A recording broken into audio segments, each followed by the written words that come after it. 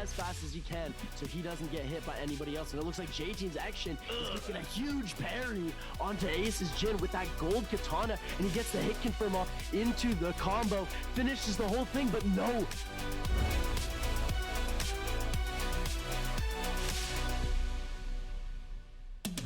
Everybody's Temmie, ladies and gentlemen. It looks like Ace's Jin is going to be taking a lot of damage from the King here, trying to go for that charge attack to deal that extra damage. It's just so high risk, high reward. We're going to see another Temmie ult come out. Jin here is going to die to the King, coming in with a huge third party, getting both of them.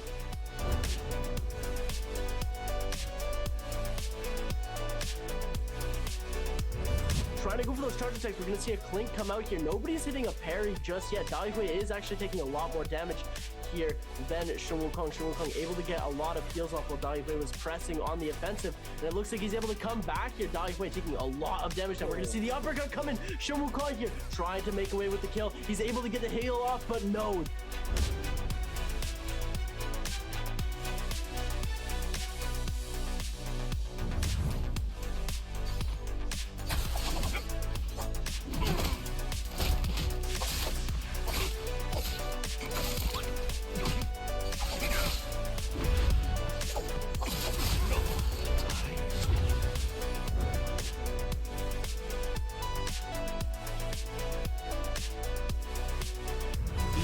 They are going to back up for the time being. Oh, what a scale rush coming in from Eagle now.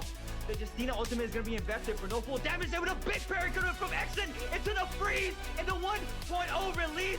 And he gets a stagger off of that. And he goes for the freeze mid-air as well. He's going to be able to... Oh my god. To describe my team, it's a tough one. I'm going to say trust.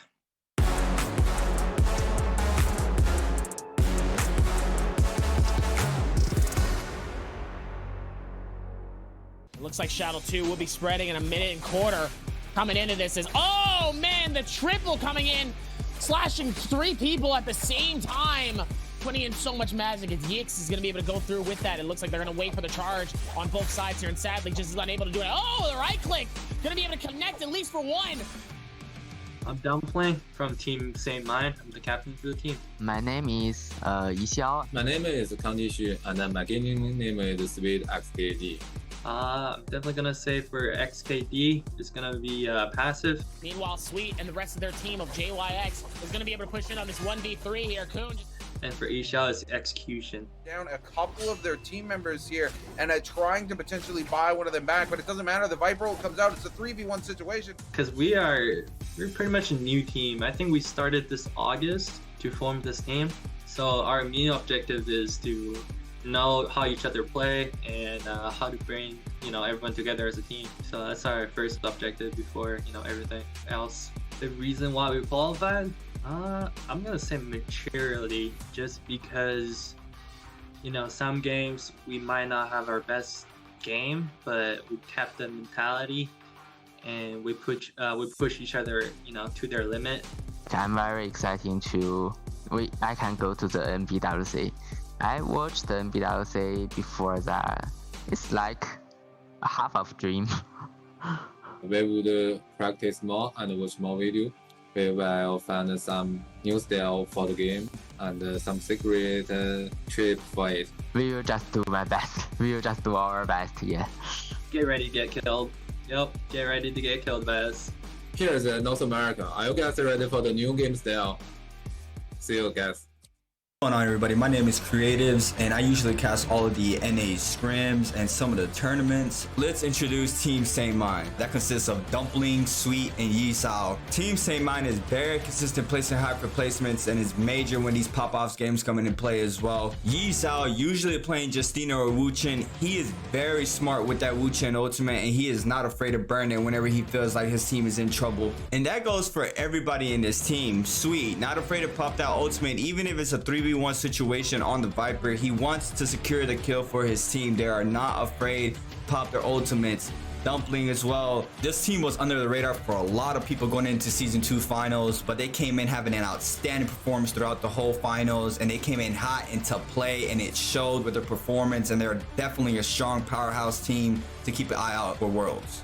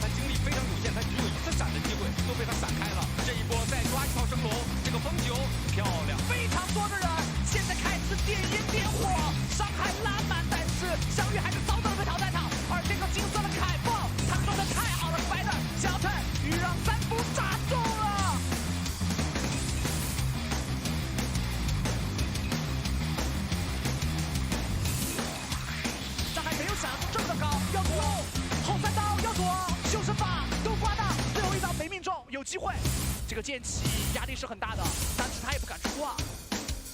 看一下 C 再追击，可惜了，目前直接冲一个张纸，这一个2A 怎么说 ？3A 再取消 ，Spider 这个火男行月流水再给冲拳，瑞希被压队给弹过起弹头，又是一个臂针下劈，哎呦，瑞希直接被逼中枪了 ，Spider 空中一个火球炸回来，一发空中的鸟扣。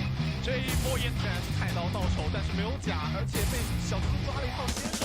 这个时候小猪是狂场的反打了，哇，他这个2.0中我们可以看到地头上方的 Spider 又拿起半分了，而且还拿了3个上楼，再接上楼，空5连着下劈直接带走 ，XD 的关注度少年郎敢问天地是锋芒，让我们恭喜 NBPL S2单排总冠军，他就是微博 Gaming Spider。对，接下来。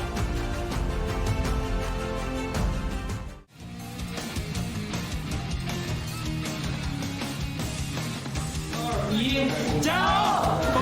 加油！加油！加油！我的加油！加油！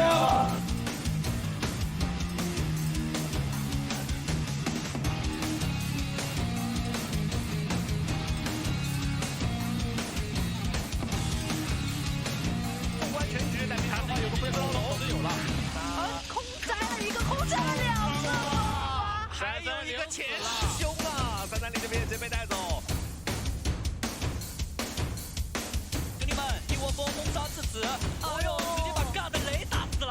齐剑浩 RT 是满编队，因为来到决赛圈之后没化妆，肯定对于天海大师这样的主人来说更舒服。有一个风闪闪在，双方要争夺起来，一个 BG 打飞，再来一个风闪闪，330，这边躲不了对方的一个白许多，想震荡，这个风雨没有 K 到，但是对方的一个风手330，这一波战胜了对手。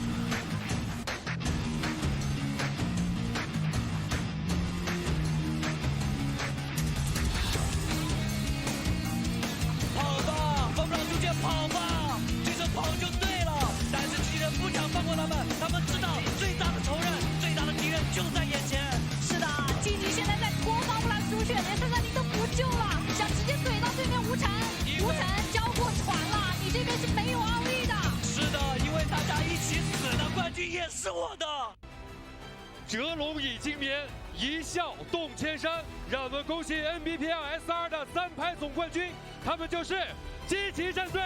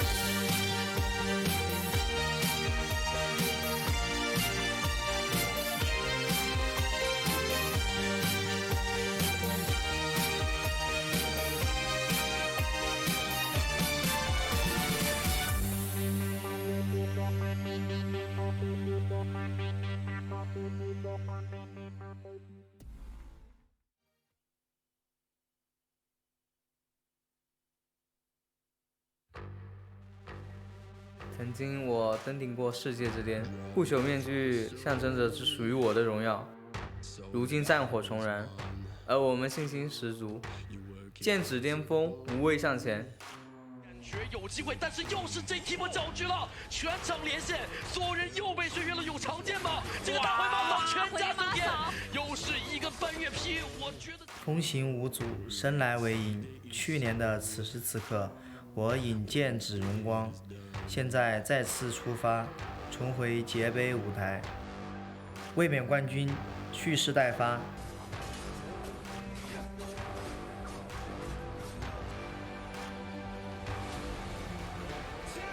曾经我离节杯世界冠军只有一步之遥，现在再次来到这里，这一次我要拿回属于我的荣耀，一往无前，旗开得胜。YD 和海豹，是的，这边子瑜的话是带走了阿达的小明，包括这边149也被子瑜带走了，又双抓。子瑜这边的话，狂鸟不出手啊，一出手便知有没有。不管外界有怎样的声音，我始终相信我们可以再回巅峰，重回节杯舞台。这次是为了证明自己而战，不畏臣服，达则青云。弱队时间很残了，开出来自己的奥义，但是小明没有开出来呀。对，这波内卷好像结果非常的快，再来个破剑君，直接收掉呀 YD。曾经在节杯的舞台上并没拿到满意的答卷，但我相信坚定自己的信念，就一定能享受荣耀的洗礼。雷龙天翔，顶峰相见。该怎么整？这边一个短闪接一个正刀，再这两个，卡西一个对方反击先秒掉一个，现在是一个1打2，结果再这一个。去年节杯比赛的回忆还历历在目，那些错失的遗憾和挫败感都让我记忆犹新。这次不想再有遗憾了，以狼之名仗剑行侠，不管是 NBPL 还是节杯，我的目标都只有一个，那就是冠军。没推成功，范迪和周都没有死，周是有一个血阵在的，包打的话一转了攻势啊。是的。不管在去年节杯成败如何，在过去的1年的时间里，学会了全力以赴，一往无前。重要的不是曾经做到什么，而是现在能够做什么。破晓而生，大能扶摇。是打飞对方在暗里面去到最终的话，最后关头开着一个金刚附魔，老戴赶紧炮嗨！哎呦，这个不祥之刃炸裂了，这个位置无敌了，太爽了！到此的话瞬间被嘎掉。节杯我准备好了。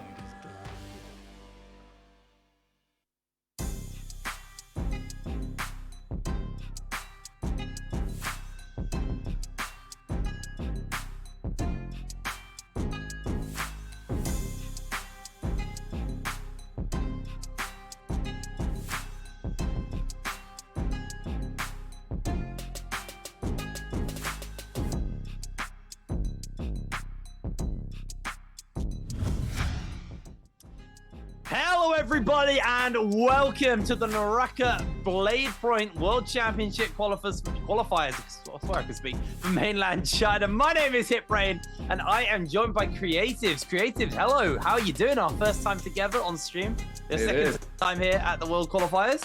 How you feeling, mate? You alright? I'm feeling good, I'm super excited to be here with you today.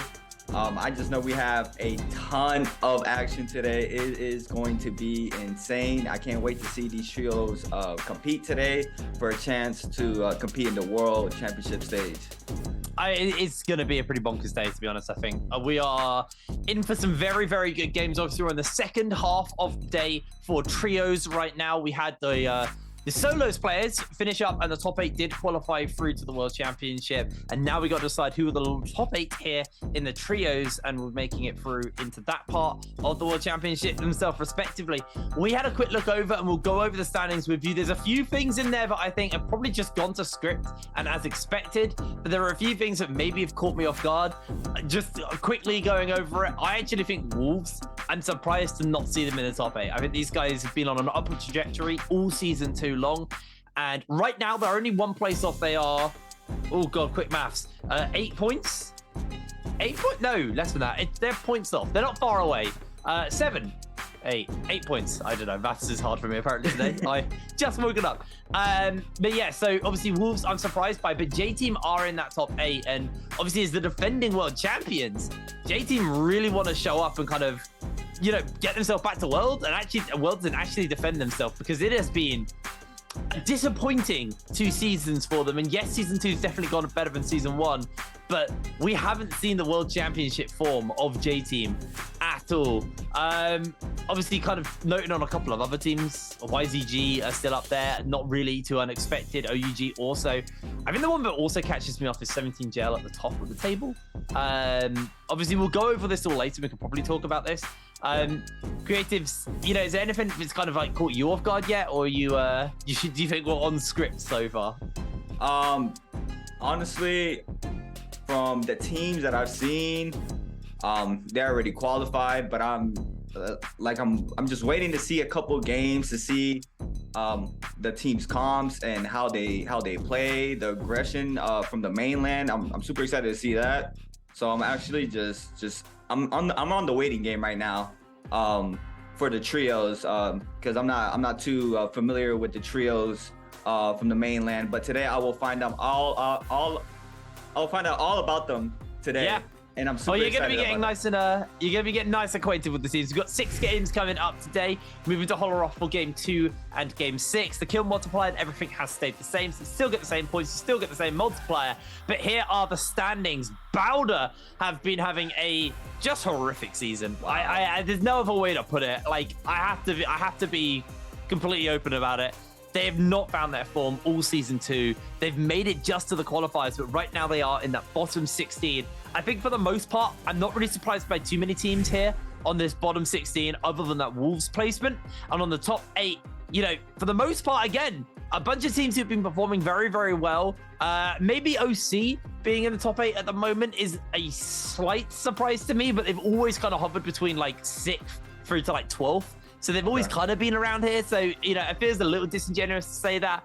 But, you know, 17JL, 93.4 points. It has to be horrifically bad for them not to qualify today. They are in a very, very comfortable state. YZG, a similar position for themselves. Obviously, where you place affects what pool you can place in for the World Championship. So it's about actually getting yourself up into a decentish place so you can actually play towards that. I do have that somewhere. I've just got all my graphics all over the place. So if you are in the top 2 qualifier, you will be in pool 2, which is yeah, that's not a bad pool, to be honest. And then you've got pool 3 and pool 4 are obviously where the 3 and 5 and 6 and 8 go. But they obviously then will get placed against different pool teams from, you know, NA, EU, Southeast Asia, all of the other areas. So it's all to play for today. Trios has been amazingly fun to watch as of late as well. I think we're seeing, you know, as far as the metas go, I'm gonna actually throw this to you creatives because you're probably more a meta guy than me. I'm curious to, you know, what your thoughts are on the meta. You know, where do you think we're at? What do you expect we're going to be seeing today? I mean, most definitely we're going to be seeing Tomok. I mean, Tomok has just been a staple so far. I mean, just him being around, the amount of closure he can do for his team is just outstanding. I mean, we're definitely going to see Tomok. Probably going to see as well as a Viper. The Tomok and Viper comp is always good. I've been seeing Takeda being brought into the mix as well because he's super good for the peels. I'm actually interested to see if I'm going to keep seeing Transformers comp because for the NA side, the Transformers comp with the Kurumi has been pushed out of the meta. So I'm actually very interested to see if she's still in here and if she's still. Oh, you're in for a treat, mate.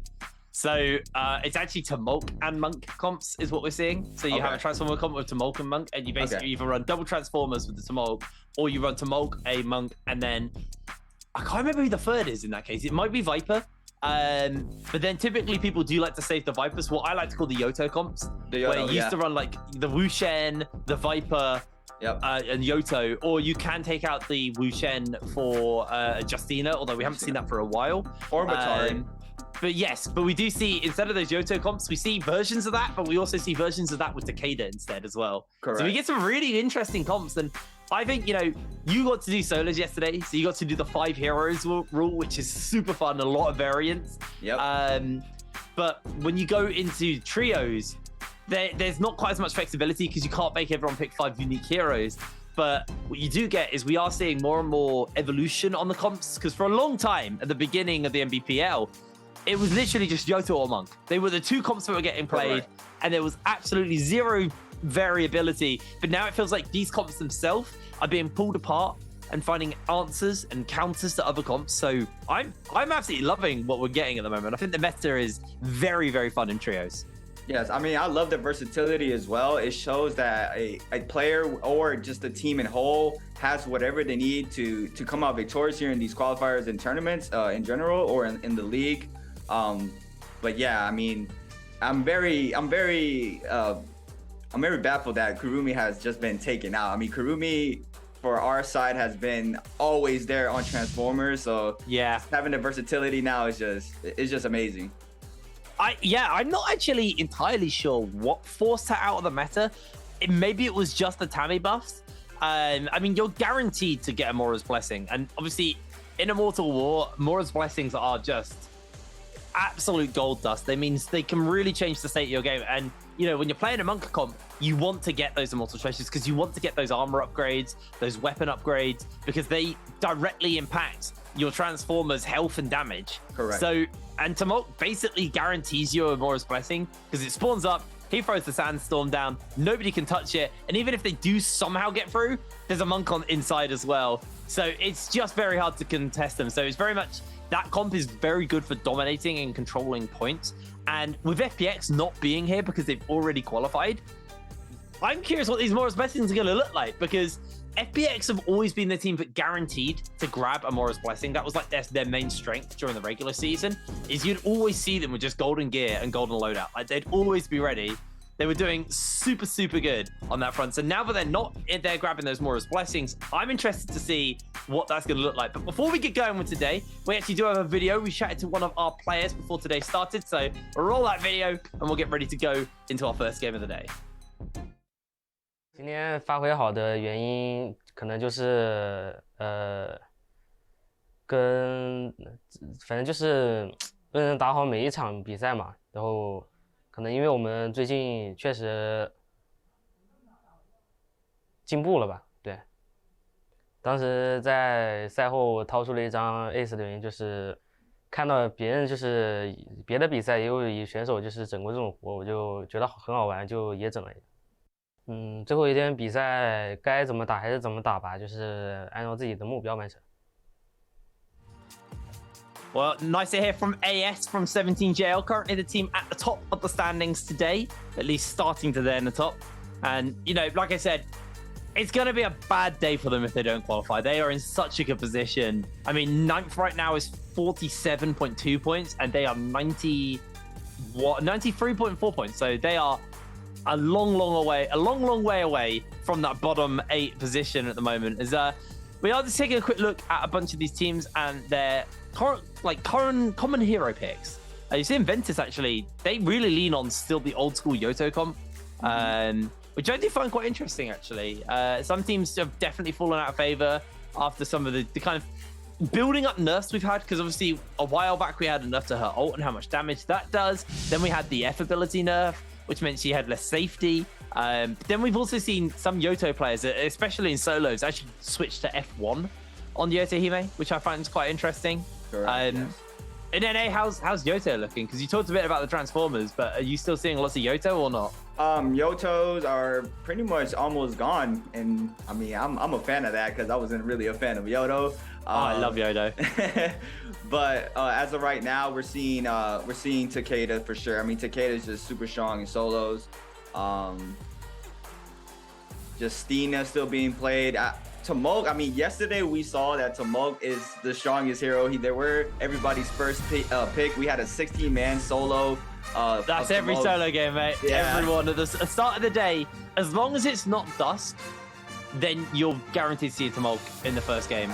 Because Dusk, everyone likes the Z-Ping or the Justina in solos because of the Fireflies. The Fireflies. Is it Dusk? Is that when Fireflies are at dawn?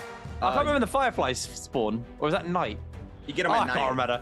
Yeah, you know what? It might be night. Anyway, doesn't matter because we're getting ready to go into our hero pick for our first game. Well, technically our 7th game of the Trios qualifiers here. Just taking a quick look around. So a lot of bald heads, a lot of these Transformer comps coming in.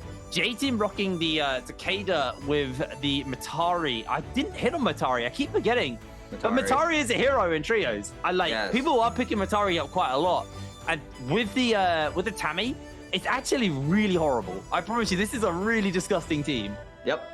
I mean, she does give that passive buff to her teammates with that ultimate, and just having her around is really good, and she can stay alive as long as possible as well. So it's really tough to try to catch up with a Matari.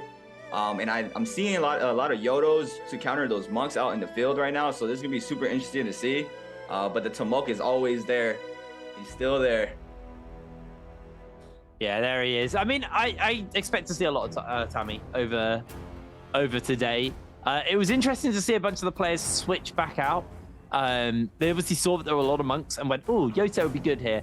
And obviously, we were talking about the adaptation in the Yoto comps, how the Wu Shen has now replaced the Justina. And in theory, the Justina is definitely better because the ability just to freeze and lock people down, allowing your Yoto to guarantee those land shots to the ultimate is very powerful. But obviously with the Yoto nerfs, the ult isn't entirely front-loaded in where her damage is. I mean, she still does a lot of damage with that ult, don't get me wrong, but freezing someone out of a Justina doesn't guarantee the kill.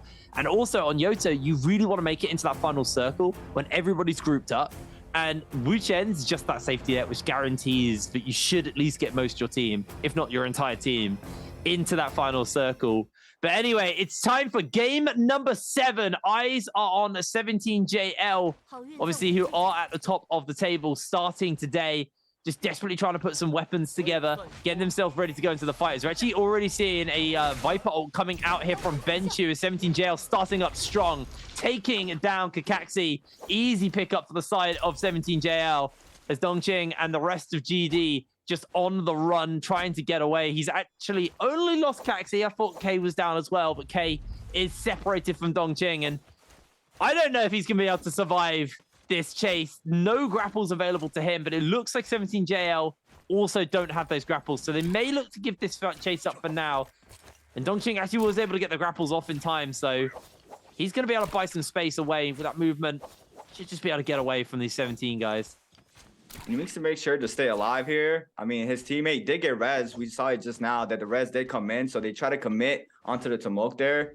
But now Team GD is going to try to find more resources to get back into the game. But we're going to hop on over with YZG. He had already that Monk ultimate procced out already. Looks like he is going to try to get that Blossom, the Soul Bloom Blossom there to get some health back.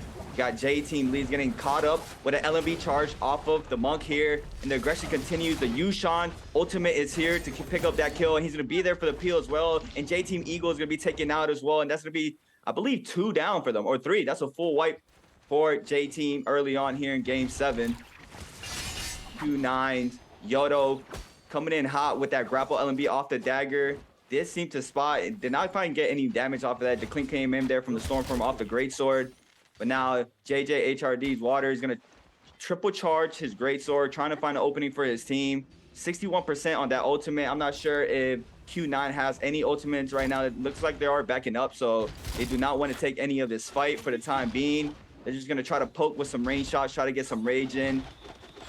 But Water is going to continue his aggression here. It looks like JJ HRDs is going to continue the aggression onto Q9. They do want to take this fight, and they are not scared. They are not scared to engage onto this team right now. They got to be careful with any third parties right now. But yeah, it looks like it's just a hunt. Try to catch up with them. I mean, there's 0 grapples right now for Water, Hibrain.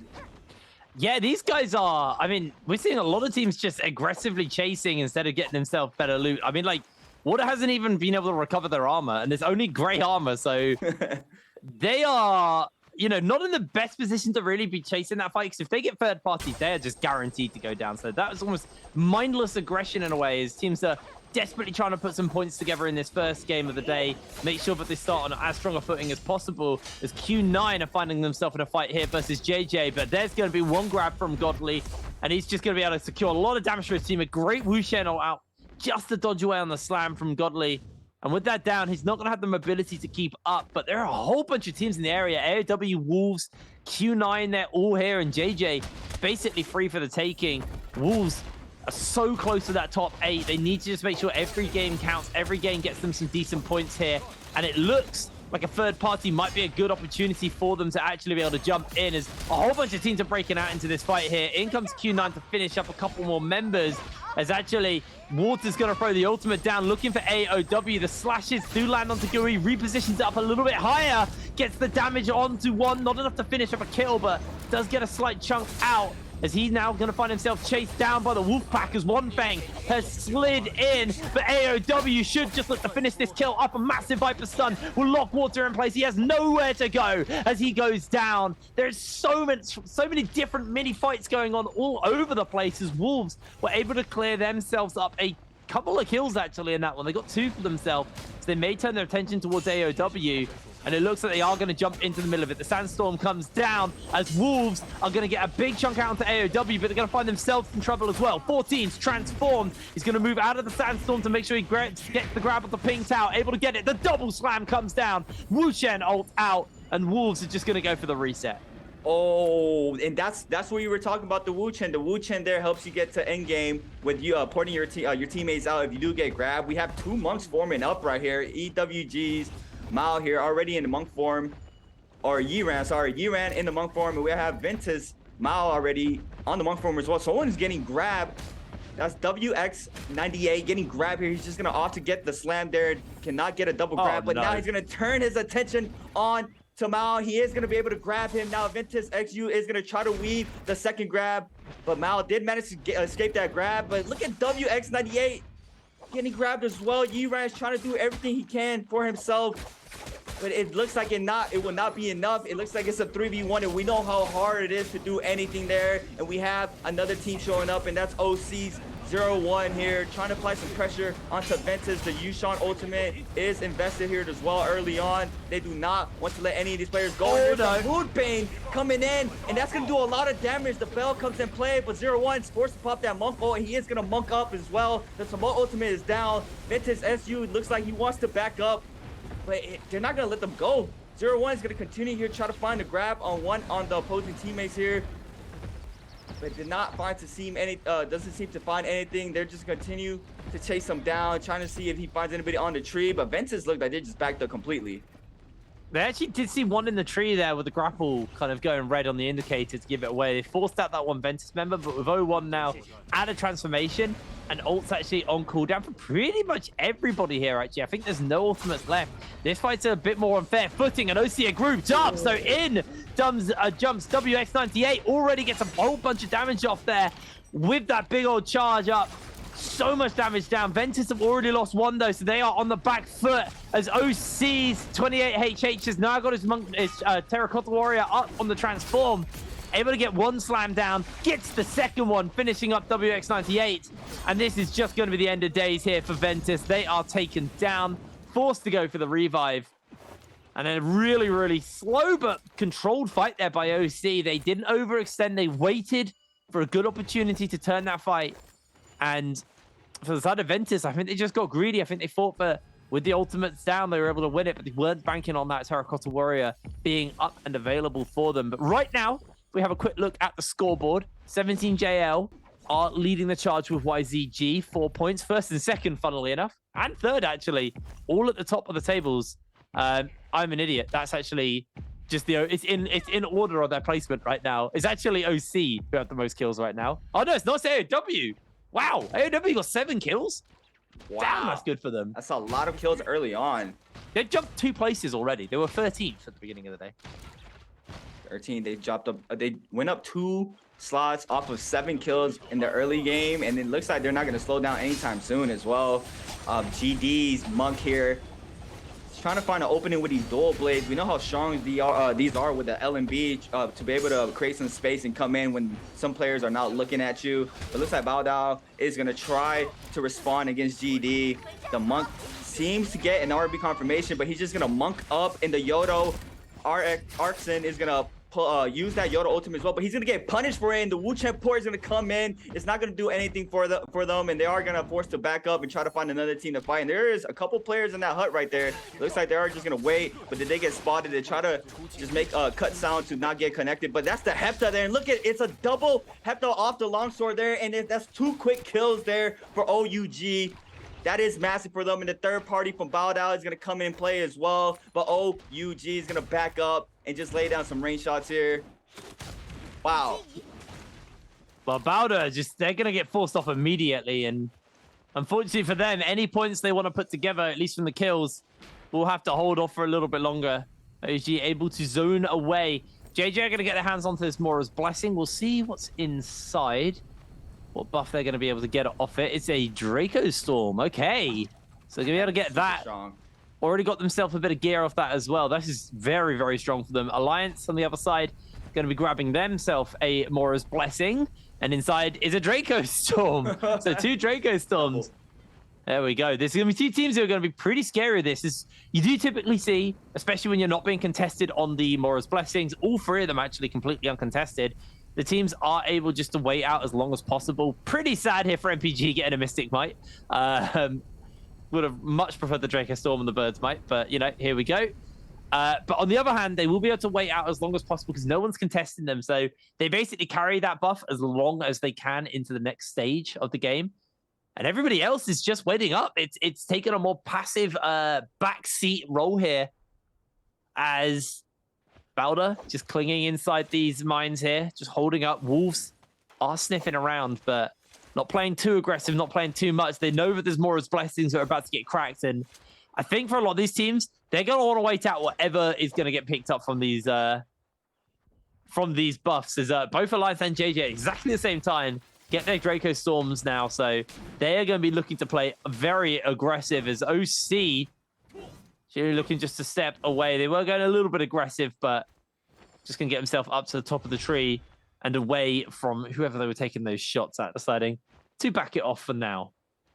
I mean, we know how strong the Draco Storm is, and we're definitely going to see both of those teams get aggressive off of it. The Mystic Might, like you said, it's just an info grabber. And depending on what loot and what resources the team have, they might opt to try to get aggressive as well. But right now, our eyes should be on Alliance and JJ because they are looking for any opening. But we have 17 JLs, our #1 spot right now. They're looking pretty good. They just have to play consistent throughout the whole qualifiers now with how much points they have. Yeah. They have to make sure they get in that top 3 to get the placement and multiplier. So if they opt to do that all qualifier, we'll for sure see them in Worlds.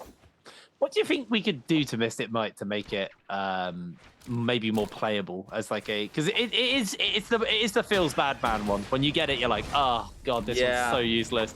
And like, you know, you're pretty happy with Draco Storm or Bird's Might. As Alliance are going to be using their Draco Storm onto poor Ziyu as he's just down. I mean, there's no way he was getting away from that. Just got absolutely hounded. But yeah, what do you think you could do to Mystic Might that would make it playable? I feel like genuinely, maybe all it needs, because it is the scouting one, maybe all it needs is just a bit more movement speed. That would actually be really good with some movement speed. Not like double, but like increased movement speed, right? I think that'd actually be quite good for it. That would be really good for the Mystic Might. I believe now it has a melee resist. So it is better now, I believe. I'm not sure if they're playing on this patch. But I know going into Worlds, right now it's a whole different game because we do have ports now for Immortal War, and it's going to be different seeing these teams taking those isolating fights. But look at Mubai right now, just doing a quick R&B charge onto Bao there to secure his kill with that purple greatsword. And we know how the greatsword is just so strong all around. Once you have a greatsword, it's so hard to try to get prio off of that because it has the storm form from it. But once you get hit by just a single one charge from it, it just does so much damage to you. You got to be really careful not to get caught up with any charge attacks off a greatsword. Absolutely, and in the final circles as well, greatswords become really powerful at like buying space for your team or yourself. You know, either scale rushing off walls, depending on what's set up, or just using it constantly and just making big AoE swiping strikes, just battering anybody who comes near you. Obviously, a better way to buy space is just have a monk. Monks are pretty good at just securing your spot. Speaking of which, Jen on the monk here for MPG. Right now, MPG are on 3 kills, but they're 13th place. So they have a lot of work to do to climb up even further. J-Team are trying to hold on to their top spot, but they got to be a little bit nervous because Wolves have put 4 kills together. They're 4 points behind, and keep in mind that point score on the screen right now doesn't account for placement points or the kill multiplier. So if they have a good enough game, they could jump up there nice and easy as well. So they are pretty close to the likes of J Team, who for the moment are still holding onto their points, onto their place, but don't have any kills yet. So they're relying on placement points and, well, no multiplier because no kills to multiply. But with the whole lobby still in this game, we are all players at 14 minutes left in the lobby. This is going to be a very, very crowded final circle. Normally, we've seen 1 or 2 teams out by now, but everyone is playing very respectfully. And we saw an explosive start to the game, but this kind of mid into the later game stage is definitely starting to take a slower tempo. And it shows to me that these players and these teams, their main goal right now is just secure themselves a spot into that final circle and put together the best points they can for themselves. And nobody is willing to overcommit or overstay their welcome as Jen has transformed here, got himself on top of the roof and will be zoning away. So MPG should be able to pick up this Mora's Blessing for free. Nobody's going to contest them on that front, although you can see no, everyone moves away. They don't even want to deal with it. It's going to be another Draco Storm over to them as well. So it's going to be a good pickup here for MPG. So is the tempo different right now than what you're usually seeing? Is that yes? Okay. Yeah, it's a lot slower. Yesterday as well, when on the previous cast I've seen from the mainland, I didn't really see anybody really have any expressions or being let down whenever they died. And yesterday we saw that a lot. So you mentioning that gives me the information that it is the same here today in the trios, that these players, like you stated, they just want to secure their ticket for Worlds, and it's something really massive they want to do for themselves. Yeah, it's I reckon when we get to group stage Worlds, you'll definitely see more aggressive lobbies where people are going out early. I mean, you'll have the likes of FPX. Oh, the FPX are actually more a late game team, but XCG and GG are 2 teams who will hunt down other teams and take them out. It's interesting because when J Team are on form, they're a team who are actually very good at just basically gatekeeping the edge of the zone, hunting teams down and taking them out. But at the moment, this hasn't been the version or the iteration of J Team we've had. Instead, we've had a way more passive version, a team who, you know, are almost not willing to go aggressive and secure, you know, those kills. And it's typically, it's kind of what's led into this position for J Team, where they feel a little bit lackluster and always kind of like a bit of middling team at best, and at worst, just a letdown of a team. So, you know, it's good to see them in a middling position, but as the defending world champions, they've got Lil, who is a defending world champion from that team as well. You know, they really want to put in some work and hold their title, but at the moment, it's going to have to be one hell of a job for them to do so. Just looking at the Mora's Blessings, MPG still do have that Draco Storm as Kakaxi is being run down by Sorrow here with that Draco Storm on. He's going to get the counter in, and that is probably just going to be the end of Kakaxi. MPG, they're going to force the transformation out, but he's about to get hounded by everyone. The Draco Storm is just going to be cutting him down. He won't even be able to get the slam off in time. The Flamer will secure it. MPG securing himself yet another kill, their 4th one of the game. That was a big parry from Sorrow there. I mean, he could have probably almost did that by himself, but this is trios. It does not matter what a 1v1 is. And just the Draco Storm is just so good. The stagger it provides, it's just really hard to get out of that. And then when you have a situation like that, 1v3, I've probably only seen once or twice that someone has won a 1v3, and it's been a while. It's been a very long time watching scrims in tournaments, so it just pair that with Draco Storm, it's just very tough to win anything like that. But I'm surprised that there's no Vermilion's buff coming out right now. I mean, that buff usually gives the go for teams to just automatically W key everything they can and try to get as much kills as they can. Because if you die, you still get your loot back and everything. You don't lose anything for dying. So kind of surprised that we have none out on the field right now. We have another Mystic Mike out, but we have a scrap off here near Shipwreck. Looks like a Takeda ultimate is invested here.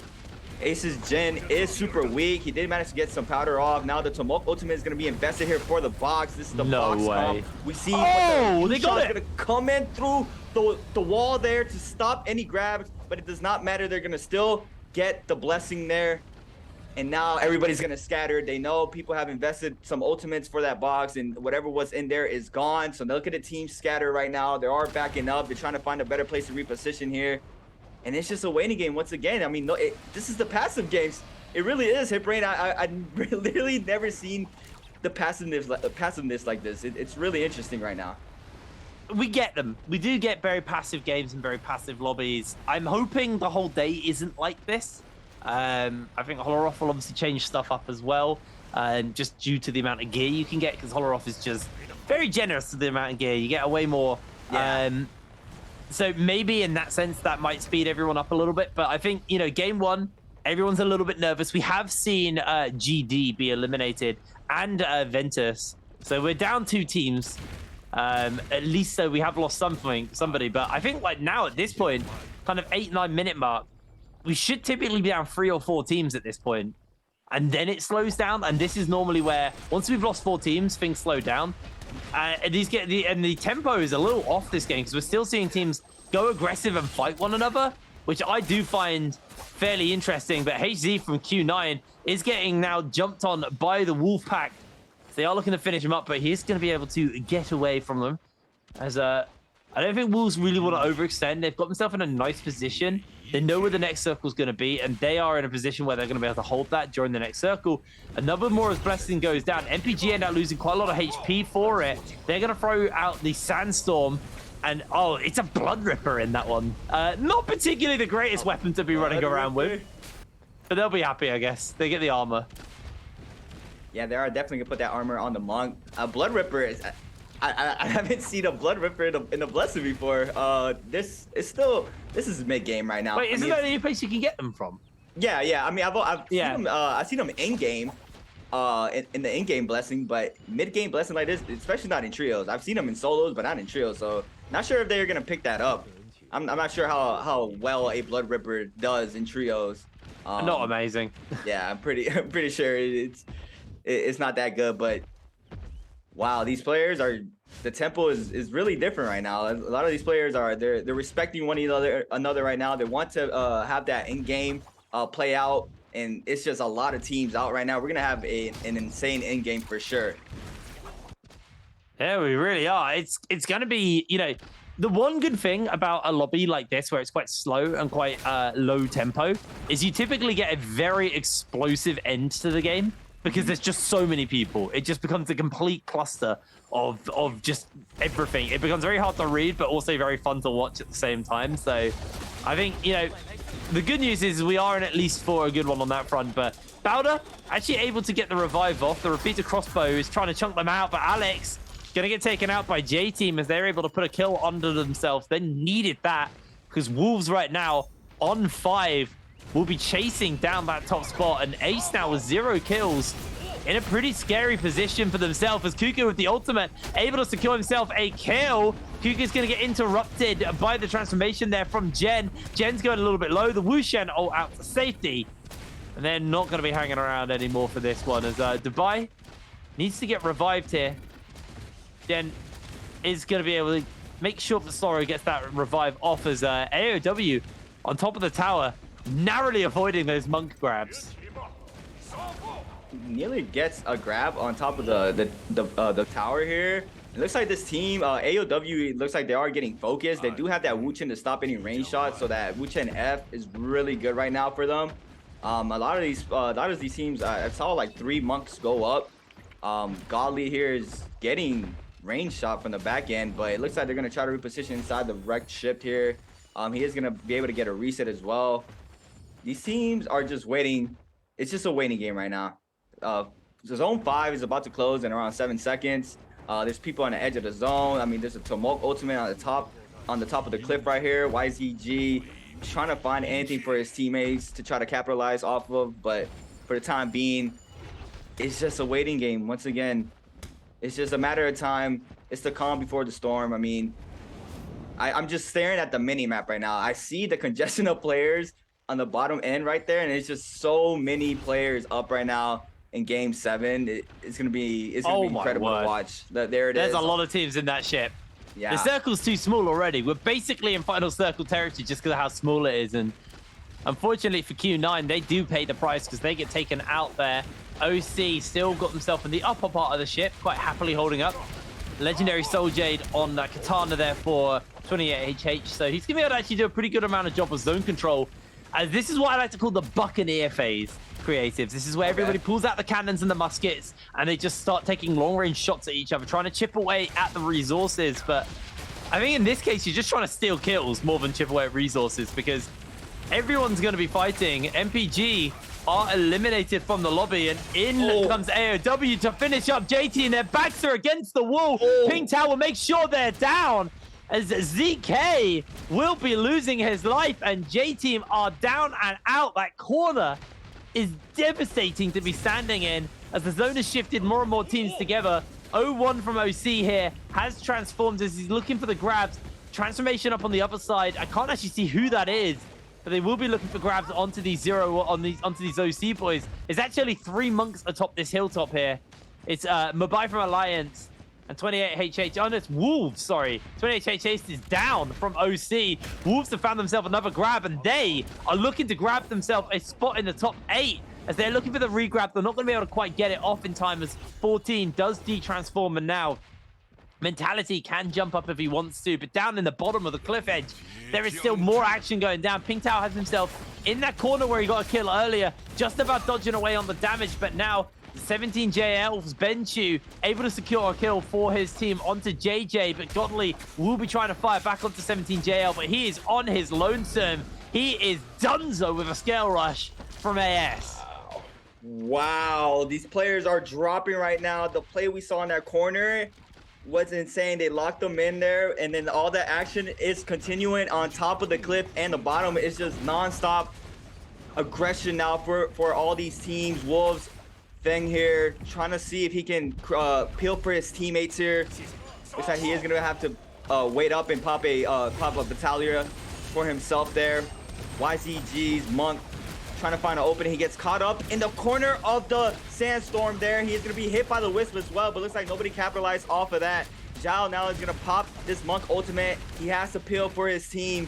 He's looking for anything right now for his team to capitalize on. He does grab the Yushan there. He's going to slam him into the storm. He's going to manage to get the kill there for himself and his team.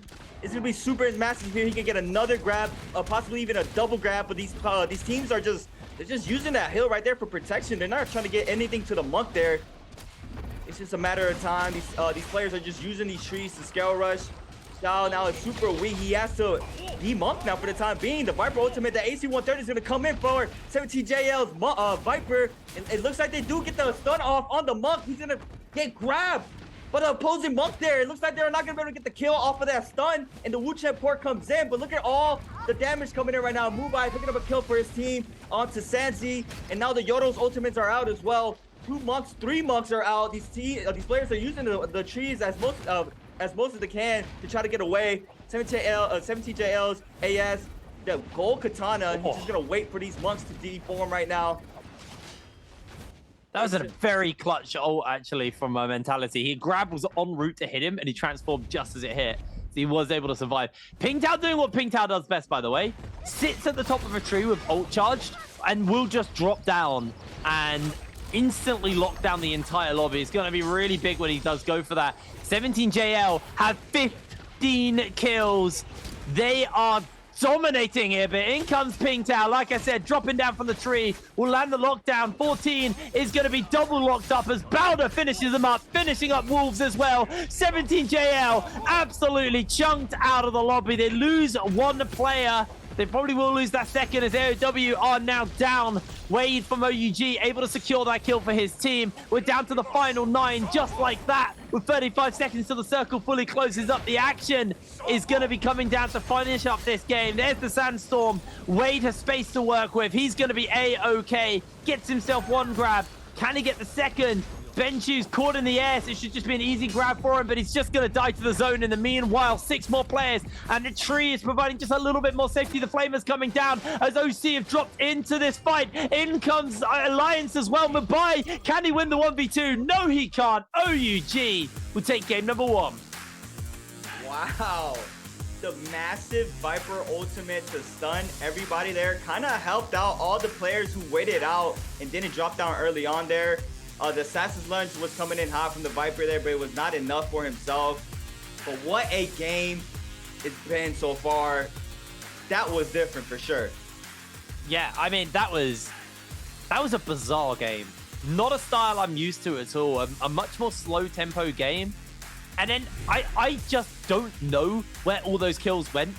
OUG do win this game, but 17JL, they put some serious kills on the board there. Some serious kills. They were closing in on the 20 mark. So just a very, very tight game. And for these kind of top-end table players, they scored well.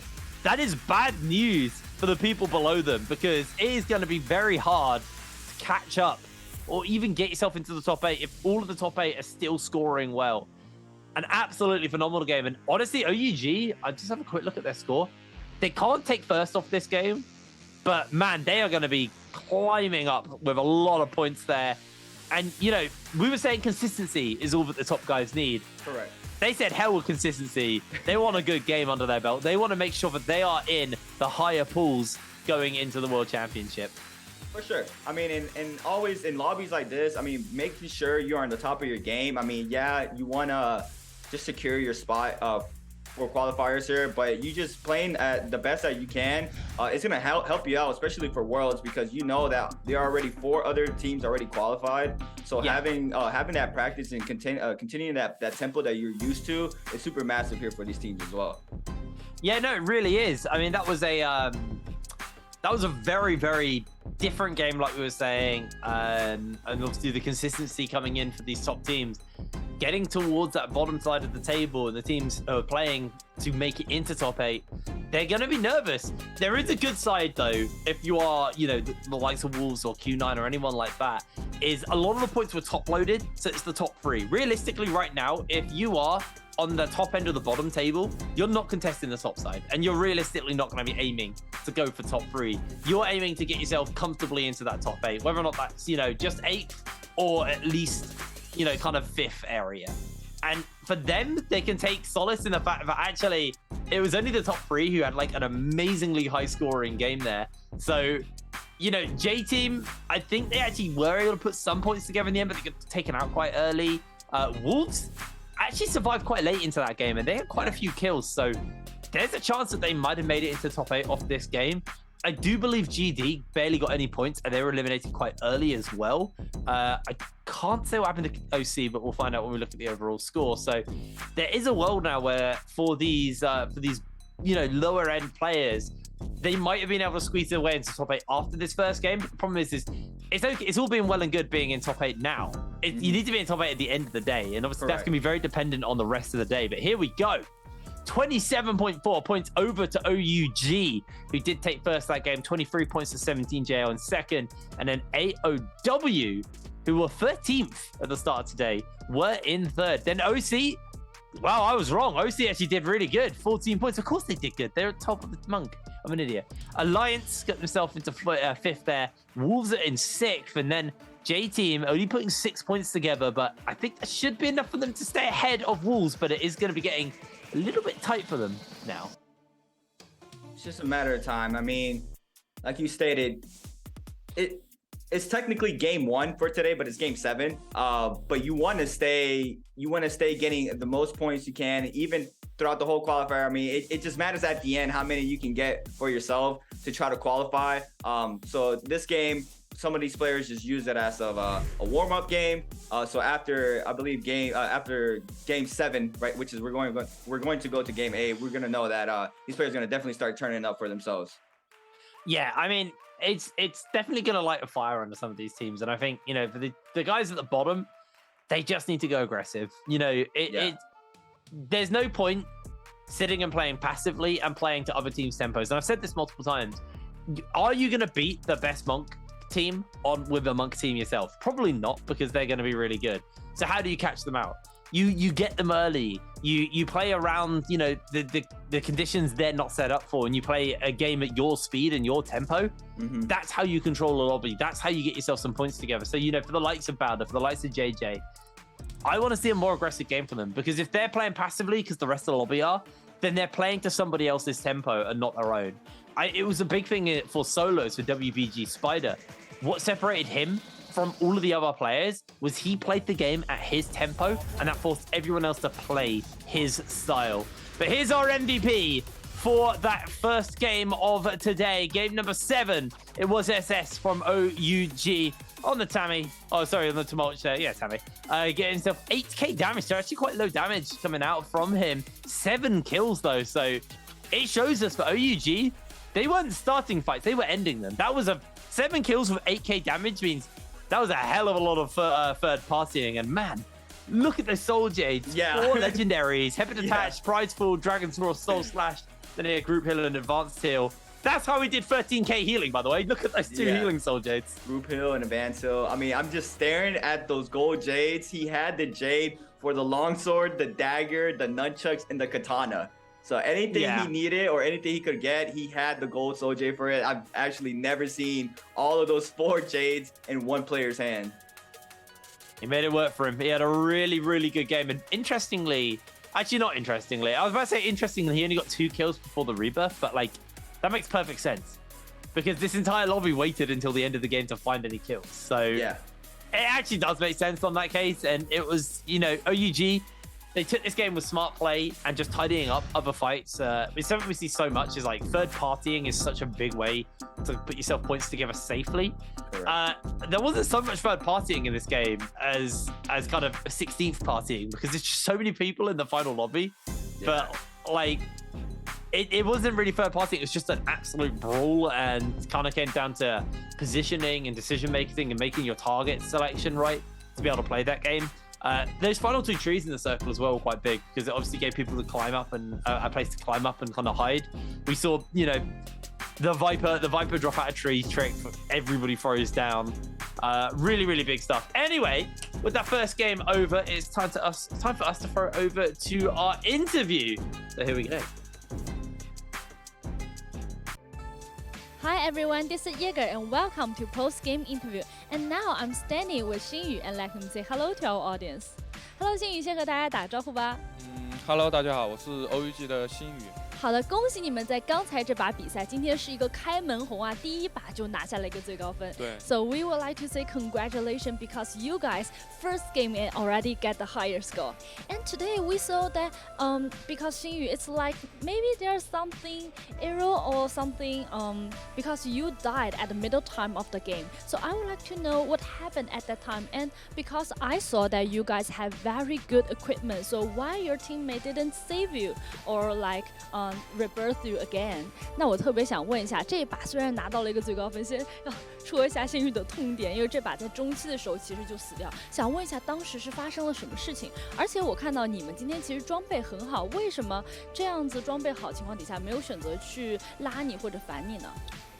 因为这把其实我们装备非常好，但是我们中期有一个决策点错了，就是我们中期嘛，然后去了一个船的地方，就是那个地方比较狭小，你知道吧？对，是。然后我们双便进去其实是开不了大招的，因为地方太狭小了。然后进去之后吃了2个扩刀的 B 级，因为我是蓝甲，我队里甲最差的，然后吃2个 B 级我就没了。队友的话是帮不了我的，因为那个大招开大是没有用的，所以说是没有用的。然后后面就是手持嘛，然后让他们俩自己玩了就。那为什么他们后来没有再选择再去反你？没有机会，没有时间了吗？对，没有机会，没有时间了，圈要缩小了，而且他们还在。原来是这样。好的。So I think there's an error I did in the game because today I lead all of our teams go to a place like a ship, and at that place, because we are the hero combo, we use the Tamuj and Monk and Yueshan, so it seems like we can use our ultimate to escape. So after I just get too much damage from our opponent, so my teammate can't help me, and because they don't have the opportunity and also don't have time because the shadow is already coming, so that's why I just died at the middle time of the game. And because you know, we just talked about you guys have very excellent equipment at this game. So I saw that you today have the hip detach in the game. So I would like to know how you guys can get so good equipment just at the beginning of the game.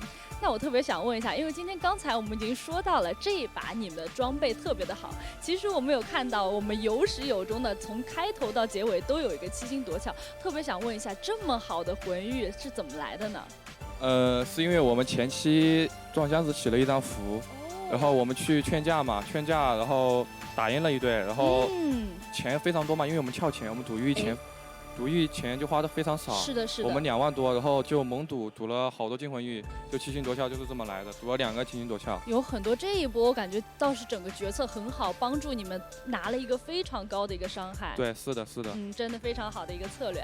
So because today we at the beginning of the game we choose to earn money and then we just go there and to send the money to have the soldier and we have a lot of golden soldiers, so that's why we have very good equipment at this game. And after we have a lot of money, we also buy a Moonbei charm and we use it and have like killed other 2 teams. That's why we have very good equipment and also a lot of money in this game. And also, you know that your team is leading the standing now. And I would like to know, we still have the 6 race and still have 5 race. So I saw that you guys are still very working hard. So maybe in the later game, rest of the game, do you have some trolling and fun to bring to the race? 那我特别想问一下，今天其实我们看到 OUG 目前的整个分数其实是名列前茅的，就特别想问一下，其实还剩下一些比赛，而且感觉上已经是稳稳的进了，那后面会不会给我们带来一些节目效果呢？如果这把就是后面几把分够的话，就已经到达晋级线，我们应该会整一下活的。大概是哪方面的？能给我们先透露一点点吗？这个透露不了，反正应该是花样吧，比较。好的，那我们就期待一下 OUG 接下来的表现。好 ，So actually, because today we already have a very high score, but we still want to have higher score. So maybe if we can have very high score in the game 2 or game 3, so after that we will do some chilling and fun as a surprise to everyone. Okay, so we are together looking forward to the trolling today, and congratulations again. 那谢谢星宇接受我们今天采访 ，Thank you 星宇 for today's interview, and we will take a break and be right back later.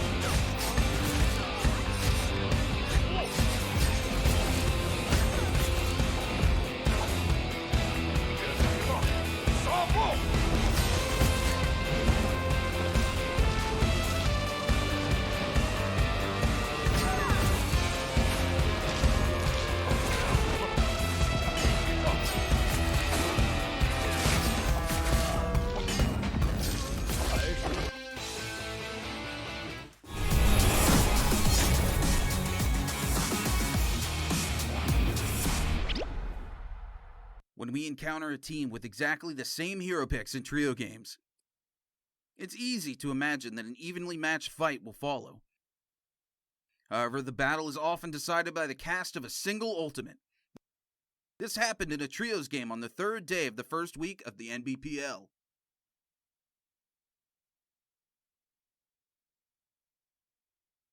At that time on the battlefield, Team AOW and Team OUG were fighting close to each other, while both sides were using the hero picks Yue Shan, Viper, and Wu Chen.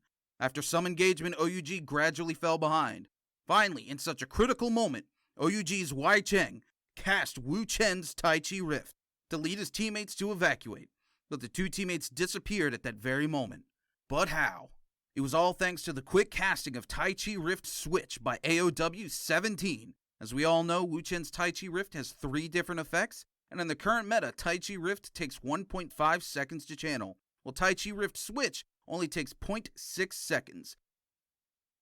Because AOW 17 used Tai Chi Rift Switch within 0.9 seconds after spotting his rival was casting Tai Chi Rift, he successfully interrupted OUG's retreat and his teammates took down both of OUG's players within such a great move.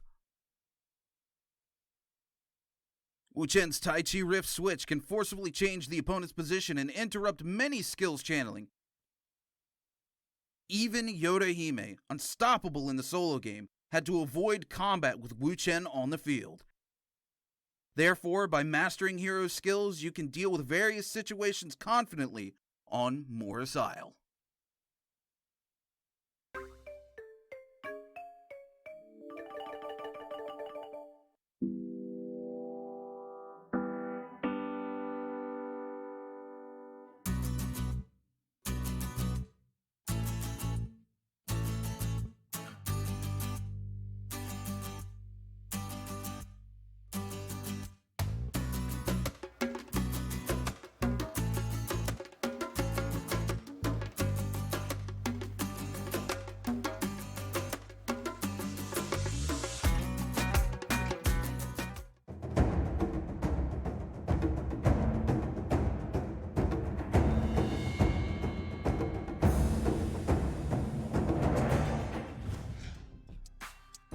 Hello everybody and welcome back to the Naraka Blade Point World Championship qualifiers for mainland China. I'm Hitbrand and Creatives is with me as we are getting ready to go into our second game of the day, or game 9. I'm just going to refer to it as 1 to 6. You know we're on day number 2.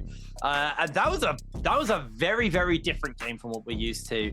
I'm sure for you as well over in NA Creatives, it was probably a very different game from what you're used to. A much slower tempo game than typical. Correct. Yeah. I mean, you were saying it throughout the game that you were not used to seeing them play like this. So it just shows the amount of pressure that these players feel for themselves right now. Just have to wait and see how they're gonna do for the next 5 games. Yeah, I mean, it's definitely going to come down to those extra games to see, you know, what they're able to put together. But which hero won the MVP today in game number 1? Make sure you enter this into the Twitch chat. Check your whisper box to pay attention, because that's where you'll get your prize. Was it A, Viper, B, Tumult, C, Yoto, or D, Tian Hai? Who was the one who took that? I know. Do you know? You can get yourself some prizes if you enter that in. Yeah, I mean, players, if you guys are not aware, the group stages for the Naraka Blade Point World Championship will be December 2nd through the 7th. So if you guys are interested in watching all the regions compete, it will be December 2nd through the 7th at 16 UTC plus 8.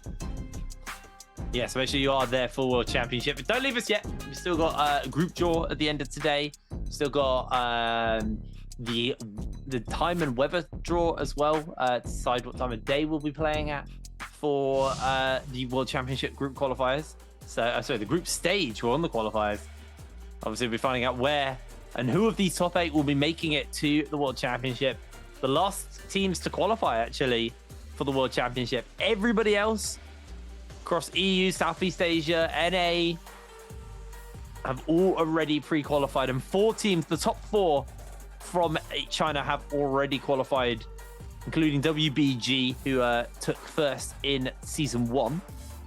Although, interestingly, when we get to Worlds, I'm going to be very interested to see how WBG do, because they have not performed at all right now during season 2. They are at Worlds because season 1 was their season. Season 2, they have been possibly the most disappointing team of season 2 for me. They just fell by the wayside, and there's actually a chance that they just wouldn't have qualified today. Actually, I would have been very confident in saying if WBG were playing the way they played for the rest of the season in this qualifier, right now they wouldn't be there. So kind of getting through on, you know, an amazing performance, because that's the thing about them. They had an amazing performance in season 1. They just fell short in season 2. But, you know, regardless, we still have 8 more spots here for mainland China to get their hands onto as we're moving on to game number 8. Let's see what the hero select is going to be looking like, what everyone will be picking up. I'm expecting... Actually, we are on the Holoroth, so I'm not sure what I'm expecting. We have seen people pick Monks, but I actually don't like Monk on the Holoroth, because the zones just typically, the way the Holoroth works, because it's a very vertical map and there's a lot of hills and terrain. Yes, it is. You don't have as many open spots for the Monk to play around. And we're seeing a bunch of Monk comps. They are locking in with the Takeda to kind of be that insurance, but I'm not actually that sure if I like Monk on this map, because me and Moxie were chatting about this, and it's like in a traditional Mora's Isle circle, you have like, I'd say like 70% of the final circles are pretty good for Monk. There's only like 30% of the circles that aren't very good for Monk. I think it's the other way around. I think it's only like 30% of the circles are good for Monk on Holoroth, and 70% of them are very bad for him. So interesting to see so many teams actually locking in the Monk here. I mean, I've seen a lot of success with the Takeda being played out in Holoroth. I'm surprised I only see 3. There's a lot of Tomok, Yushan, Monk comps like we just saw. So we're gonna have to wait and see how the Monks do here in the terrain. There's a lot of terrain here on this map. It's just gonna come down to whoever can get those grabs for their teams, and you just gotta be careful. I didn't really see a lot of Wu Chens. I think I only saw like one team with Wu Chen right now. Yeah. Well, here we are getting ready for our second game of the day, or game number 9 of the qualifiers. Game 8, sorry. I can count, I promise. OUG, are they uncontested on the puzzle? Looks like they are going to have it for free right now. I haven't seen anyone solve this on camera for a while, so I'm curious to see what they can... I hope we stick with them. You can see what they get from it. They are going to be switching things around. Wade has gone underground to give them information on where stuff is facing, so team will have that to work with. And yeah, they're just going to be able to get this one for free. Like, wow. That is crazy. Yeah, it is. If they manage to get that red armor off, they've done it. What's inside? I haven't seen red armor yet. We haven't had a professional game with red armor yet. Oh, really? No, I haven't even seen red armor at all. I genuinely don't know what it looks like. Well, that was just a legendary spear for them, so that was amazing. They just got that for free at drop. Meanwhile, 17JL are actually just kind of running Q9 through here in this fight. Good, making his way over actually with the transformation, and wait, 17JL just had it turned on them. That went really bad. Q9, great transformation. Benchu being forced away. Lovely start. As he is going to try and finish up these members, the rest of other teams actually joining in. As Ventus have joined up. Throwing down the Zephyr for the moment onto Q9. Going to not get the scale rush off. Oh, that is so unlucky. The Sandstorm interrupted him. And Ventus just decided to leave. They don't want anything to do with this. There's too many teams about. The pace looks a lot more aggressive right now. So it looks like these teams are about to start getting more aggressive early on here in this game 8. But we have NPG's Dubai here. Looks like there's just a lot of teams right now. Look at the congestion of players here. Oh my God, a big parry coming in from Mao, but the Yushan ultimate is here to stop the follow-up there. It looks like all these teams are gonna run into each other right now, and LMB charged in the back end into NPG's Gen there to get some damage in. Dubai, he's gonna continue to stay mobile here. He does not want to get caught out. This is the worst spot to get caught out by anybody right now. These teams are like wolves. They see one player go low, and they're all going to focus that one team or player that is very low. But we have Gali picking up. I believe that was a double grab for him right there in the kill feed. He did get 2 kills off of a slam, so he might have secured a double grab for himself there. We have Wolves here now looking like they are trying to get aggressive on against NPG. They're just trying to find an opening for the time being. There are currently 2 players on common armor, but we have a scrap off here. We do indeed. Yeah. Bowder actually finding himself in a fight here versus Ace. Not quite as big of a cluster, but health bars are starting to run a little bit low. Jin gets grabbed. He's low HP. Should be easy to finish up. The Sandstorm comes down to try and buy him some space, but it ain't going to do enough. As Linny able to get himself that kill. And Rixin should just be able to get these last couple bits of damage onto Alex. Alex able to just about dodge away. Throws out the cannon, but he is slammed down. And on this Terracotta Warrior, just doing way too much damage. Dongqing dodging away a little bit here. Is going to try and get the charge click off. Doesn't actually get it on to Bowder's player, but they are just going to get run through there by Dongqing, and XG is going to be taken out. GD. finishing up this kill, finishing up this fight. The counter was there, but it wasn't going to be enough. GD able to put themselves 4 kills together now at the start of this game. Cutting over to OC, who are getting themselves taken over by OUG, the winners of the previous game. Already on 5 kills. A very, very strong start for them. OC getting a couple of revives off after their apparent loss in a fight. OUG are looking to hunt them down. This could just be some freebies. Oh, these are the people who got taken out. They got Wu Shendo outed, and now they're just going to get taken out again. OC might just be giving kills over to OUG, able to farm them here. Trying to try and break away is actually 28HH is thrown down the Yoto ultimate to try and finish up these members with these slashes. Not able to connect, not able to save up for the moment. Moving away, Wade. Legendary weapon means legendary grabs. Gonna do so much damage to them. So OUG are playing this a little bit more tempered. Not gonna overchase, just gonna step away for now. Yeah, so that is very interesting to see. They're still playing structured, so that's really good. A lot of these teams, they don't want to get taken out. I mean, just look at the scoreboard on the left side. I mean, people are dropping right now. OC just got dropped down to 6, and GD did secure that 5th spot. I mean, it's only by 0.2, but every point matters this time. There's a lot of fights still happening. I saw Water picking up 2 kills in the kill feed. These players are just trying to secure as much points as they can. I mean, the placement points comes in at the end, but if you can get those kills, it's going to be super massive for you in the end game. But we have another scrap off. JJ's Water here, trying to create some space. He's going to be called out. He was the lone wolf for his team. The AOW is going to pick up the kill. And Tomok Ultimate is going to be invested here. Gali showing up, trying to pop this Monk Ultimate for his team there. Probably get the resurrection there onto his team. He did manage to get a grab. He's going to go put a slam. Is he going to be able to get the reset? He does not. The Wu Chen does not weed that second grab. He is going to be grabbed as well. He's going to slam up again. He's going to throw up the F blade to try to mess up his time on the grab. But Golly, what another grab off the 3rd. And he's going to go for that trick? Here. No. He's gonna wait. There's no way. He gets behind the wall. He gets behind the rock there. It does not give him the 3rd grab. Golly, he tried his best, and now AOW is gonna move in for the kill. The bell is called out for the Monk. The grapples to stop any movement from Golly there, and that is gonna do it for him. AOW securing another kill on the board for themselves. He was super close on that. Rook's in here for Bowder, doing a little bit of scouting out for his team, but they decide they are fresh off respawns. They haven't really got the gear to make this go for them. So they are just going to step away. J-Team, 1 kill under their belt. Wolves have actually slipped into 10th. It's AOW who have climbed up. Able to keep themselves, in this game. Actually, just checking where AOW started today. They started in 13th. They've gone from 13th to 9th. So they are having a good day. 8 kills. AOW are here to qualify. They are playing to qualify today.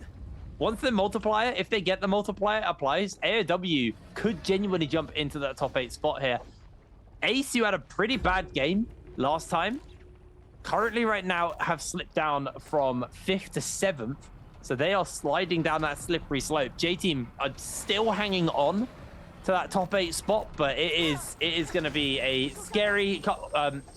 You need to not get hit by the 40 roll. What are you doing, man? Just ran out into it. He got hit by the roller there. But yeah, for sure, for J-Team, I'm pretty sure they're really feeling the pressure right now. I mean, AOW, like you stated, I mean, they jumped up so much right now on the leaderboard. They're already 9th, and they have 8 kills right now in game 8. So plus that multiplayer, I mean, they could potentially knock out a J-Team from that 8th spot early on. Yeah, absolutely. Absolutely. GD right now are running AOW down. They've got pretty good gear, actually. The respawns have now just worn off.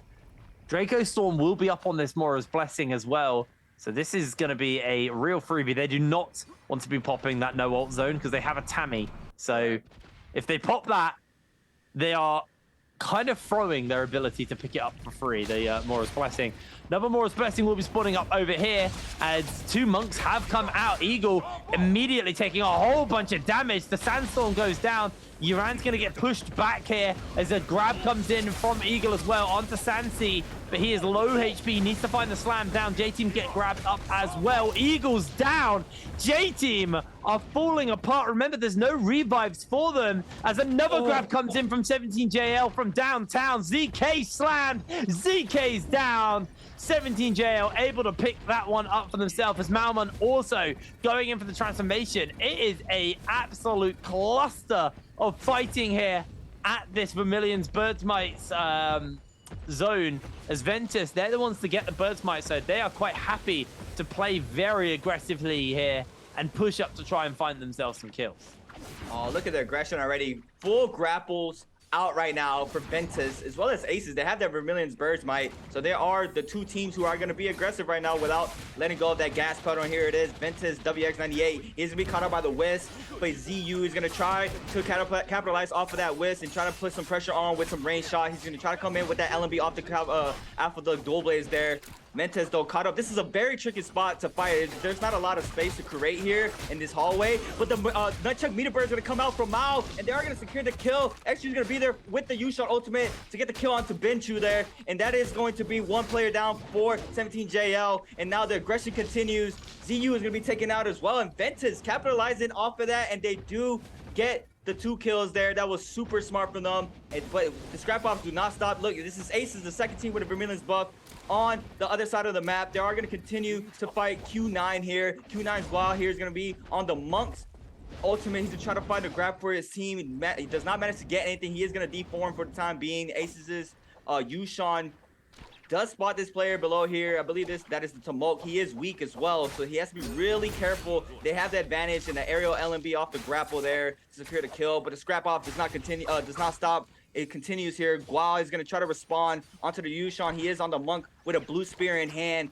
Aces' Yushan with a purple longsword. He's going to try to find an opening for his team. Now it's a 3v1 and it's super tough. The parry, both players come in and he is going to be taken out. And Aces with another kill on the board from themselves. They are going to go on a tear now. Yeah, really, really big stuff. Ventus did lose a player immediately, but Birdsmite doesn't really matter. Sure, they lost and gave a kill over to another team, but they still won that fight. They still get the reset. They don't lose any gear for that. They're going to be very, very happy with that one. Cutting over, though, Alliance versus GD. Lucky is in a bit of danger right now. K catching on. Good ulti there by Lucky, actually, just to buy himself some space to make sure that he is going to be able to get away. K finds himself momentarily caught out, but Lucky still being run down because the other GD member did wrap around. Lucky is going to try and head back towards his Sandstorm to give himself some space, but he is not going to get close as GD able to pick him up. That Draco Storm just empowering them so much here to be able to take that down. And another kill over to them. Right now, 17JL only got those 2 kills, but OUG with 7 still in their pocket. AOW, 8 kills. They are closing in on that top 8 spot, and Q9 eliminated from the lobby. Not going to be able to make that run up as Wolves have jumped from 9th place to 11th place. They are not having a good first 2 games, but there's still plenty of time. There's still plenty of kills they can put together to maybe climb themselves up a little bit more comfortably in the overall standings. Yeah, I mean, this set of qualifying games has just started. I mean, there are some teams that are feeling the pressure. J-Team has to really step it up right now. I mean, they're super close from dropping down to 9th, and AOW looks like they're not going to let go of the gas pedal as well. So it is super. They have to really make sure they continue the game to be on their A game here.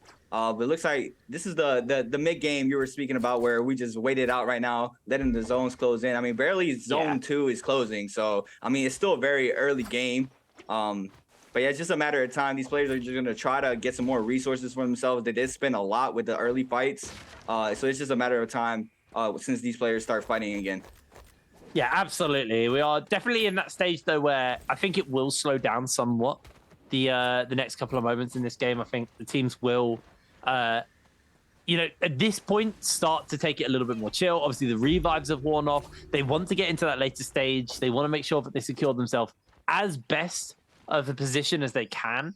Obviously, the main thing is it's not about those placement points, it's about that multiplier, especially for the likes of AOW. They've done their work in the early game. They now just need to chill out, maybe get a couple of extra kills at the end, get a good multiplier. That should just be enough for them to get into top 8 unless J-Team have a pop-off next couple of moments. But even so, with OC still on 0 kills right now, OC can see themselves slip down. I think the main thing is OC are very much a late game team. They're very good in these final circles using that monk. We saw them in the previous game take 3rd or 4th, I believe, just because they were, they were so good in that final circle. We're seeing where the circle's shifting over to, and I'm going to kind of go back to my monk point. There's a lot of terrain here. As you can see, the lots of kind of valleys and high ground to work with. Atop the high ground, even so, as you can see, if you look at MPG's screen right now, there's a lot of little cliff edges. There's a lot of like terrain to work with. This ain't a great monk position. And that's what I'm kind of saying about the monks is, it's not the best place in the world. Now, Jen has got himself on this nice high ground position where as the Mora's Blessing spawns and the Draco Storm will be up and available for his team, he'll be pretty happily set up with his team on that front and making sure they will be able to get it. But a place like this is great for the monk. But other than that, when you're not using the high ground, there's so many places to hide and avoid the monk grabs. I mean, he popped that monk earlier on to try to make sure that people know that they're here and they're gonna get the buff and they are gonna get that Draco Storm. We saw another one spawn on the top side of the map. But yeah, these teams are gonna get aggressive now. It looks like EWG is gonna secure the 2nd Draco Storm, and I think they have Dragon's Roar on that purple nunchuck there for Yiron. So that's going to be super good in team fights, especially once it hits the gold form. You cannot parry that, and it's just going to be damage coming in straight from the Dragon's Roar. So we know how strong that is. I mean, the winners from game 1, they had Dragon's Roar. They had every Jade for those weapons. We know how strong those Jades are for these weapons, as well as Hepta. I mean, off of getting another follow-up off of a charge attack is super good. But here it goes to scrap off. The Yoda ultimate is invested early on here for 28H. He's going to try to create some space. It looks like he might be caught up here. There's only 2 players alive right now for OC, so he's going to try to get some damage in. He's going to try to release the final slash. He does clip on the monk there for the last slash, but his teammate, the Tumulk, is there for EWG. He's going to try to bait out a parry. The Yoda is going to try to create some space. He does clink off of that, and it's a 2v1. The Cavalry Bloom off of those purple dual blades just do a lot of damage. And there it goes. OC, no! And the Wuchen ultimate, wait, did he port him out? I don't know. No, wait, he did, but he's not going to commit to it. They're super close. He has to back up. 0-1 has to run away right now. Here's the tragic thing for OC. They literally just got the rebirth charm and rebirthed a teammate, or will be trying to rebirth a teammate. OC will be able to get their Viper back if they get away, but EWG are just going to continue the chase. They might have got the rebirth charm, but they lost their damage dealer. They lost their kind of main carry in this comp. It's going to be so rough for them as OC heading into the zone to get away from EWG. They're just going to gatekeep the zone now, make sure that there's no way that they can rejoin and get that rebirth off at all. 0-1, going to head towards the Soul Altar. This is going to be clutch if they can make this work, but they've got a heal as well. Let's see if they can make it work. This is going to be very risky, this play. He might be going to be able to get to the Soul Altar. There we go. I know it was Jing, unfortunately, so they didn't get one for the Yoto. So they only get their Viper back. The Viper. I mean, that is super unfortunate. As soon as his teammate gets called out, they try to make a play there, and then they lose another member. But there is another Blessing spawning. Not sure if they're going to try to commit for that. But right now, we have Ventus just creating, just laying out some range shots, I believe, to YZG. They're going to fight for this Blessing. I believe this is the gold armor spawning. Zone 3. Might be a buff. But yeah, it's just a matter of time since those two teams fight. 0-1's going to die to the Storm there. He went into the Storm to get his teammate back up. I knew that would happen, man. Yeah, too much damage. Too much damage. And the good news is he doesn't give the kill over. He doesn't, yeah. But I mean, was it worth him trying to go into the Storm for a res now? Now his teammate is back to being a solo. But I'm not sure where all the other blessings were for him to get a respawn in. So that's probably the only option he had. MPG, he's gonna secure. This is the gold armor. Yeah, with a gold swarm, we're gonna see that gold swarm come in play. 17 JLs, AS is gonna be taken out by the Storm as well. And look at everybody just laying down some pressure to the team who went down there for the blessing. But they are gonna make it out alive and back up. And try to get some rage off of this fountain right there to get their ultimates back up. They do manage to get some. Only the Tomok does not have the ultimate for MPG right now. They do have the Monk ultimate and the Takeda ultimate. We know how strong those two ultimates can be put together. But yeah, it's just a matter of a poking game right now, Hitbrain. Yeah, it really is just going to be a more relaxed and it's a Buccaneer face. That's what it is. You see, it's the pistols, muskets, and cannons. Yeah, there are a few face. bows in there. Yeah, the Buccaneer face. They are just going to be trading out those long shots, and this is, I'd say, probably a little bit more typical of what we see from the NBPL players. Is, you know, we're down to 12 teams, not 12 players. We're down to 12 teams, so we've lost 4 already. There's a lot of range, so now everyone's just going to be trading out those cannon shots, and they're just going to be trying to chip away and whittle away at resources, either to force them to just burn through their heals and their shield recoveries, or to bait out another team to come in, jump in, and try and, like, thin out the herd, effectively. We've just seen it happen to EWG. Was that who just got taken out? Somebody just got eliminated. Oh, it was OC. OC just got eliminated. So yeah, I mean, even with all those revives and everything, it's not going to be enough, and I don't think they placed high enough to get placement points at all there. So that might just be a fat donut for the side of OC, and JT might sigh a breath of relief here, because somebody else might be slipping down into that 8th spot with them, which means they could have a chance to be a little bit more comfortable going forward.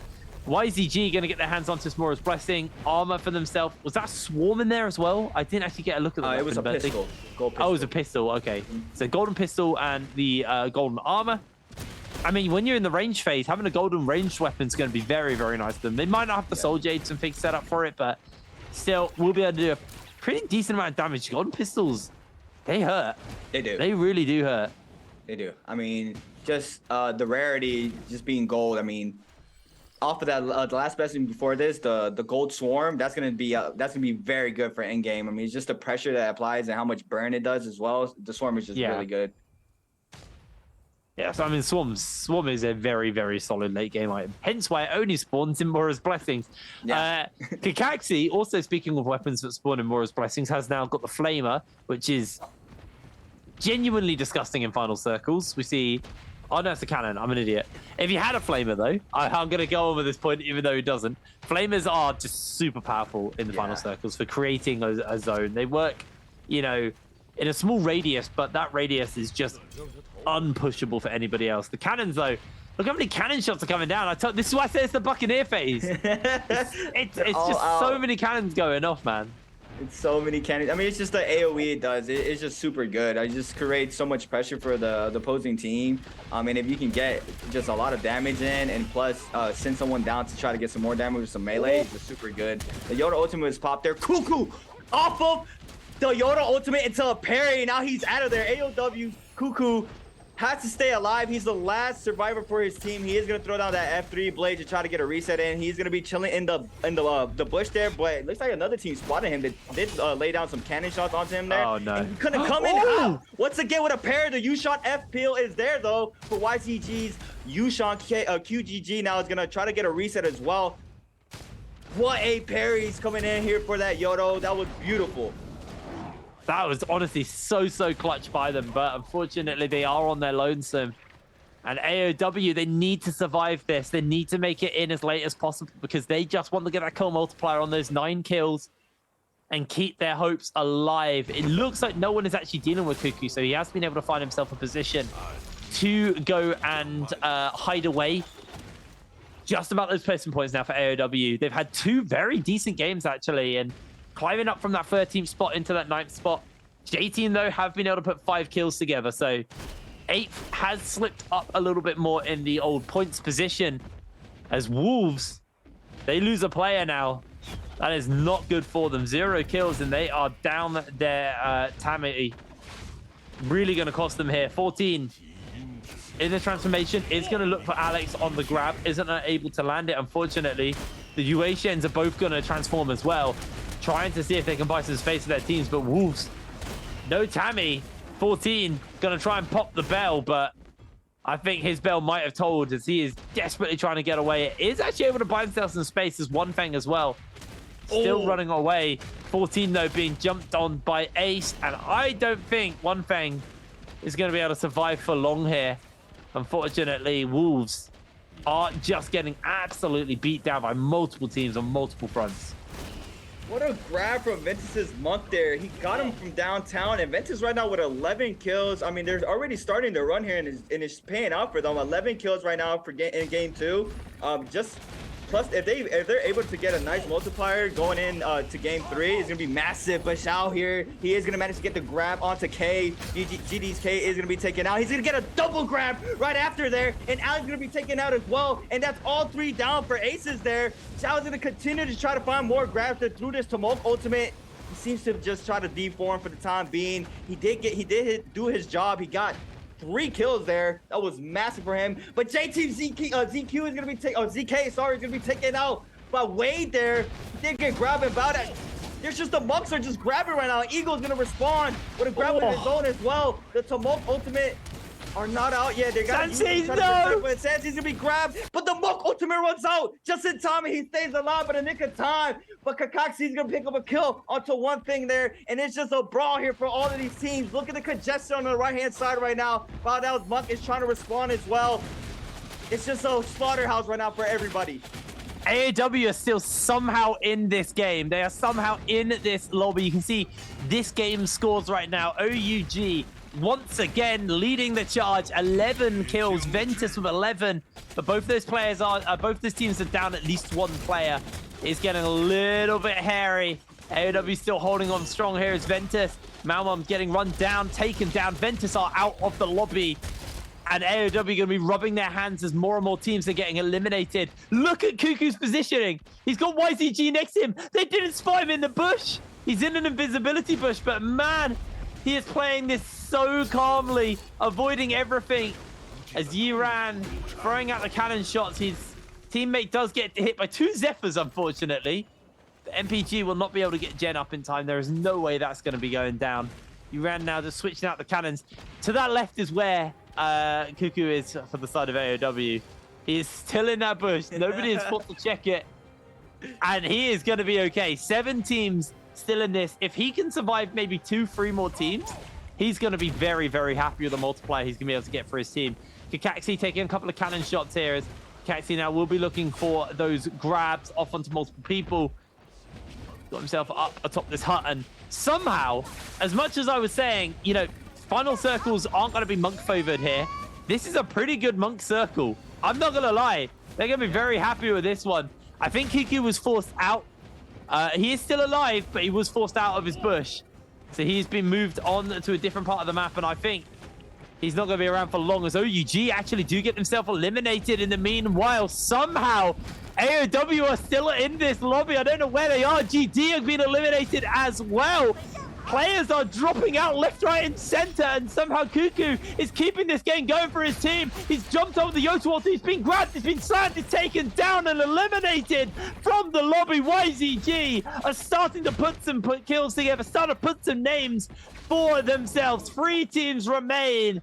The transformation times out, and only 2 stand. NPG versus YZG, but Sorrow is going to get run down within the zone, takes a whole bunch of tick damage. He times out, he goes down. YZG secure it.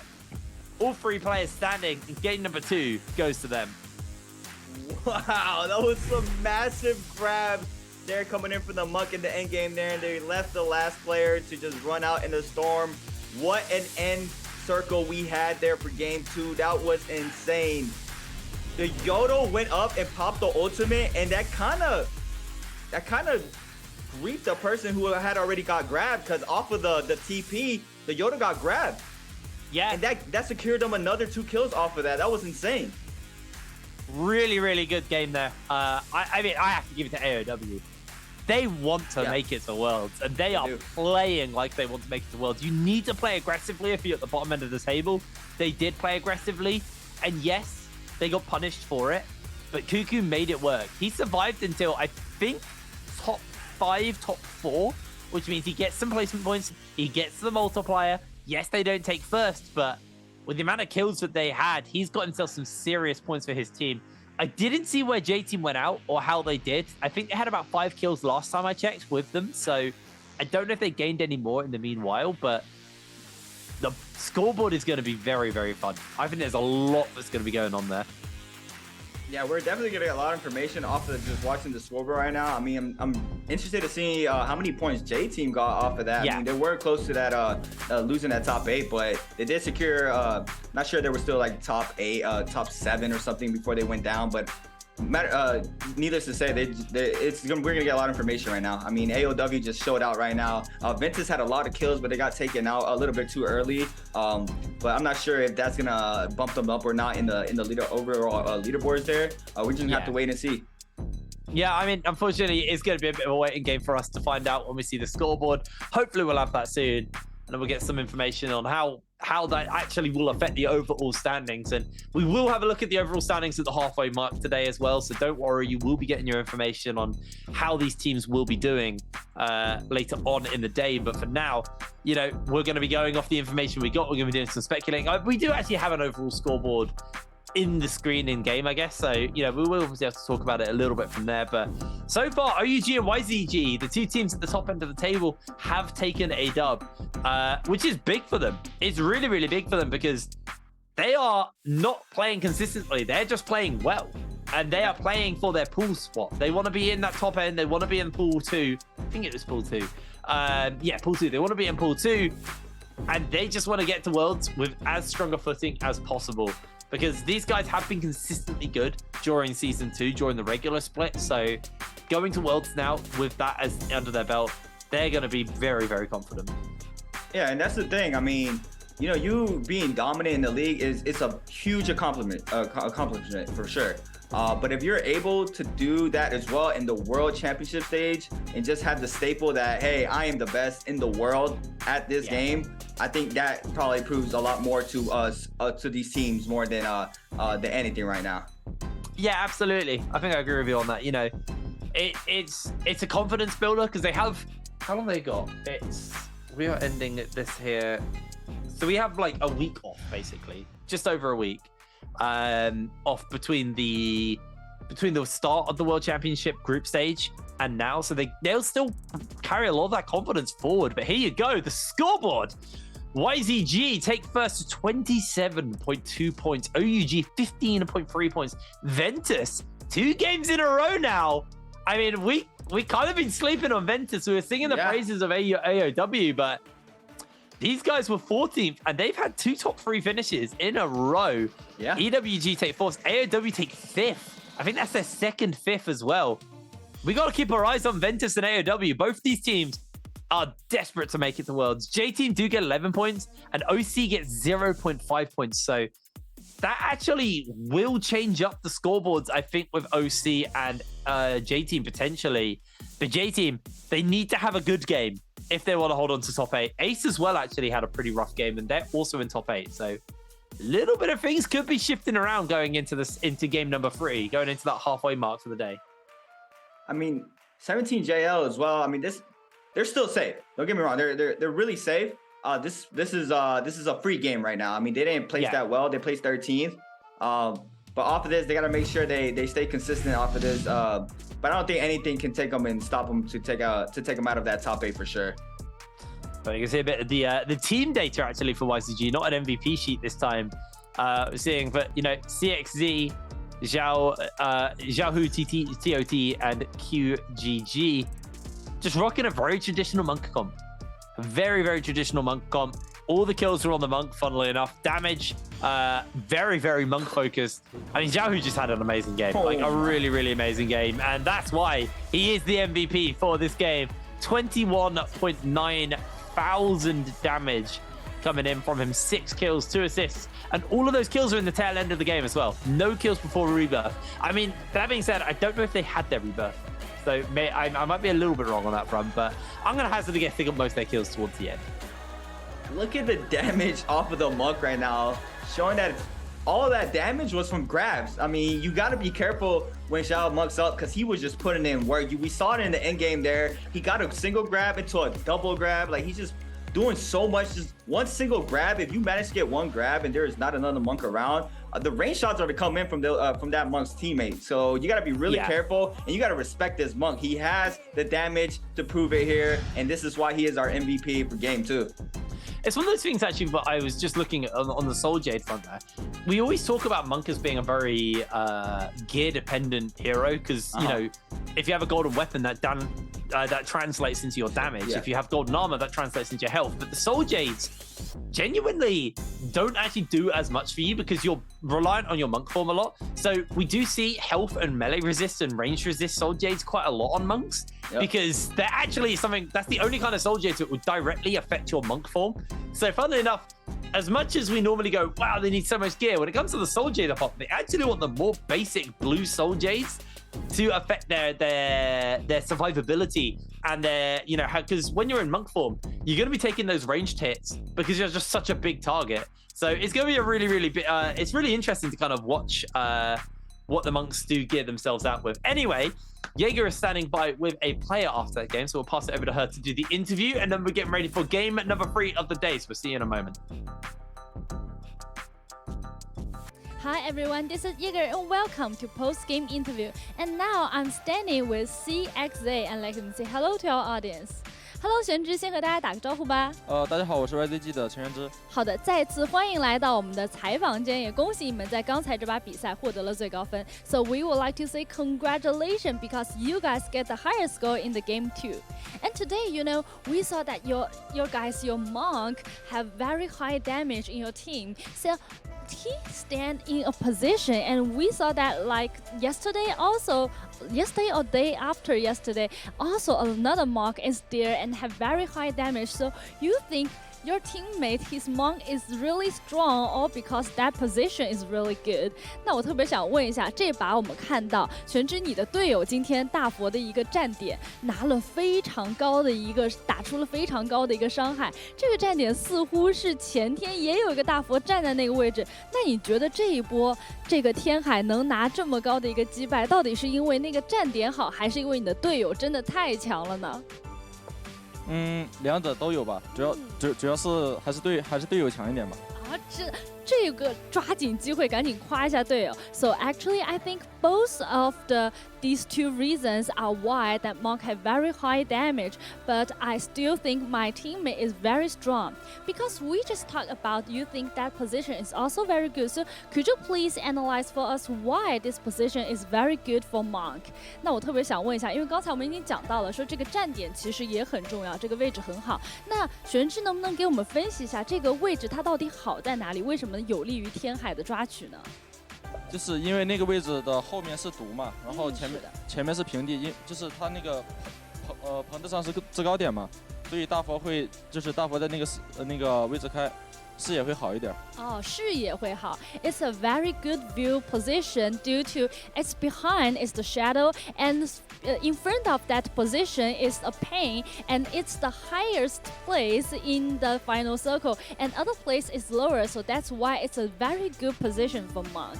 So also because today, you know, our opponent just escaped into the shadow, don't want to give the killing score to your team. I would like to know how you comment on this player.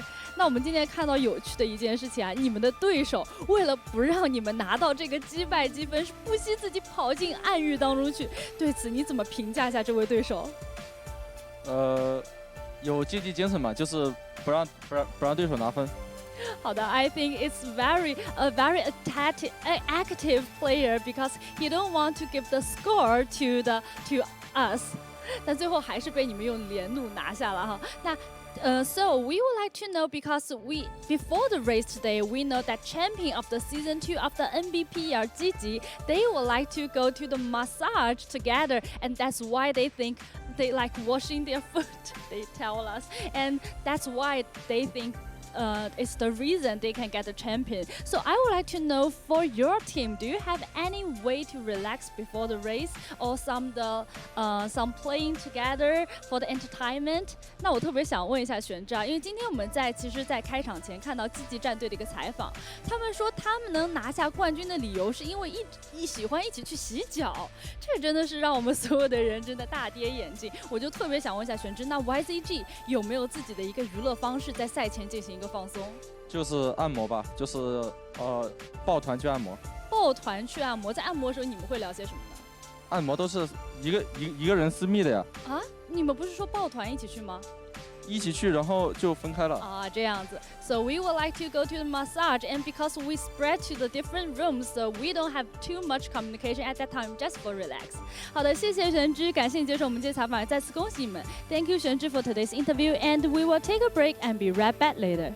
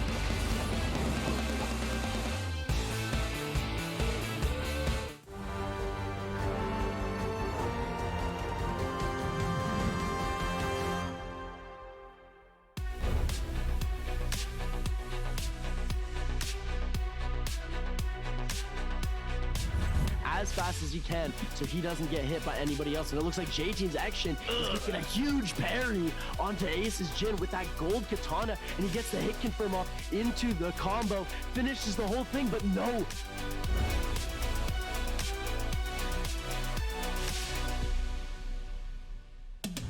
Everybody's Temmie, ladies and gentlemen. It looks like Ace's Jin is going to be taking a lot of damage from the King here, trying to go for that charge tactic to deal that extra damage. It's just so high risk, high reward. We're going to see another Temmie ult come out. Jin here is going to die to the King, coming in with a huge third party, getting both of them.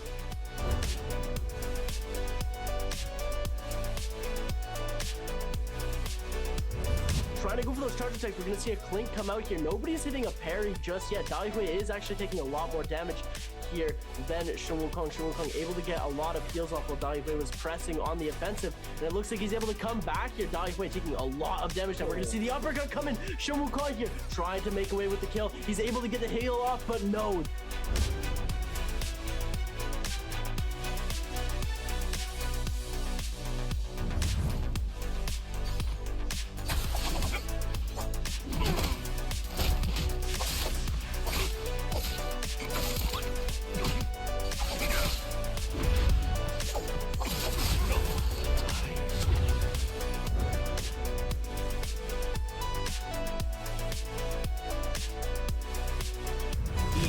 They are gonna back up for the time being.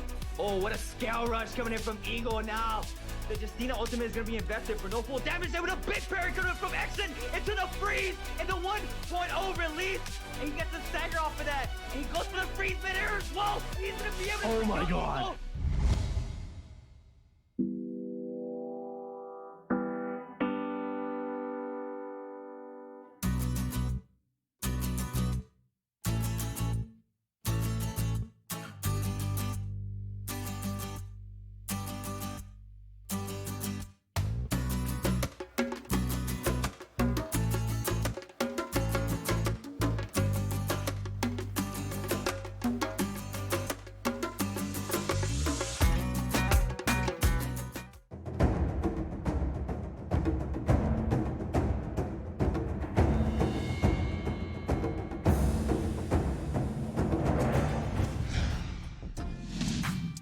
Hello, everybody, and welcome back to the Naraka Blade Point World Championships qualifiers for mainland China.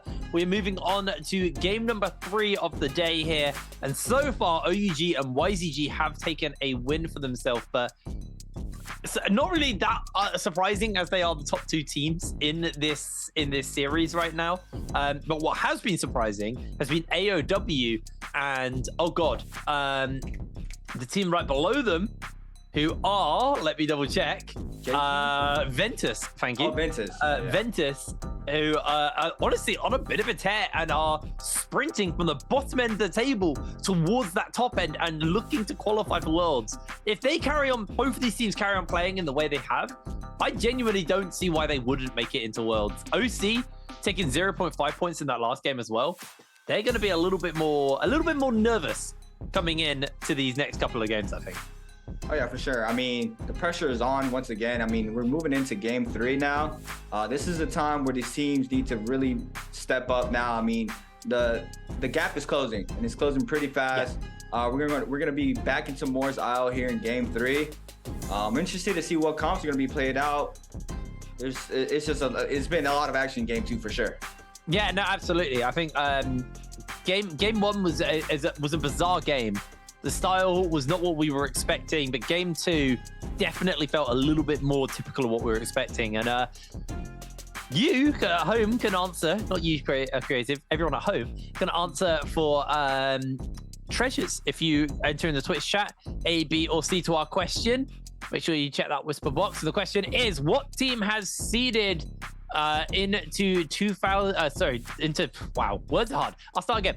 Which team has already been seeded into 2022 NBWC already? Is it YZG, J-Team, FPX, or Wolves? This should be a pretty easy one, but make sure you enter in that answer, and then you will be able to grab yourself a treasure. Just make sure you do check that whisper box, otherwise you might miss your prize. Yeah, I mean, the following top 8 today will qualify for Worlds. The top 2 of today's qualifier will be dropped into Pool 2. The following 3 will be dropped into Pool 3, which is 3 and 5. And the last 3 will be dropped into Pool 4, which is 6 and 8 for our pool drawings. Later on, after the qualifiers are done, we will be watching that for the trio qualifiers. It's going to be a blast. We still have a lot of games here at Hip Brain, so we're not there yet. But yeah, look, I'm interested to see which teams are going to start getting more aggressive right now. I mean, game 3, you know where you stand right now in the standings. Some teams are going to have to get more aggressive than others. If you are on the top right now, you're definitely going to just try to stay consistent for the time being.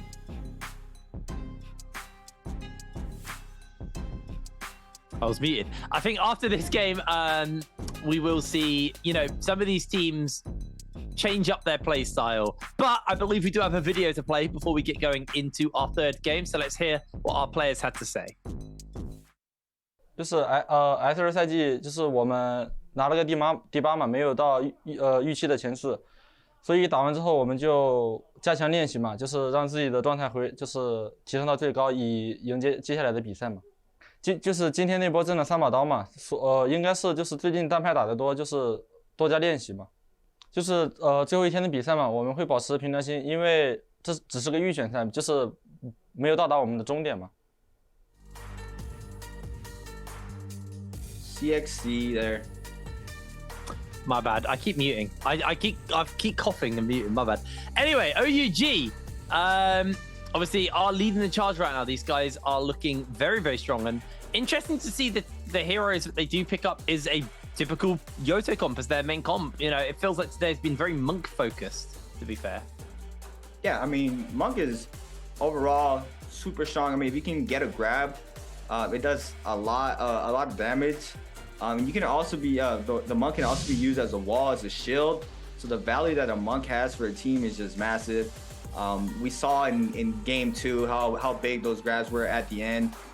So it's just an overall very, very strong pick for any of these teams right now. Yeah, absolutely. Powder playing a more interesting comp quite a lot at the moment. 33.3% of the time they play this Takeda comp with the Matari and the Tammy. I genuinely love that comp. I think it's a very, very fun comp to watch. I like all these varied comps, but we are getting ready to go into our next game, game number 3 of the day, as we are approaching that halfway mark here. 2 games on Morris Isle. I wonder how this game's going to go. The first Morris Isle game was slow. It was a very, very slow and different style of game, but we'll see what each team is going to be looking to lock in here. Please. I know you said you were bored of Yoto. I've been saying this for a long time. I'm bored of the monk comps, and that's what I want to see. Not as many monks. Okay, genuinely, because we got 2 monk teams, I actually think this game's going to be really quick. Like, not over instantly, but I think we'll see a much faster tempo game. Because the problem is when you have Tammys and monks, they just stall the game out. Because no one wants to start a fight, get caught out by the sandstorm, and then grabbed. Like, you just don't want to do that. So when there's only 2 teams running that, they'll just either be ignored or run down, taken out, and then everyone will feel liberated to play more fast. Because they are going to be scary in the final 2 circles, the 2 monk comps. So I actually reckon we might see a little bit of action breaking out here. And I think partly because we're on the night and we got the Fireflies, meaning you can charge up your rage a little bit quicker. That probably leans a little bit into why we're seeing more Yotos, more Mataris, and things, you know, are going to be very, very reliant in these early fights to get that rage up as quick as possible. But here we go. Seeing where everybody is dropping. For the most part, pretty clustered towards the northeast. So we are getting ready to go on to Morris Isle for our game number 9.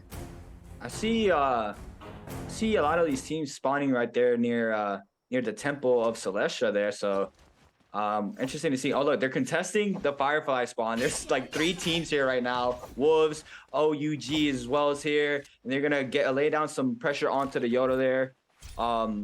Yeah, there's some people who don't even have weapons. There you go. He drops his Yodo a greatsword there for himself, and he's actually going to not have a weapon for himself. He'd rather have it on his Yodo that has the peel, but he is going to throw down that F onto the Wu-Chen there. And Wolves, Wu-Chen is going to be taken out early here in game 3, but the rest of Wolves are going to back up for the time being. Looks like they are going to secure this loot drop as well.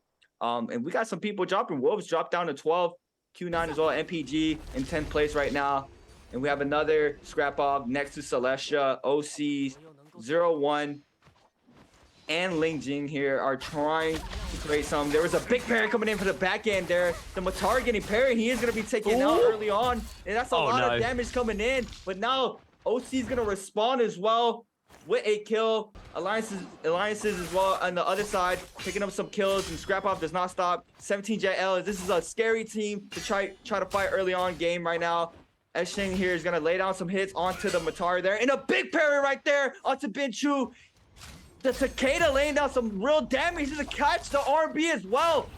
And that's maxing out the 1v1 situation. He does manage to get the bloom there. The F3 for the Prio. Eshing is going to try to respond. He has Furin now. He's going to pop that F off the Furin. He does not manage to get that. It was a nice F wisp there coming in from the Tumult. Benchu is going to try to get a reset in, but he's going to try to continue applying the pressure. It's a 1v1 situation. 17JL might be in trouble here. The Furin comes out. He does manage to get that Tumult ultimate now. He's going to release the R&B towards the wall. He's going to get punished for it into the wisp. The R&B charge release, but it's just a common longsword, so it doesn't do a lot of damage against this blue greatsword. He throws out another wisp. R&B charge, and Benchu showing why they're the top team right now.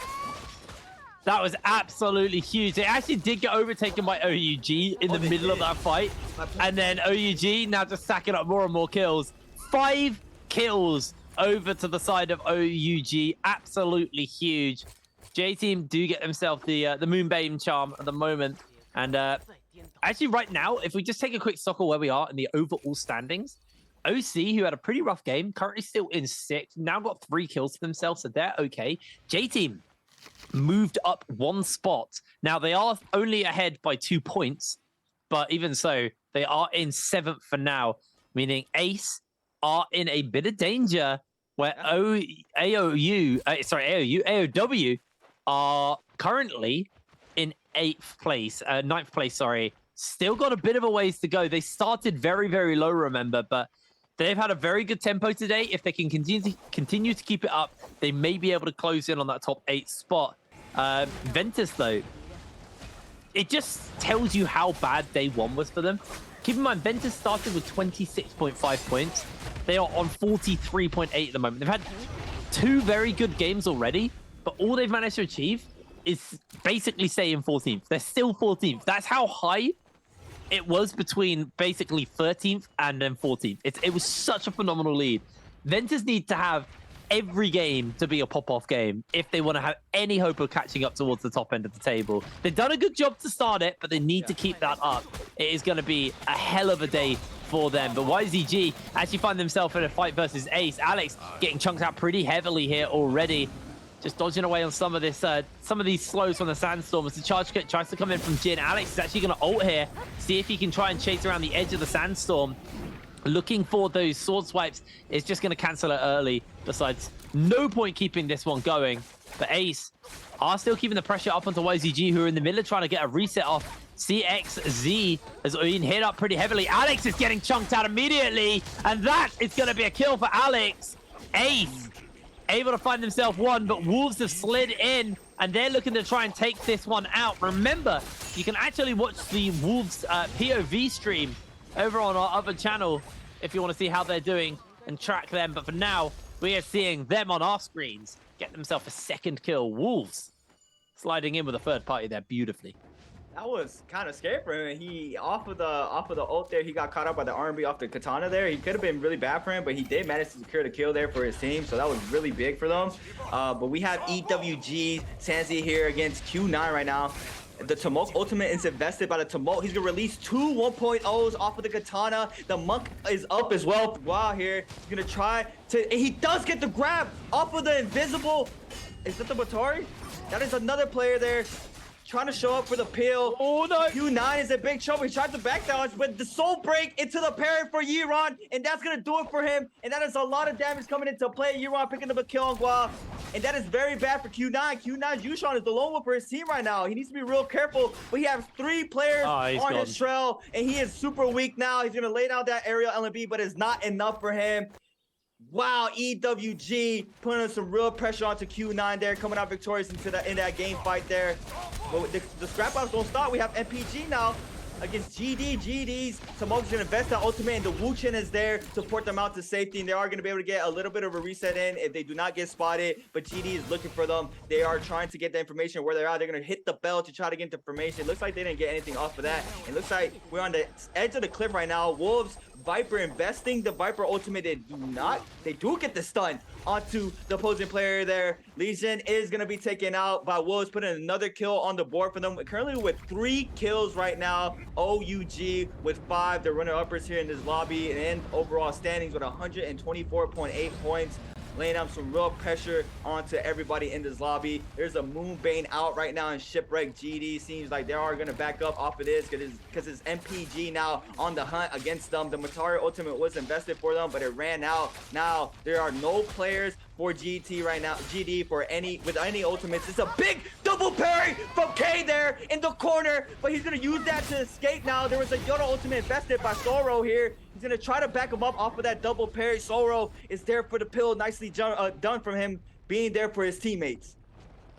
Yeah, really, really nice. There's multiple players actually in this area as well. Ping Tao's looking for the lockdown with that Viper stun. Is going to get the line of sight broken just on the nick of time. Ping Tao, I don't know whose Bane's Breath this is, to be honest. Was on the edge of that one. Didn't actually take it. So I'm still not sure if it's his or somebody else's. But for now, looks like all of this action, this fighting, has broken up. The teams have taken a moment to gather up and just go for the reset. Is Ace?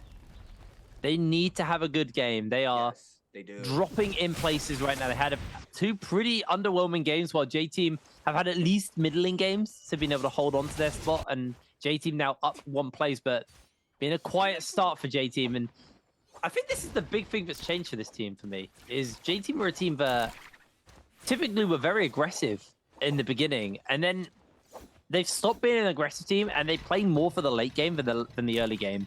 which I think you need to have a mix of both in Naraka to be able to get decent points on the board. You have to have, you know, your OUG 5-kill starts. Yeah. And then you also have to have your OUG 5-kill ends to make it work. But J Team typically just try and pick up their kills in the end of the game. And, you know, may find 1 or 2 in the mid game, but they're very quiet in the start of every game. I think that's what's amazing about this game. I mean, yeah, the gameplay is one thing, but having those strats of how you are going to come into each game is very massive. Like you said, you want to have pop-off kills in the beginning, as well as you want to end with a nice set of kills as well for those placement, because the multiplier for that is just it's too good to not have. Yeah, exactly. Yeah. It looks like there was a Draco Storm spawning, correct? I saw a Draco Storm on the top side of the map. Not sure what was the other buff. I didn't see actually. Yeah. Well, is this the Draco Storm? No, this is the. Okay. So there you go. Oh, Birdsmite. Second one of the day actually. We've had mostly Draco Storms today. It's been a very, very stormy day. But there we go. Draco Storm should get picked up here for J Team, and that's a Birdsmite as well. Oh, okay. So there's 2 Birdsmites. Interesting. And the Draco Storm elsewhere. The big thing is J Team now have this. They need to play aggressive. They need to get some kills put together for themselves, because they have had a very quiet start to this game. They've now got one of the best buffs for securing yourself kills, and you know, even if you do lose the fight, it doesn't matter. You don't lose anything for it. So I need to see J Team be more willing to pull that trigger and find some points here, otherwise they will just slip out of 8. As Ventus is getting absolutely slammed by AOW. Out to safety. And Ventus will be able to get a reset off. And AOW should be able to pick up this Mora's Blessing. Yeah, they're going to get the Draco Storm off of this. And this is very massive for them. I mean, they need to get aggressive as well. They are moving up on the ranks. So this is going to be really good for them. But the Vermilion's Birdsmite is gonna be way too good as well. For J Team, they're gonna for sure get aggressive off that. There are 7th place currently, but looks like we have OUG's Yodo laying down some real damage onto K there. He is super weak. He has to back up. He's like 1 shot. If he gets hit by a musket shot in the air, he can be taken out there. The musket shots are trying to connect. I hear him coming out right now. These players have their eyes on him. He's trying to back up as fast as he can, but there's not a lot of terrain to work with. It's pretty much all flat ground until he hits that cliff right ahead. But K is gonna get grappled there, and this might be bad for him. He's gonna throw down that F3 blade. He's gonna try to stay alive. The opposing Yodo throws down the F3 blade as well, but it's not enough. K is gonna be taken out by Ace there, and they're gonna put another kill on the board currently with 3, and J Team's gonna be dropped down to 8th place there. They started the day in 8th. They only just been able to climb their way into 7th. It's been a hard climb for J Team, and they immediately lose 8th. But they are the team with the Vermilion's Birdsmite, so we'll see if they can actually use that to secure themselves any additional points. They need to. It's just a matter of whether they can or not, I guess, is the real problem for them right now. As Ziyu is being chunked out and taken down by Wolves. Wolves are continuing to try and climb their way back into that top end of the table, because they were starting in 9th today, have been able to get themselves 5 kills. So J Team and Ace probably sweating a little bit. Actually, same for OC as well, though. At least for Ace and OC this game, they have been able to get themselves 3 kills, but 2 pretty low-scoring games for both those teams. Well, sorry, OC had a good game in the first game, but second game was pretty rotten for them. GD have been relatively consistent and have been able to score well enough to kind of hold their middling spot in that top end of the table, in that top 5. But it looks like J Team won't really get much done with this Birdsmite. They've, used up just about half of the timer, and they haven't achieved anything. AOW, 0 kills with that Draco Storm. That is genuinely surprising considering how many kills they have been able to get for the rest of the day. As 17JL getting jumped up onto by Wolves. Wolves going to try and catch out these members here. Jumping up into the air for the moment, but Benchu is isolated, and Wolves should just be able to finish up Benchu here. It's going to be so hard, especially with that Dagger Soul Jade here on 14. It's able to land so much damage, but actually it looks like they were... No, Benchu's down. Okay, one thing got him. And Ziyu is being run down by JJ, caught out by the grapples. They are going to be going down to the dot, and with the crossbow hitting, it's pretty much a guaranteed kill at this point. Down they go. JJ able to take down another member, and 17JL, our second seed team, are eliminated from this lobby. Yeah, he nearly almost didn't give him the kill. He got hit by a couple of the repeating crossbow hits there at the end. I'm really analyzing what they're doing. The way they open up is very interesting. I see they're using that Yodel ultimate to apply the pressure onto these teams, and they're trying to bait out that Wu Chen ult as fast as possible. I'm catching on how fast they're doing that. It's very amazing. But look, that's 3 down for J Team. 3 players down for J Team. They got taken out by the Storm. I believe they still have the rest of the Bird Might. Yeah, so they're just gonna reposition off of that. That's very smart play coming in from them. They're gonna use that to rotate freely without anybody trying to come in and taking them out. But we're moving on to the Draco Storm spawning. We have Ventus here trying to secure this for the team. And then looks like we have a 3-way scrap off. Vermilion's buff here, and he's gonna clip there on the first slash off the Ventus Yoda ultimate. And now the opposing Yoda is gonna respond as well. The Viper pops the ultimate, the Wu Chen as well. And here comes the stun, and it's going to connect onto it. The Wu Chen, and they're not going to be able to pour out of this. And that's going to be Ventus is being taken out there by Bowder out there. Yeah, absolutely. Bowder, with the dregs of their Bird's Might, were able to secure themselves a couple of extra kills, and will be able to grab this this Draco Storm for themselves. Q9, they have a Draco Storm over there.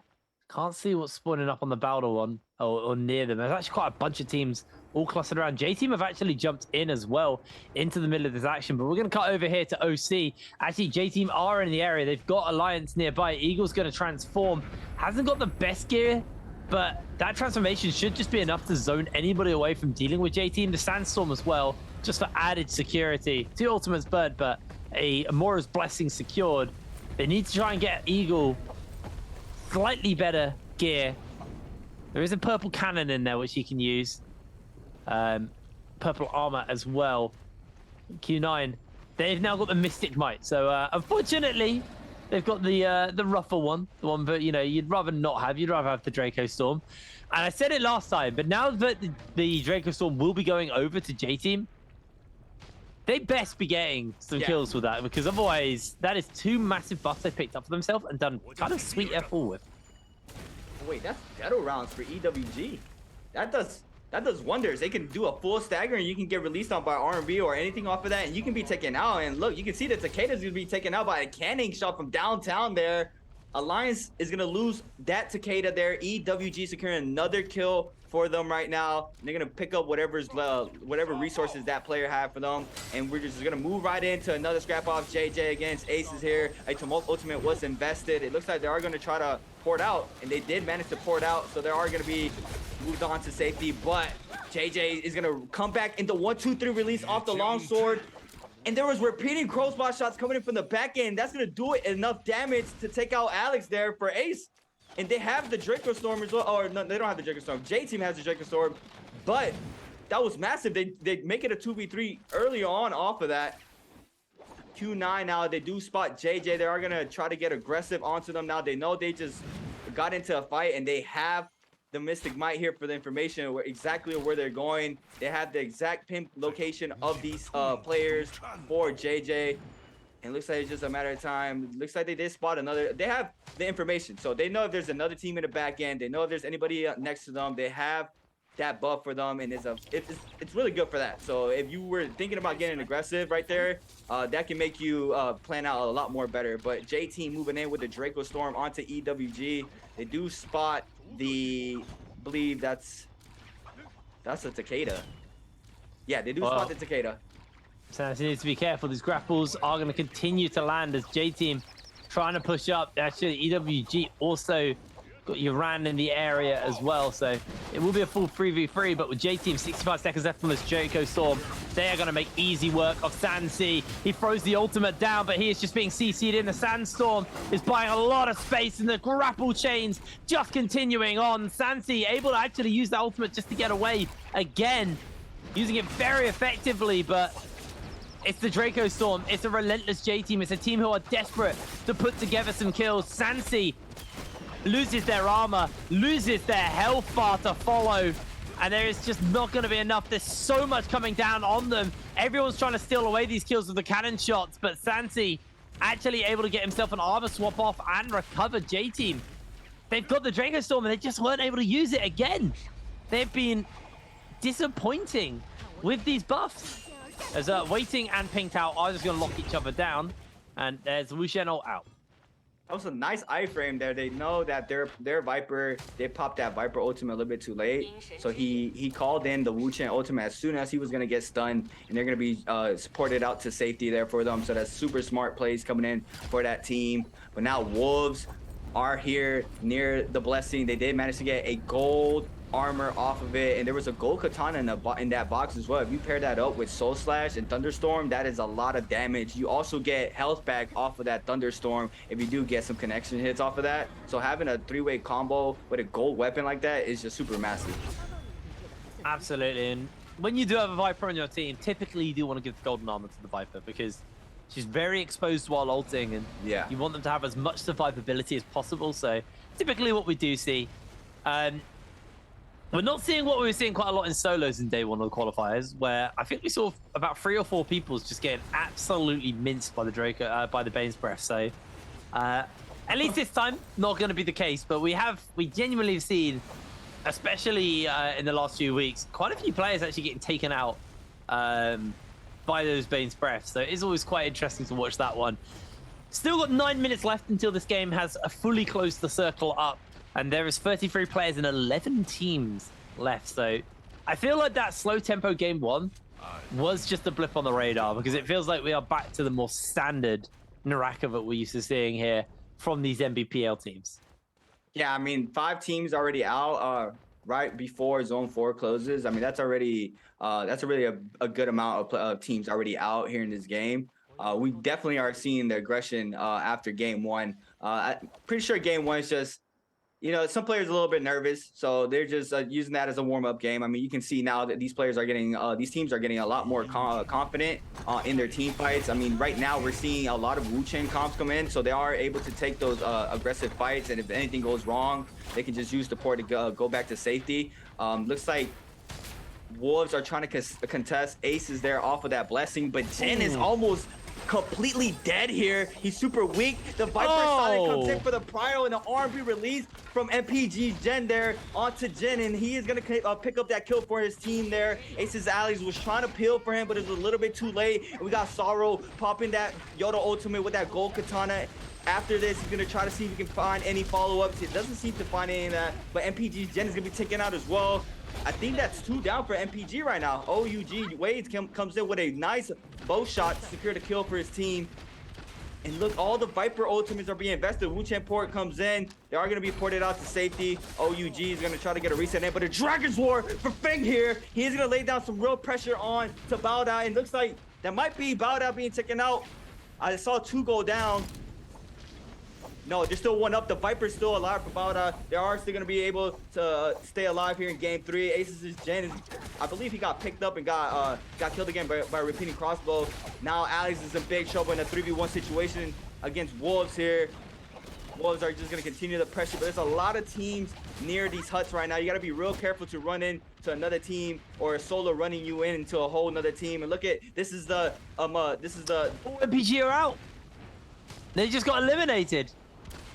They had 8 kills. Them and Wolves were making an amazing run in this game, but they go out immediately. One Feng kitted to the teeth with those 8 kills. Wolves, they are looking to make that run towards top 8. They've been on the tail of it all day long. But J-Team have been performing too consistently to deny them until now, where J-Team, they've been great on the Morris Blessings, but just haven't been able to get themselves any actual kills yet, any decent points for themselves. So it's been interesting to see how, you know, how this 7 through to 10th has kind of been playing out, because that's always a really fun point in a game like this, where like it comes down to the top 8. 7th through to 10th is always really fun because it's the bottom 2 and the top 2 of their respective tables fighting it out. And AOW started today in 13th, but keep in mind, AOW started today with 30.2 points, and they currently have 65 points. So they've done a really good job in these. They've earned just as many points in the first 3 games as they did in all 6 games on Saturday. No, Friday. That's where we are. We're on Sunday now. Yeah, on Friday. So they've been doing very, very well. If they can keep this up, they could still make it, especially when you see the likes of GD, you know, having a bad game. OC have obviously had a bad game. Ace haven't had a particularly good game either. So there's a lot of points, there's a lot of movement that can happen towards the bottom of the top end of these two different tables. I mean, the top 4 is not that far away from. There's not a team that is like actually running away with so many points. So the top can change. You still qualify, but I'm looking at like all the teams are coming in and showing out in different games. We have Wolves right now with 9 kills. Like AOW picking up a kill right now. But it's just every team is showing out in every game. It's just a matter of time who is going to be able to keep that gas to the pedal. It's just a matter of time. We gotta wait. Oh no, Wolves are eliminated. They had 9 kills, but they are out, they are down, and they drop into 10th place because AOW were the ones to take them out, cashing in on 3 more kills. They are on that run. Right now, World Championships is 5 points away from them, or at least a spot at that halfway point towards it. Is only a few points away. AOW just can get himself up into the tree, but the sandstorm actually interrupted Cuckoo, who gets hit by another Zephyr, and now they're going to get locked down. They have a flamer to work with, but they're losing too much health. Cuckoo's going to ult. Cuckoo's down. J-Team's Lee able to get themselves the kill, and he springboards his team back into 7th place. It was looking a little hairy for them there, as J-Team just quickly cash in on 2 very, very quick kills, and are able to keep their dreams alive, keep their hopes alive in this game.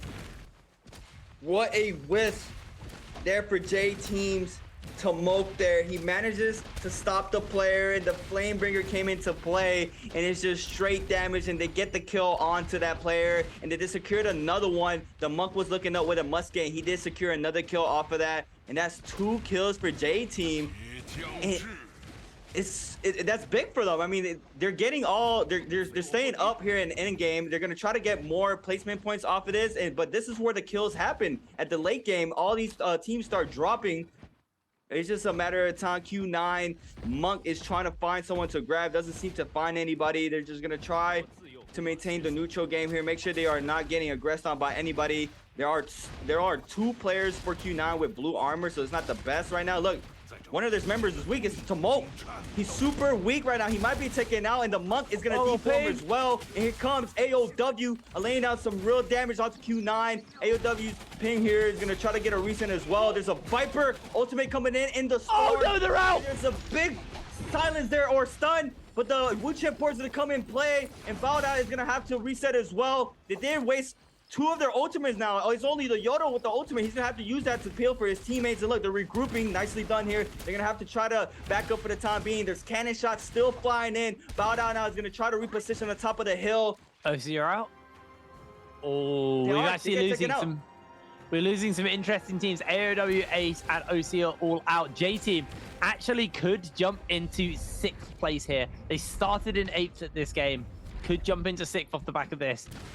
I mean, technically, it's only 4 points away from 5th.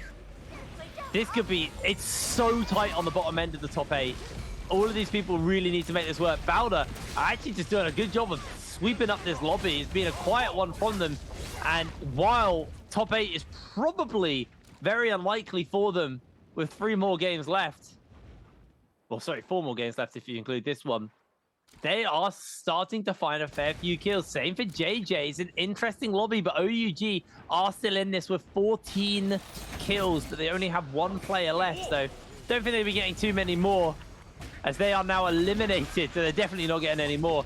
Sansi gets caught out by the grab immediately from Gua. He's trying to find the slam. Will not be able to get it down because they're able to interrupt it out, and EWG jump forward. Gua goes very low and goes down. Q9 are eliminated. We still got 5 players left in this lobby, and it's going to come down to J-Team and EWG. These 2 teams will be brawling it out for this victory, but J-Team will find themselves eliminated, and JJ Godley is the only player left for his side, and he is being gatekeeps from entering in. EWG will take game number 3. Wow. That was a lot of ults there at the end circle. I mean, I keep seeing the ults just come in so fast, and it's that rage they're running for these trio games, and it's just insane. EWG are gonna take this game 3 with them here in Morris Isle, and that is super big for them. Very, very big game there for the side of EWG. A team who were in 4th at the start of the day, and to be honest, they're not a team we talked too much about. We've had, a few teams that kind of we slept on today. EWG definitely one of these guys. So far, the winners of every game has been from the top 3. Or, well, actually, no, they were top 4. But we've had a winner from the top end of the table every game. We haven't had an upset victory. We haven't had, a Ventus win or a Bowder win. It's been top-end players and top-end teams showing up every time. It's been very too scripted as expected, but I will give it, Ventus and AOW are making one hell of a run, and J-Team are clinging to their spot at the top. It has been it's been a day where they've been very on and off, so it's nice to see that J-Team, after this game, should be in about 5th place. I mean, this is where they need to step up now. I mean, J-Team, they had a good run last game. Now they're a little bit behind their backs towards the wall, but I mean, we still have 3 more games to be played out after this. So it's still a lot of time to do it, but you gotta be real careful. You've seen those other teams, like I mentioned, Wolves was having a really good game right there. They were fragging out with those skills. There's a lot of other teams knowing the pressure's on as well. It's just we just gotta wait and see. Yeah, it's going to be very much about kind of waiting and seeing how the tail end of the day works. But we are now beyond that halfway mark, and we should have a better understanding of where we're at and who's going to be kind of making it through. I think it's safe to say that YZG, OUG, and 17JL all should make it to Worlds now. I don't think I think it's statistically possible for them not to make it, but mathematically possible, statistically improbable for them to make it. Like, realistically, it's going to be very hard not to make it to Worlds from this position. You'd have to have, them getting 0 pointers for the last 3 games, and then, everybody else below them scoring insanely high. Yeah. Which is just, it's just odds are it's not going to happen. They are, actually, I don't even know if it is possible now I think about it. I don't know. The odds of it happening are unbelievably low, because basically 3 teams need to score high, and then all of the teams below them have to score high as well. I don't think there's enough points in the game for it to happen. Either way, they're probably looking towards Worlds right now, but what they are still playing for is their seeding position. They are playing to be in that top pool coming out of qualifiers. You want to be in as comfortable a position going into the World Championship as you can, and that's kind of what the plan is going to be for these guys. Is just make sure they keep themselves up the top and in that seed 2 position. But let's see, 30 points coming in for EWG. 16 kill game there. Okay, you know what? I think it might not be possible after this, because OUG also got 21 points. Absolutely killer game here at the top end of the table. 30.6 points with 16 kills. OUG as well, 14 kills with 21.6. That's just a pop-off game if I ever see one, for sure, for both of these teams. Yeah. Annoyingly, disappointingly for Ventus and AOW, pretty bad game. I mean, Ventus got a donut. They are not happy with that game. J-Team, only 6 points, but AOW, 4.9 points, man. They were on the run. They need to make these last 3 games work for them. And I guess we can allow them a respite, but they were so low in points at the start of the day. If they want to make it to Worlds, they have a lot of work to do to catch back up. A lot of work. We can look at 17JL as well. They lost their first place seeding spot here as well. They had 2 back-to-back really bad. I mean, it's 3 points. And they have the greatest games they had back-to-back. So if they want to make sure they are sitting at the most comfortable they want as they can, they're going to have to pop off these next follow games as well. Yeah, they really are. I think there's a whole bunch of teams who have a lot of work to do for these last 3 games of the day. But here's your team data for EWG, winning with that Takeda comp. I love it. I love this Takeda comp. I think it's so much fun to watch, and that is some terrifying damage actually coming out. 24 and 25k. Yep. From 2 of their players. Whew. Scary. the Matari as well. The Matari as well, 14k damage with 4 kills. She's pretty much I'll say like the support kind of in that comp, cause she's just there to pop that ult whenever they need it. But we're gonna be moving on to our MVP of this game, and it is Sansi from EWG with 24k damage, 7 kills on the board. And look at the damage from the cannon there, Hiprain. That's a lot of cannon work. I mean, the Buccaneer phase is always a big thing, but man, 7 kills, 5 assists, 24k damage. Look at the Soul Jade layout as well. Again, Soul Release, Mortal Defiance, Heavy Detached, Repair Roll, Cavalry Broom, and that Flame Breath. 5k from the Katana, 4k from the Dual Blades, 10k from that cannon. His first MVP of the World Championship. Sansi from EWG having an absolutely disgustingly good performance in this game number 3. And you can just tell off of his Jades, and if you just saw his Jades and his weapons he had, you can tell he was spamming that cannon with that repair roll. Every time he didn't have any more ammo, he would just roll, get another full clip of cannons ready to be fired, and it showed here with 10k damage. Yeah, absolutely. I mean, he was putting in the work, and you know the cannons are so popular, at least in the mainland China region.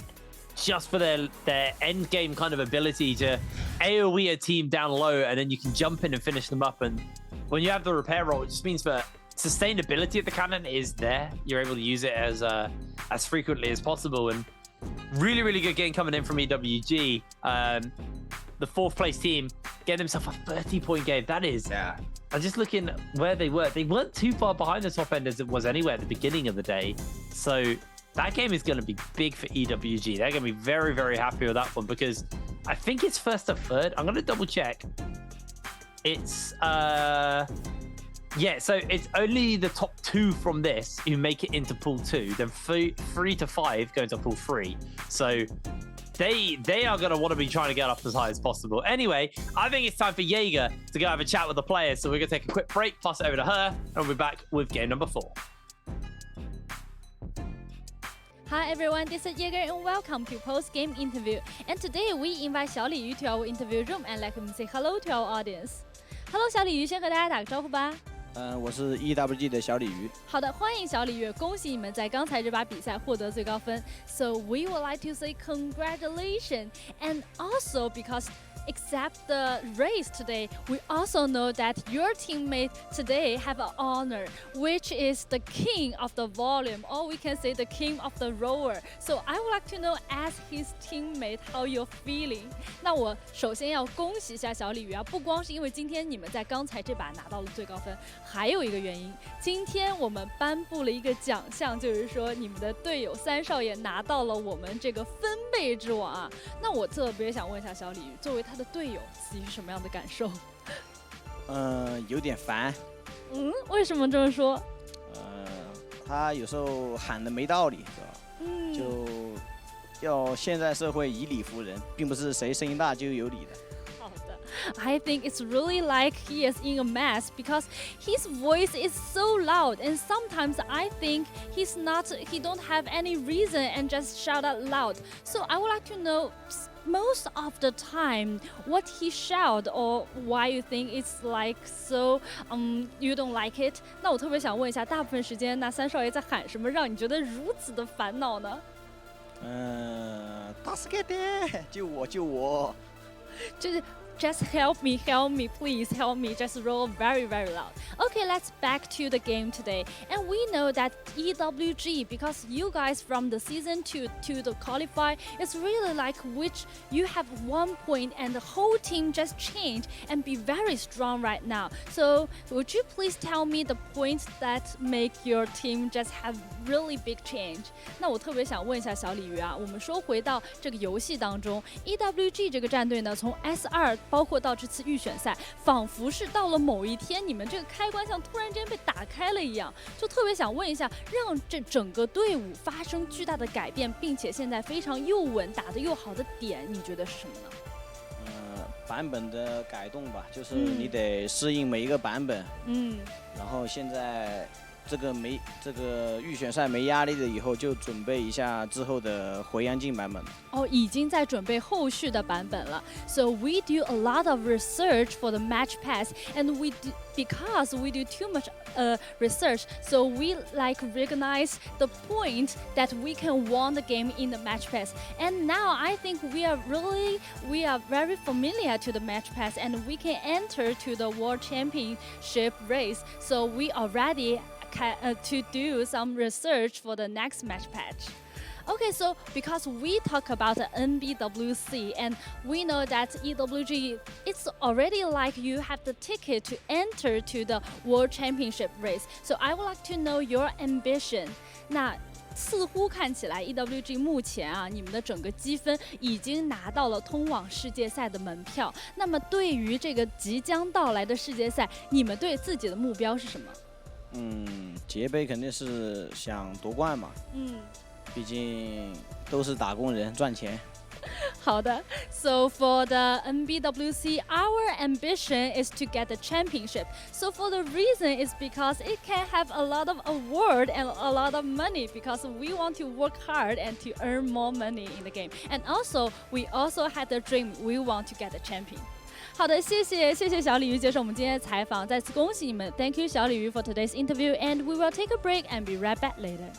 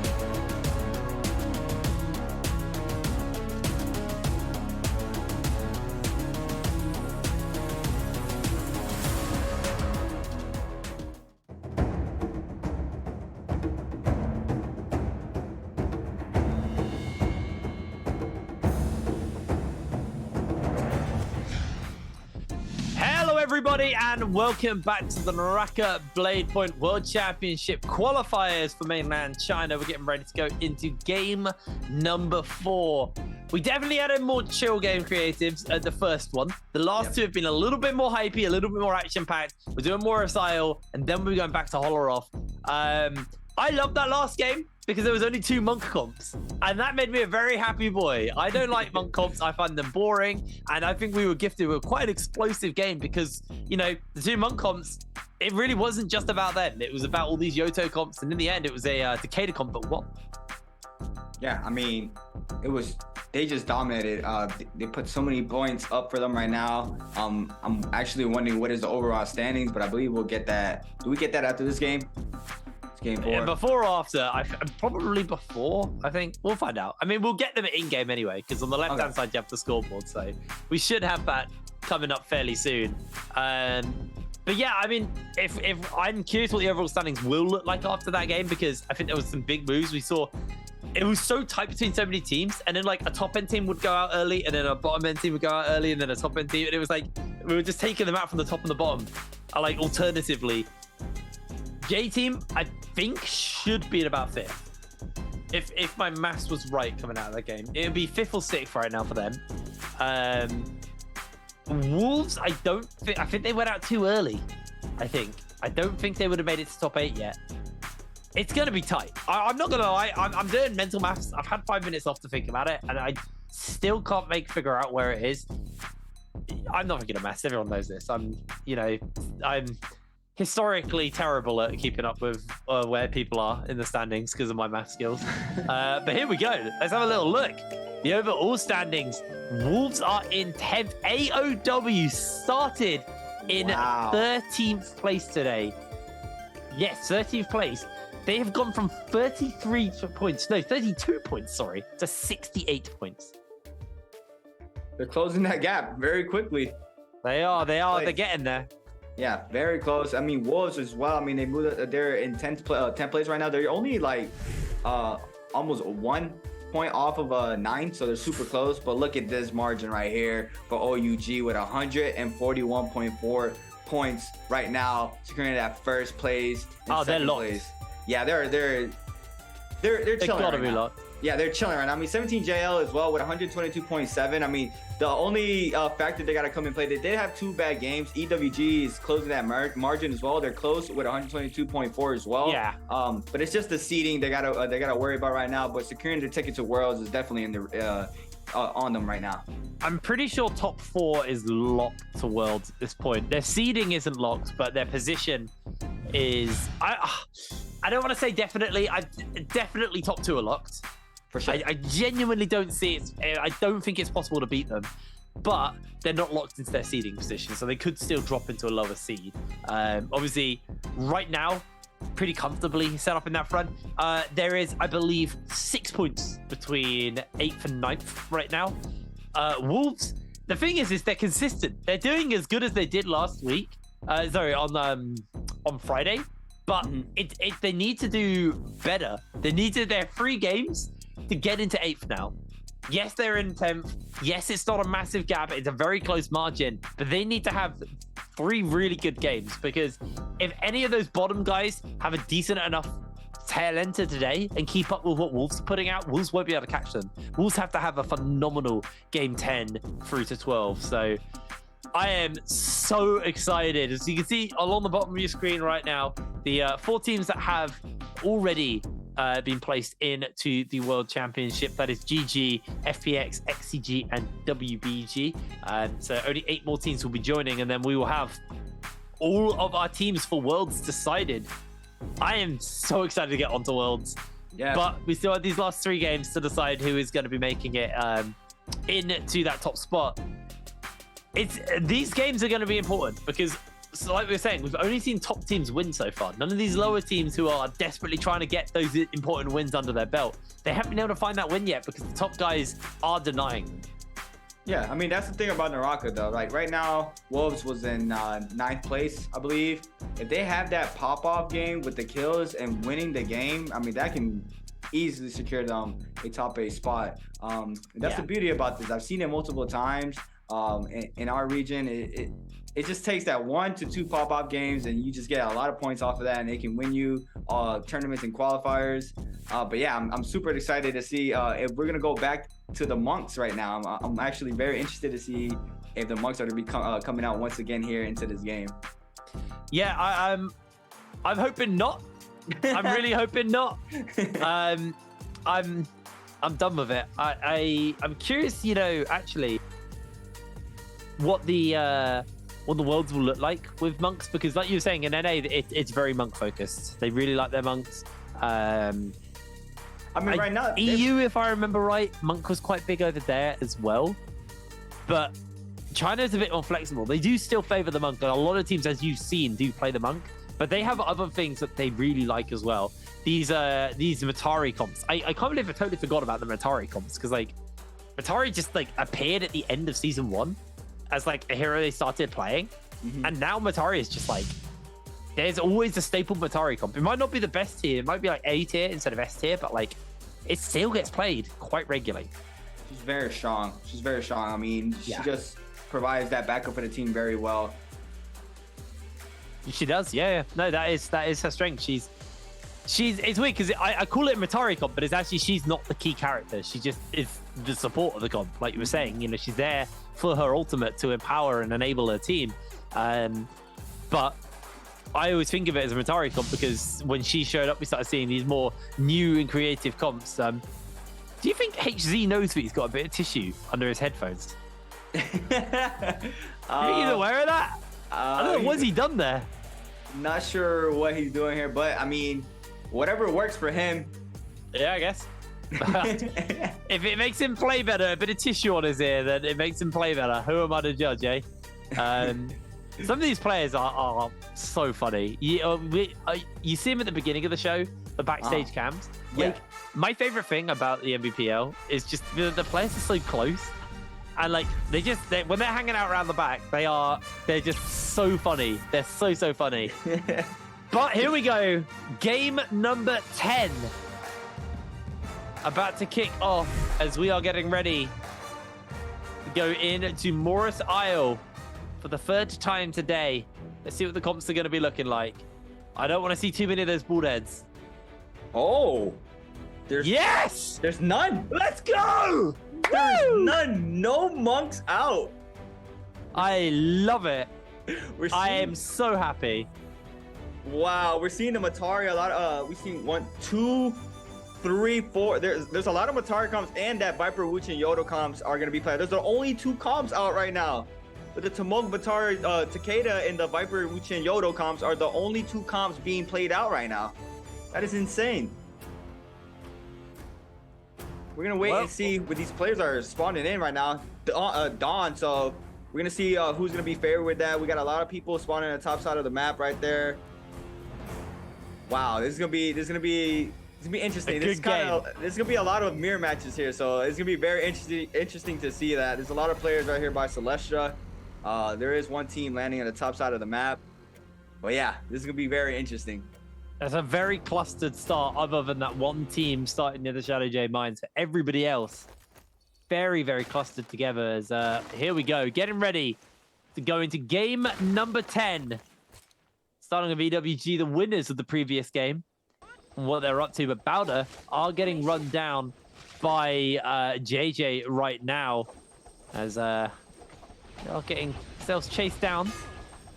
See how Bowder are going to be able to survive this one. Bowder, remember, at the bottom of the table, not having a particularly good qualifiers, unfortunately, and the odds of them making worlds at this point is unbelievably low, and it's getting lower because JJ are just wiping them off the map. All 3 just swept up in the beginning of this game. YZG actually taking themselves a fight versus EWG, so the top end boys going toe-to-toe. QGG gets a knock up onto 2 members and takes them down. Uran looking for the counter, not able to quite get it. It's QGG now keeping the pressure up onto Uran. They're going to catch him with the grapples, they're going to catch him with the chase, and he is pinned against the wall, run down and taken out. Wow, that was quick kills coming in. We're gonna hop on over with 17JL. Now there are in a scrap off And looks like the Wu Chen port is going to come in. They're going to try to find a location, but OUG's Wu Chen is just going to cut noise. He's going to try to make him go the other way, but looks like they're going to run right towards him. They spot his location. Now he's going to be pinned out here in this corner by the rocks, and he is going to be taken out by 17JL. They're going to put another 3 kills on the board for them right now. And that is massive for them. The Wu Chen was trying to cut noise, but it was not enough. 17JL knew that they could not go that far, so they did a U-turn and turned around and found the Wu Chen there. But now we're gonna hop on over with Versal Destiny here. We're gonna wait and see. OUG has 2 kills. YZG has 3 kills. But NPG with 4 kills right now. They're gonna try to start moving up on top of the overall score right now. The Viper for this team is going to silence one of their players and trying to back up to get a reset in for himself. Godly's going to get caught out with 2 RMBs off the dual blades. A big parry coming in for 17JL's. Yodo here. The Dragon Slayer is going to come in play. And now the Viper is going to pop the ultimate as well. And there goes the stun. And the Wu Chen port is going to come in play early on. And now they're going to try to get a reset in to go right back into this fight. It looks like they are going to be laying down some range shots to try to even out the health here. But that's 3 common armors right now for them, and 17JL looks like they want to back up for the time being as well. They do not have any ults, so they do not want to take any of these fights, and looks like they are going to get away for the time being, moving into mines. Ventus, they do spot another team here. A Moonbane spawns in here near Celestra. Ventus is TJ. She's going to try to get some information for his team. It looks like it's Ace here with the Moonbane. They do have the Moonbane. So they are going to be the ones being aggressive onto all these other teams here. Ventus's Yodo is super weak there, has no armor, half of that white health already gone. He's trying to create some space. It looks like he does run to the rest of the Ace's squad there. He is going to be caught in this corner. Ventus's Yodo is forced to pop that Yodo ultimate early on here. He's going to try to create some space here. He does get some slashes hits there, but it does not matter. Aces is back. The RMB release off the spear into the RMB confirmation for the kill. Now YZG Yodo is gonna come in hot with the Yodo ultimate here. He's gonna get some two slashes connection there, and now the port is gonna come in.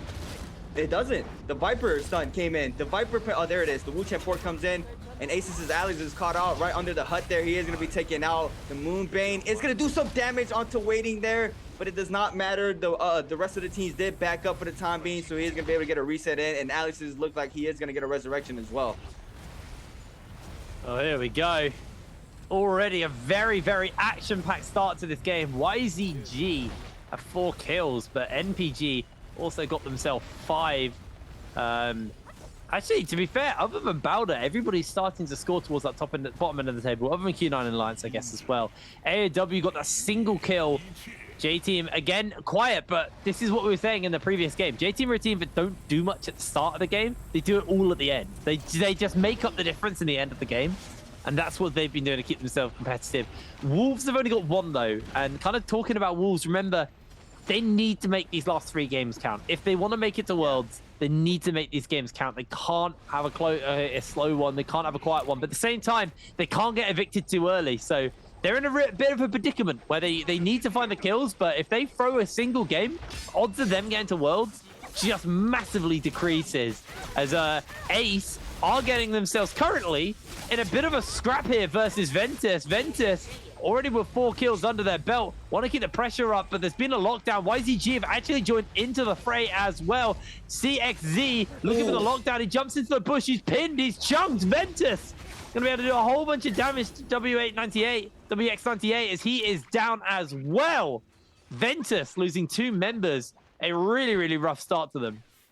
YZG's Viper with the big brain play there. He had the Viper ultimate procced already. He was just waiting, but the opposing Viper as well. So he hid in the bush, but the streaks do not get away even if he's invisible. And he managed to get the Wu Chen stun there and capitalize off that. And him and his team did get the kill onto the Wu Chen there. That was beautifully done. No. But Ventus's TJ spots Ace's Jen here, and the sign's gonna come in for the prior on the aerial R&B. The clink comes in for both of these players. Oh now, no! Recovery boom comes in hot from YZG's Yodo.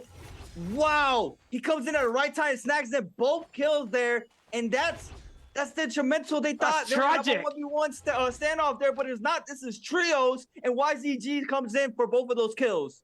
Oh, that is so tragic.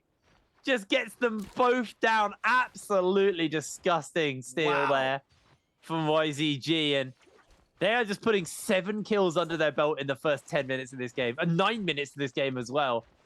Man, what an absolutely phenomenal start there for them. Kicking it off with real fashion. As Bowder is being chased down. And we're actually having a replay, actually. That's what this is. As that was just a really, really clean fight there from JJHRD. Yeah. Really, really clean. Nice parries back to back. I mean, you guys want a free copy of the Naraka Blade Point. You guys got to be fast when those codes come in. They're about to come in pretty soon. So if you guys do not have a copy of that, you do have a chance to get one for free here. So just keep an eye out on the right-hand side of your screen. Whenever those codes pops up, make sure you're really quick to type them into the Steam client if you do not have the game yourself. It's a fun game. What can I say? Let's see where the circle shifts. This will be our first one. We're also seeing the Mora's Blessings. There is a Mystic Might on the bottom end of the bottom end of the map. YZG and OC are the only 2 people who could potentially get that. Bowder and OUG closing in on what looks to, well, is going to be a Vermilion's Bird's Might on the western side of the map. And I think that's the only 2. Oh, no, there's another one where that big cluster is on the east. Draco Storm. Oh, that's the Draco Storm, is it? Not for the players know that, to be honest. That's purely for us at home. But they're going to be happy with whoever gets that. It looks like that's how it is because everyone wants the Draco Storm most. But it's actually not the case. It's just pure coincidence that all of the teams are gathered on that Draco Storm. But what's interesting that changes for Worlds, because now only 1 buff spawns. So you will only have 1 buff like this, and all the other ones you're gonna have to fight 3v3 in a closed location to try to get a buff off of the new realm. So that is gonna be very interesting to see, but it's a high risk, high reward type of thing, because if you do lose the team fight, you still need to snag up a soul bloom to make sure you don't die with the debuff at the end, and you have like a 4.5-minute time window to get a soul bloom for yourself to not die throughout that. So it's gonna be very interesting to see the new port system come into play for Worlds. Yeah, it really is actually. Looks like Alliance weren't able to finish up grabbing onto that Mora's Blessing. All of the teams are just collapsing in on the action. JJHRD gonna actually just pour out. I don't think they got it. There's just so many ults coming in. There's the Tammy to lock them down, and Wolves are gonna be able to pick this one up. Uncontested, Draco Storm will go over to Wolves, and now YZG, realizing there might have been a bit of a mistake here, are going to try and move away as Wolves are going to pressure up and step out. Can they find anybody? Because it looks like everyone else has kind of been spooked and scattered. So Wolves, they got the Draco Storm. They need to find people to take out with it. Bang with that Takeda ultimate backed up them twice off of that wall for them to secure the box there. That was beautifully done. But it looks like Balda is gonna get the Vermilion's Might here. They're just gonna wait. It's pretty much free. It's not contested at all. GD forced to pop the Wu Chen ultimate already. It looks like OC are on a hunt against Aces. Or they try to get a reset in. The Yoda was fairly weak. We got GD. Kakaxi here with the gold nunchucks in hand, Draco Storm as well. So it looks like they are going to try to get aggressive off of this. Or is this the Mystic this is the Mystic Might. I'm sorry, that is the Mystic Might.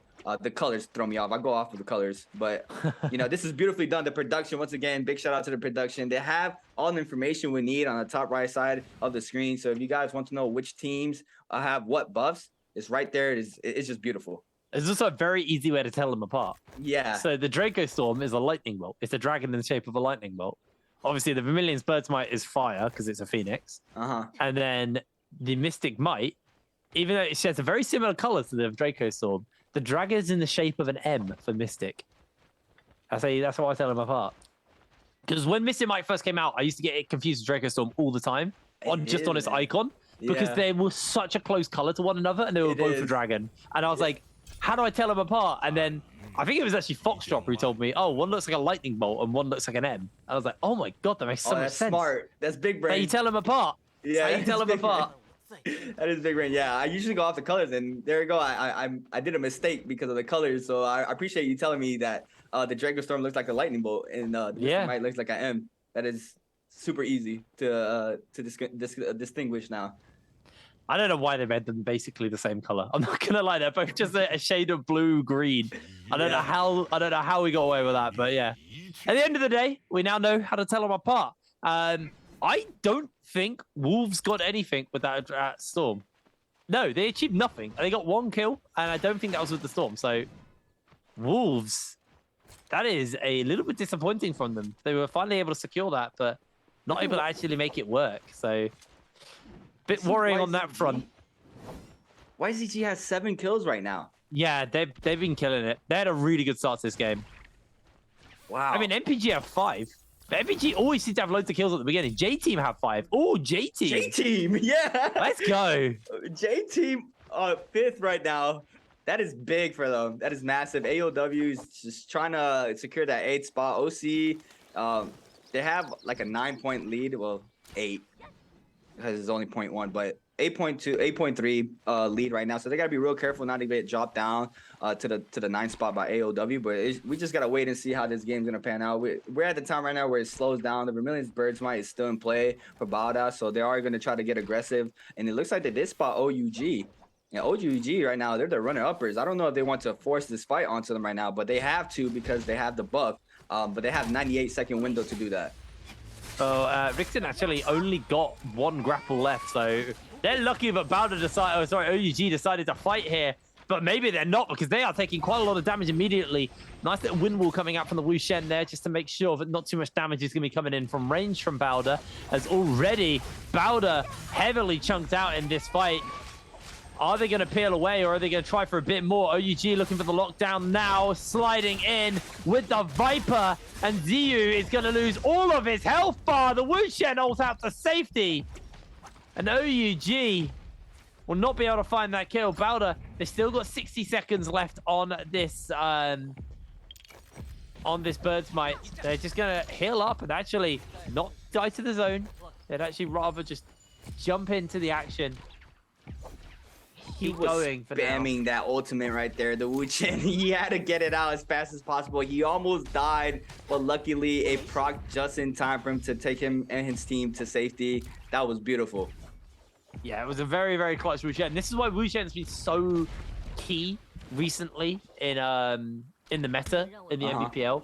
It's just he's just such a get out of jail card. Like, because he takes the Karens with him as well. So if you lose a fight, you can revive your teammate away in safety. And we've even seen him in solos for the old switcheroo to kind of teleports behind you, nothing personal, kid people. He's made a real recovery as a unit in this game. It's been really interesting to see, actually. I mean, I personally really love Wu Chen. I know for the solos meta, when Zaping was very heavy on, Wu Chen lost a lot of his value. So that was very sad to see because, I mean, you get no staggers and Wu Chen just, you know, he's just off of the switch, like you stated in solos. That's where he capitalized off of that. That's where he does the most of his damage. But his blades are just so good, especially in trios. That wall he gets to prevent any range shots to coming in for his team. It's just really good. So I'm glad he's still being, like, he's basically in the meta. Yeah, I mean, in the meta. The best thing about this current meta in both trios and solos is there's a lot of variability. There's still too much Monk, and I will argue that point until we start to see Monk a more healthy amount. My problem with Monk is it stalls the game out as well. It's why I didn't like the Justina meta or the current Zeeping meta in solos. Like, I find stally heroes very unfun in a game which rewards aggression. It just kind of takes away from that major reward. Now, speaking of rewarding aggression, we've kind of gone back to game one, if I'm going to be honest. Look at the amount of players left in the lobby. Everyone's here. All the teams are here. I don't think... Are we down? Okay, so it's only Bauda who are missing a player. Oh, and OUG. Bauda and OUG. Oh, wait, no. Q9 as well. Q9 missing too, yeah. Oh, no, OUG have all their team. It's Wu Shen sometimes looks like he's grayed out, but he's not. So 3 players are out of this lobby. And that's it. Everybody else is still playing right now. And those 3 could get resurrected as well, technically. Yeah. I mean, so it's going to be a crazy one. We're going to have a very clustered and messy final circle, I think, is Bauda throwing down the Viper stun. They are going to be able to get it off, but not before going down. EWG taking out Bauda there. That was super unfortunate for him. He gets caught out there. Was he solo? Can't remember. He was solo. His teammates are nowhere to be found. Oh, no, there was a teammate there. He has to just stay alive for this time. But it looks like EWG's Viper was trying to get a stun on top of the cliff there. They're not gonna fully commit. Sansi is just gonna try to lay down some repeating crossbow shots, put some damage in. It looks like they are gonna be running the storm right now as well. Zone 3 closing in right now. EWG looks like they're gonna try to go left. Ventus already moving in on the right side of the cliff right here. GDs right in front of Ventus right now. Ventus is going to try to lay down some range shots, but we have a scrap off here. YZG against Aces, and this is a big fight happening already. Yodel Ultimate's already invested for YZG. He's going to try to get some damage in for his teammates. The Matari Ultimate came out for Aces as well. YZG's Yodel doesn't seem to find anything off of that Yodel ult, so now they're going to try to back up for the time being. They know all these teams are moving in right now, so they're going to try to reposition in front of the zone. And there's a blessing spawning on the right side as well, so if they do decide to go for that, but they do not have ult, so they're going to have to try to back up. J-Team sitting really nice right now. 2 ultimates. Alliance here catching Aces's I think that was a Viper, but he just gets taken out early on. Alliance is putting another kill on the board for them. Oh, that's their first kill actually. They're putting a kill on the board, so that's a good start now for them. They do spot Ventus on the other side. Try laying down that cannon. Like you said, Hipbrain, that cannon is massive here. I'm seeing it a lot. They love the cannons. They absolutely love the cannons. And I like you said, good start, as if we're only, we're not 20 minutes into this game.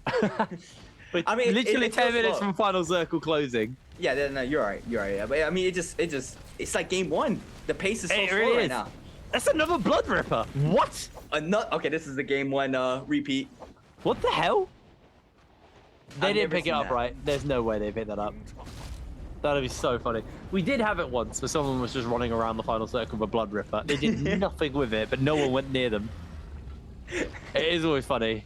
But one thing does have the golden armor, at least. So, not the best Mora's blessing for them to get their hands on, but it looks like JJHRD are being jumped onto. Sorrow is isolated. It's going to be able to use the F on the ultimate to be able to reposition away. And Wolves actually jumping into JJHRD's pocket, looking to finish them up. Have they got enough to stick the damage and kill them here? Godly going to chase on with his ultimate, but can't actually land the shots. He's being just pulled around. He can't find a single opening, a single shot. And MPG will slide in to finish Godly up already. JJHRD have lost a player, and they are playing on the back foot right now. Godly is going to try and make his way out of here, but he is chased down by YZG and taken out. JJHRD are our first team out of this lobby as they are eliminated. And we finally see somebody get taken down. Wow. That is our first team out here in game 10. But the aggression looks like these teams are ready to get aggressive. They put up the no ult rock up. So there's going to be a straight F usage and melee range. So no ults are going to be able to be procced inside of the zone. Looks like they're just going to try to wait. They do not want to fully commit. There's still a lot of teams around. I mean, it's only 1 team or 2 teams now out of this game 10. There's still a lot of players up. I mean, this end circle is going to be insane like game 1. It is going to be a very, very chaotic end circle. I think we have a lot of people. It's going to be hard to track. And we're not going to see every kill in this final circle because it's just going to be so much action. Yeah. We did also see Q9 get eliminated. I totally missed that. And that is them out of the lobby as well. So right now, YZG are leading the charge with the 6 kills, but MPG having another good game. Ventus as well, 5 kills under their belt. It's going to be a stretch for Ventus. They have to get like 3 wins back to back, I think, to make it into that top 8, but at least getting a good final day in will do something to the players' confidence going into next year, because unfortunately for the bottom 8, the next time they will be playing competitive Naraka will be next year in season 3, whenever that comes. We're not entirely sure when's that starting yet. For the rest of them though, they will stay here because the mainland China players will be playing in the stadium, in the current arena where they play. All of the international players will be flying over to Singapore to be playing. So they'll all be, I assume, arriving or have arrived already because it's only like a week and a bit away. So I assume they're probably getting themselves set up, getting past the jet lag and stuff for the World Championship. So I'm going to assume that they're already out here. As Leng Jing is just going to jump in and try and look for the lockdown. Does eat a whole bunch of damage as Ping Tao is landing the shots with the muskets. And AOW able to secure themselves their second kill here of this game. J-Team just moved up to 6 kills themselves as AOW getting absolutely blasted by the cannons from Wolves, and Wolves are actually going to take this opportunity to jump into them. Remember, Wolves are basically against these people. These are their main contesters, so if they can get the kills off them and get the points off them, it's going to be huge. And One Fang is doing an absolutely phenomenal amount of damage as Ping Tao is taken down. Wolves 14 able to secure the kill. A huge victory there for Wolves, getting themselves another point and taking out their main competition here in this run for the top 8. Oh, look, I like how they didn't commit there. They didn't commit to the Matari. It was J-Team on top, and they secured the kill there onto the Matari. That was very smart from them. Wolves is moving up. Wolves is here to play. 5 kills on the board right now. I mean, but just look at this. YZG 7 kills. J-Team stepping it up with 7 kills. Fifth in the overall leaderboard right now. Looks like a Viper stun's gonna come in play for EWG here, and they're gonna take out Alliance's Viper as well. He gets just stunned and completely taken out there. Now the Yoda ultimate's invested, but the stun comes in play. And look, all the range shots from across the board. It looks like Wolves got the kill there onto Alliance's there, and that was big for them. Now they looks like they're gonna try to move in. They know that that team just burned all their ults. EWG still on top of the rock. YZG as well, trying to contain the neutral game strong here. There's a lot of teams right now. Cannon shots flying, musket shots flying, bow shots flying. It's just a phase. We are kind of in a mixture of the Buccaneer phase and just the melee phase. Everybody is scrapping it out right now. J-Team able to put those 7 kills together. They're going to be feeling so confident, especially when OC got themselves 1 point. I actually think Wolves might be able to do this. They might be able to move into top 8 off this game. They are 4 points behind. They've got 6 kills. As long as they get a multiplier here and a decent placement, they're going to be good. Wolves do have the Blood Ripper. Oh, God. They really don't want it. They really don't want top 8, apparently. They're going to be running around with that Blood Ripper. Find themselves some space as 17 jails. Benchi's able to take down YZG. A single member there, but in comes the big Viper Stun. They don't get the final strike in, and they're not able to get it as Wolves One Fang's able to finish up that kill. AOW also sliding in. Look at the kill feed. It is just lit up, and it is just listing off so many kills so fast as Ventus are going to find themselves in a low health, and J-Team ZK able to finish it up with the Yoto ultimate. It is carnage in this final circle. The Blood Ripper in the corner of Wolves makes everybody scared as they're going to chase in. QGG trying to just run away from that chainsaw as quick as possible. Alex is going to ult to get himself back into the zone as he's going to get chased down here by One Fang, who pops the ultimate and finishes up Alex, eliminating more team, more players. 8 kills over to the side of Wolves right now. The Blood Ripper chases Ventus down, and they actually are able to connect a little bit of damage from it on for now. He's just running back and forth. He is a nuisance. He is a menace to this lobby as WX98 will go down. J-Team's able to find the kill. Wolves and J-Team hand in hand just made a gentleman's agreement that they're both going to score high here. OUG are out as Bowder are able to actually cash in on 2 more kills. Big stun coming in from the Viper as Wolves are eliminated. They are taken down by J-Team, who are absolutely slamming this lobby. 12 kills under their name. In comes the counter from waiting on Takaxi as he gets himself sent back. He loses a bit of armor, but he's able to hold fast. NPG are eliminated, and just like that, 7 players are left in, 7 teams are left in this game with 13 players. I saw like 8 players stunned there. It was just Viper ult after Viper ult. But J-Team is going to continue here.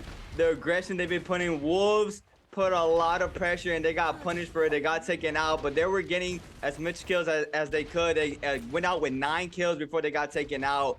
But that was just insane sequences of events there. All these teams just got aggressive. They know people were fighting. They're going to come in and try to snag up as many kills as they can. They're going to try to steal any kill. But it looks like EWG slipped up the Blood Ripper. Now they're the ones with it in their hands. And it looks like he's going to continue to be in play here. And there it is. I see the gold katana and a soul slash. I'm wondering if there's a thunderstorm in play as well. But look, there's the Viper ultimate being invested by EWG here, and they're going to try to capitalize off of this. J-Team, ZK is going to be stunned, and there goes their aggression. GD does spot Bout as Yodo. Now the FD's forced out, and there's a GD. Yodo's going to pop that ultimate as well. They're going to try to get as many kills as they can right now. Because the Yodo ultimate trying to lay down some pressure, and the Wu Chen port comes into play. The Viper ultimate does get some stuns in, and there is a Phoenix Blast for J-Team's longsword there as well.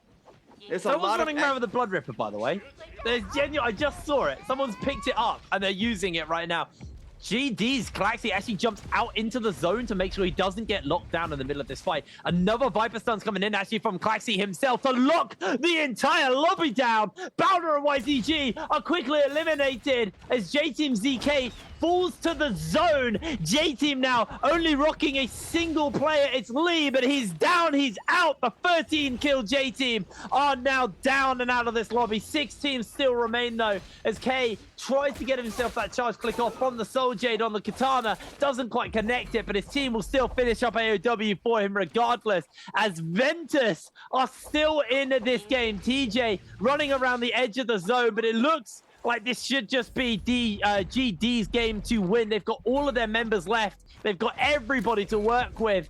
And K not even willing to give up that kill. He's going to try and fight them in the zone. He actually takes down 1. He takes down 2. K's pulled off the 1 versus 2. He's going to jump into the zone. He's done it. No way. Did he pull that off? There's no way. I don't know. Did he?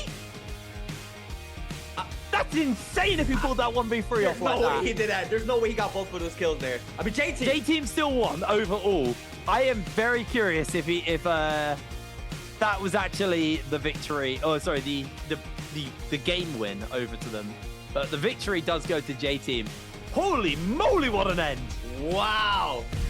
The Vipers came in hot in this end circle. It was just stuns after stuns. I mean, at one point I saw like 8 players stunned from both sides of the end circle there. That was just insane. Have I converted you, creatives? You have. To the Church of No Monk Lobbies. You have. They're so fun, right? They're so fun. What can I say? It's just straight aggression. You can just take that confident fights. I mean, anything goes wrong, you use the Wu Chen port to get out. I mean, just like you said, the Monk does provide that slow pace. You got to respect the Monk because if you get grabbed or double grabbed, that just puts you in a carnage. Yeah, it is. It is. Wow. I love it. We need a replay on that. We need a replay on that. I would love a replay. I'd like to actually find out who took first and not the victory. We will get the scoreboard though, so we will have an idea in a moment. But man, what a game 4. Absolutely brilliant stuff. I'm excited. We're going to Holleroff next, and Holleroff was quite fun last time as well. So we got some 2 good final games coming up.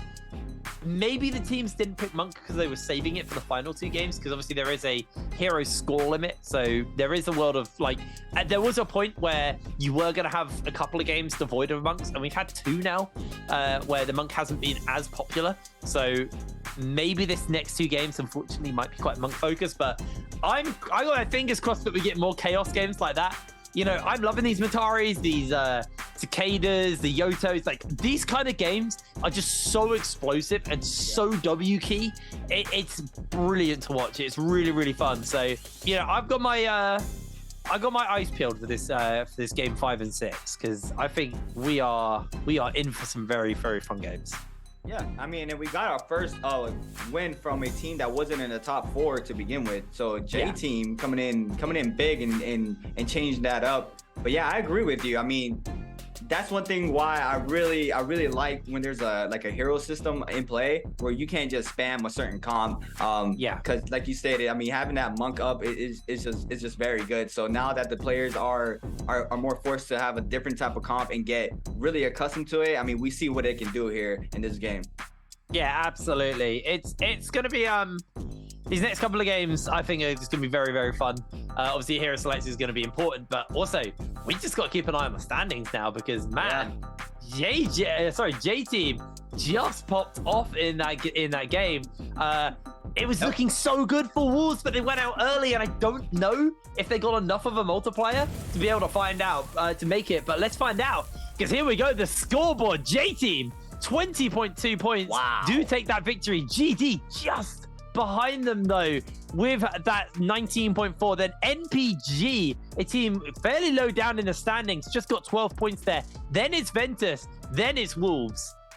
That was a very, very clutch game. It was. I mean, Wolves did get taken out. They got a little bit too aggressive, but I mean, they did still get 11.3 points on the board for them. Yeah. I'm looking at 17JL.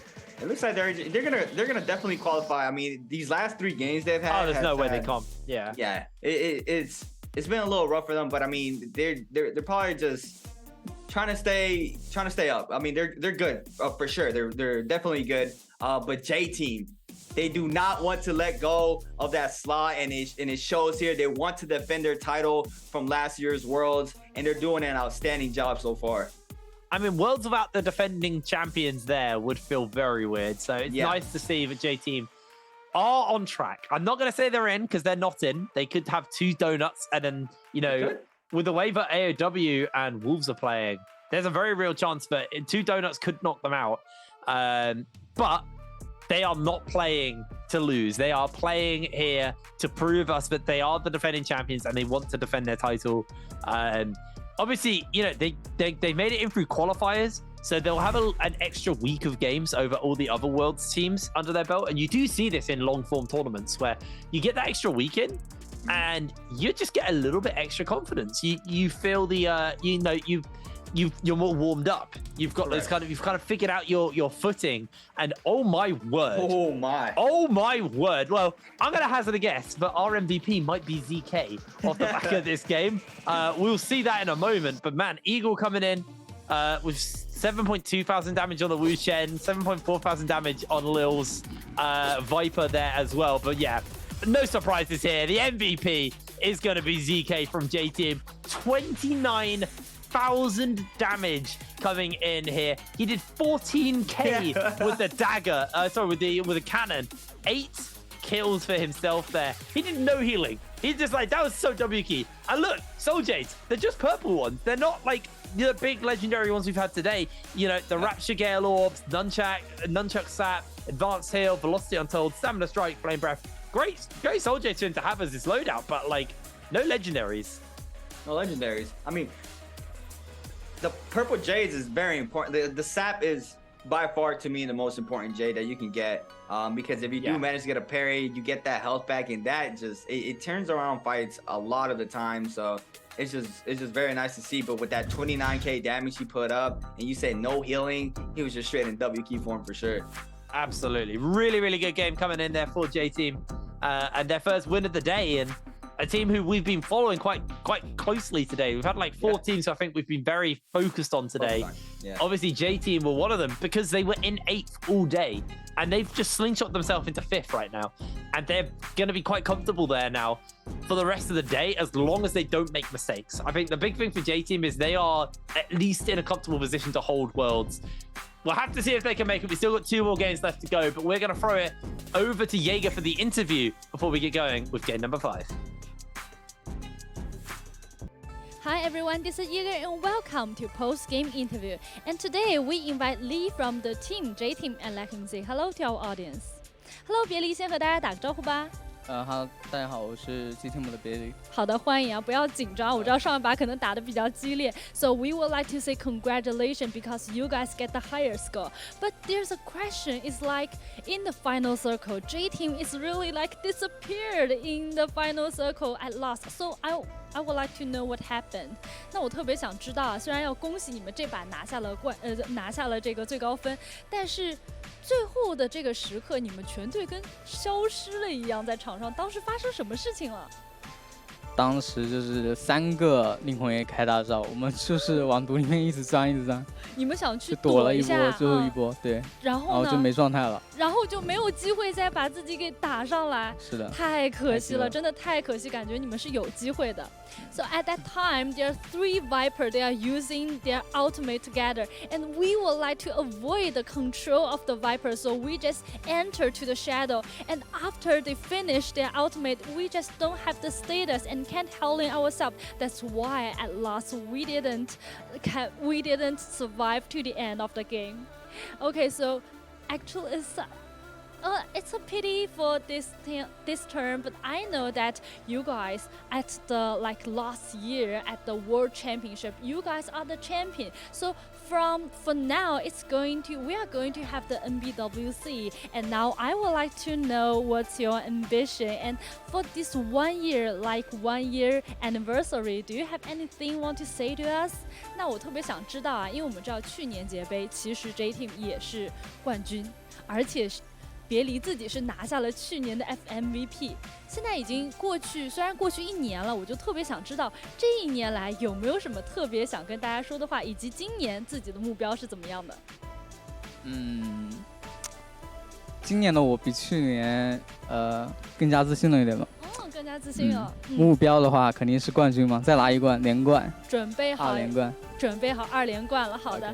I think for this year I'm more confident than last year, and for the ambition, we still want to get the championship. We want to get twice championship, still again in the World Championship race.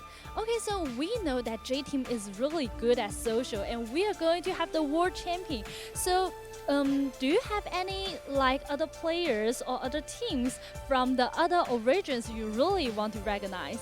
那我这边特别想问别离一个问题啊，因为我知道 J Team 实在是太擅长社交了，对吧？基本上你们已经把整个 NBPR 已经吃下了，那马上就要来到这个世界赛，目前有没有在别的赛区特别想认识的选手或者战队呢？越南赛区的 TM 吧。因为上次姐妹跟他们交过手。哦，是的，怎么评价他们呢？很欣赏，好吧。很欣赏他们。So I would really like to recognize the team, T Team, because I think they are really strong and we fight like last year, and I really want to meet them again in this year World Championship race. I think they are really good and I would like to social with them. Okay, so we know that yesterday they're also really pity because our solo game player from J Team Xin just have to say goodbye to the World Championship race. So I would like to know so today you have this stage, do you want to say something to him? 那我们这边也知道有个比较可惜的事情啊，其实昨天小星神是无缘了我们这个世界赛，我特别想问一下别离，虽然是3排和单排选手，有没有什么话想对自己的兄弟说的？没关系，这次失败了，下次加油。看到你眼睛已经含着泪水，没关系，我们一起继续加油，让我们的3排能代表单排一起出征，好吗？ So I think it's really pity, and although we have a failure today, but cheer up, man, cheer up, and we will have the next time, and see you in season 3. OK， 好的，谢谢别离接受我们今天的采访，再次恭喜你们。Thank you, 别离 for today's interview, and we will take a break and be right back later.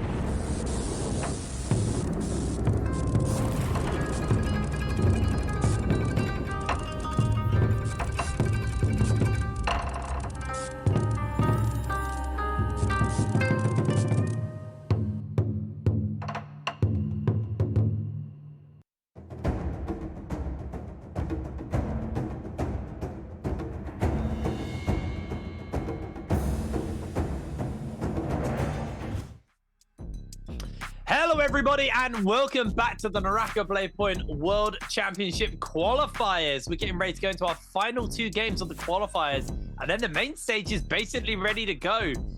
We're dropping onto Holoroth for this second game. We'll see the overall standings, though, before we do that. See exactly where we are at. There's a name on this list that I wasn't seeing earlier. Yeah. Oh, J-Team, they're still up there, but Wolves have surpassed OC, who have been knocked down into the bottom end of the table. So, man, this is going to be a fun couple of moments. And look, there's only 0.3 points from Wolves and Ace. If Ace have a bad game, OC could then climb back up, or AOW could jump in with Wolves into the top end of the table. These final 2 games are going to be hella fun. OUG have claimed the spot at the top. 17JL have actually dropped 2 spots since the beginning of the day. Mostly just due to 17JL actually having a pretty poor day compared to the other top runners. I mean, look at OUG. 64.3 points in the first 3 games of the day. Yes, we won't talk about that game 10 with 2 points, but even so, 17JL dropping a little bit, and YZG looking poised to try and jump up and take their spot. Remember, the top 2 will go into pool 2, sorry, for the finals. Sorry, not for the finals, for the group stage. So while these guys at the top are pretty much set that they're going to be making it to Worlds now, they are still playing for seeding. They are still playing to be in the pools they want to be in. You know, the better pools means you have easier opponents and all that. And it's going to be a fun one. It's going to definitely be a fun one now, because Wolves have made it for now. Technically, they've qualified, but they've still got 2 games left to go. We'll have to see if they're going to remain qualified or if they end up getting disqualified and taken back. But it is tight between OC and Ace right now. There's just a couple of points. Yeah, I mean, they knew the assignment. I mean, they turned it up. I mean, and it shows they made it into that top 8, and it's just very nice to see. We see how aggressive they were last game, and they were trying to get as many kills as they could. Unfortunately, they did get taken out a little bit too early, but they're doing really good. If they continue the way they've been playing, I mean, for sure they're gonna lock in that top 8 spot for them to qualify for Worlds. Yeah, absolutely. It's gonna be it's going to be one hell of a day to round out. I'm very excited. Holoroth, obviously, is a very fun map. You know, high loot scores. I mean, not loot scores, but like good loot drops quite regularly. I mean, we saw, I can't remember who it was now off the top of my head, who just got a free Mora's Blessing at the start of the game because they solved the puzzle. So they got the reward from that. Oh, yeah. Obviously, you don't get like the buffs, the Mora's Blessing buffs, but you get like the gear. That was just a phenomenal one. I still want to see this red armor. I've not seen it. Not seen it in any of my solo games. I've not seen it in competitive yet. I haven't seen anyone pick up red armor yet. So I am praying that we will see it. Hopefully, because I've yet to see red armor, unfortunately. And it's weird because statistically, I should have seen it by now. It's like a 7% chance to spawn, I think, is what you get on the red armor. Red armor. And I've seen and played a lot of Holoroth, and I've still not seen it. So I don't know. I'm just mega cursed. I mean, at the beginning, when we were in September, and Holoroth had come out, and I hadn't had a chance to play it yet because I was doing multiple shows and I was working every day basically in September. I didn't see the snow zone for the first 3 weeks of Holoroth being active. Like, we never saw anyone drop there. We never saw any final circles there. And then apparently Moxie was getting them in every game. It's just always snow zone. I love the snow zone, especially in solos because of the blizzard sapping, zippings, healing, because everyone plays zipping on that map. So in solos anyway. But yeah, let's talk about this game. Let's talk about trios. What are we expecting going into this game number 5, creatives? Right now, if you're 9 through 10, I mean, you have to try to get as many kills as you can and try to secure the top placement too. I mean, I would probably come in with a game plan of securing as much kills as I can early on, and then just chill throughout the mid game. to make sure I'm in the top through the end game and make sure I get those placement points and the multiplier. But yeah, I mean, the pressure's been on, but right now, I mean, these last 2 final games are gonna make or break these teams close to top 8 for sure. Oh, absolutely. Yeah, I mean, unfortunately, only 8 teams can qualify of our 16 teams here. So, yeah, at the end of the day, some people will be going home. And I think, if you're the likes of OC right now, you're sweating because you've not had a particularly great day other than game number 1 of the day. Other than that, it's been at best okay. And then at worst, pretty bad. And then that's probably going, right, we got 2 games to get back to where we were at the beginning of the day. They've dropped 2 spaces, and all they needed to was to drop those 2 spaces and then they're out of the qualifiers. So it's going to be a scary one for them now. They've got to make these next 2 games work for them. So eyes definitely on J-Team, on OC. I think J-Team are relatively comfortable. I don't want to say they're completely comfortable, but they are relatively comfortable at this point. As long as they continue to play more like what they've been playing, not in that previous game, but in the rest of the day, they should be A-okay. The one that I have got my eye on as well is AOW. These guys have been, just phenomenal to watch today. Yeah. Yes, that last game wasn't amazing for them. They got knocked out fairly early in that final circle. But remember, they started in 13th, and they are mere tiny amount of points, single digits away from qualifying for the group stage. So AOW, they're either going to be belated with happiness or unfortunately very, very, very sad after the next 2 games, because it will be heartbreaking for them considering how hard they've tried to make it there.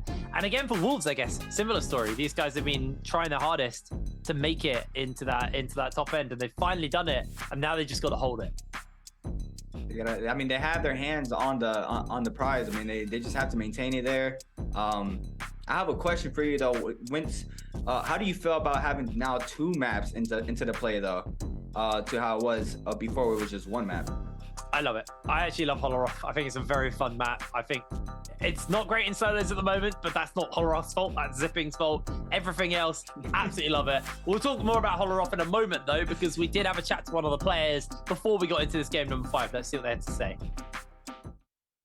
当时总决赛打完以后，挺可惜的吧，因为我们是不该来打这个预选赛的。我们是能进的，我们有那个实力，但是就是没有发挥好，因为队伍的原因嘛，还有自身原因，导致来打这个预选赛了，挺可惜的。最后一天的话，我们应该还是会稳扎稳打，毕竟预选赛第一也是第一嘛，有第一就有面子啊。UG there talking a little bit about, how unfortunately it didn't show up in the finals, and because of that, they have to play through this qualifier. Good news for you, OUG, is you're pretty much guaranteed to make it at this point. So, while it might not be in the best showing in the finals, at least you will make it to the group stages. Or, yeah, I think it's guaranteed at this point. I'm not going to say it just to be safe, but you're pretty much secure. As we're getting ready to go on to Holoroth for our 5th game of the day, or 11th of the qualifiers. And yes! Oh, wait. No! I saw the cicadas and got excited, and then saw all the bald heads. Oh, pain. The monks are back. They are back and showing why they are so strong. I mean, that Yushan monk to Moat comp is just everywhere. I mean, these are the last 2 games, so you are going to be playing that comfort pick. You did say that for the last 2 games, depending on where you were in the standings, but we still see we just still seeing how strong Viper is. I mean, I've literally seen Viper every game as well. So I mean, don't count anybody out with that comp. I mean, that comp is just way too good as well. But one hero I didn't see was I have not seen a Justina. Yes. Wait, we got a Justina at all? No, we don't. Yeah. So interestingly, when it comes to Justina, I feel she's really dropped out of favor within the game. She was very good with the Yoto comps back when Yoto was able to do a lot more damage and was way more consistent in her damage front. But I think she fell out when Yoto got nerfed. Yoto's still very playable, as you can see, and still incredibly strong towards the end game circles. But I think you need that safety net in Wu Shen to play a lot of these comps, and that role was Justina's role, and now it's kind of fulfilled in a better way by the Wu Shen. So I don't know if it's like her getting nerfed or people just realizing that actually Wu Shen was just insanely good in these comps. I'm gonna hazard a guess if it was that. I think people just realized that Wu Shen was better than more than Justina was bad. Justina. For sure. I mean, we had a congestion of teams landing at Imperial Village there. It's gonna be interesting to see. I mean, the loot there is not a lot, so there's a lot of teams spawning on the top side of the map. I mean, we do have J team here in Plume Castle, ready to loot up. We have EWG as well spawning here. 17JLs as well. It looks like they're gonna move right in onto J team, and this is a big scrap off drop here. 17JLs. Viper getting caught up in the corner there. The F3 Blaze, he's trying to get in there to try to pop a powder. He does manage to get one off. He does get some armor back off of this, trying to create some space off of the LMBs from the Dual Blaze there. J team looks like they want to back up, but 17JL is going to continue applying the pressure onto them right here. And then Nugchun Beaterbird coming in from the Wu Chen, and the response from Eagle from the back end as well. He stops that for his teammate. Now the neutral game continues, and it's like the healths are even right now, but 17JL does lose a player there into that corner right there. And a big parry coming in from 17JL's Yodo onto the opposing Yodo. And this is going to continue the scrap off. Once again, another player goes down. 17JL losing two. J-Team looks like they're going to take this. It's a 3v1 now against 17JL there. J-Team, just a matter of time since they pick up this kill. This is going to be a full wipe for 17JL. J-Team coming out victorious here. That is a big fight to win off drop, and they do get 3 on the board off of that. AOW. It looks like they spot MPG here. Oh, he's in trouble. Yeah, he gets taken out by 1.0 off of the katana. I mean, Sora played that well, right? Yeah. Sure, like, he actually took somebody out already. He's gonna chunk another. There's no way. There's no way. There's no way Sora pulls off this 1v3. He actually goes for the transform. He's got the mobility. He's gonna stop the revive as well. Get out of town, Sora. Nah, he's actually hanging around is the crazy thing. He's not trying to escape. He's just trying to duel them. He's gonna de-transform. He's low HP. Jumps in. AOW have brought back up with the revive. Sorrow. Not gonna happen today. I'm gonna question that. He probably should have just ran away and let them revive. Yeah. It felt a bit weird that he just kind of gave him a free kill. I feel like he could have just revived, but AOW, I mean, they'll take the free kill. 6 kills now, and look where they are. They've knocked Wolves out, and they're in top 7, top 8 even. Wolves, 0 kills for themselves. They need to make this game work, because Ace have a kill on the board, and Wolves have now already lost their spot in the top 8 as HZ is going to get taken down. YZG taking this fight here. Going to get knocked on as his backside.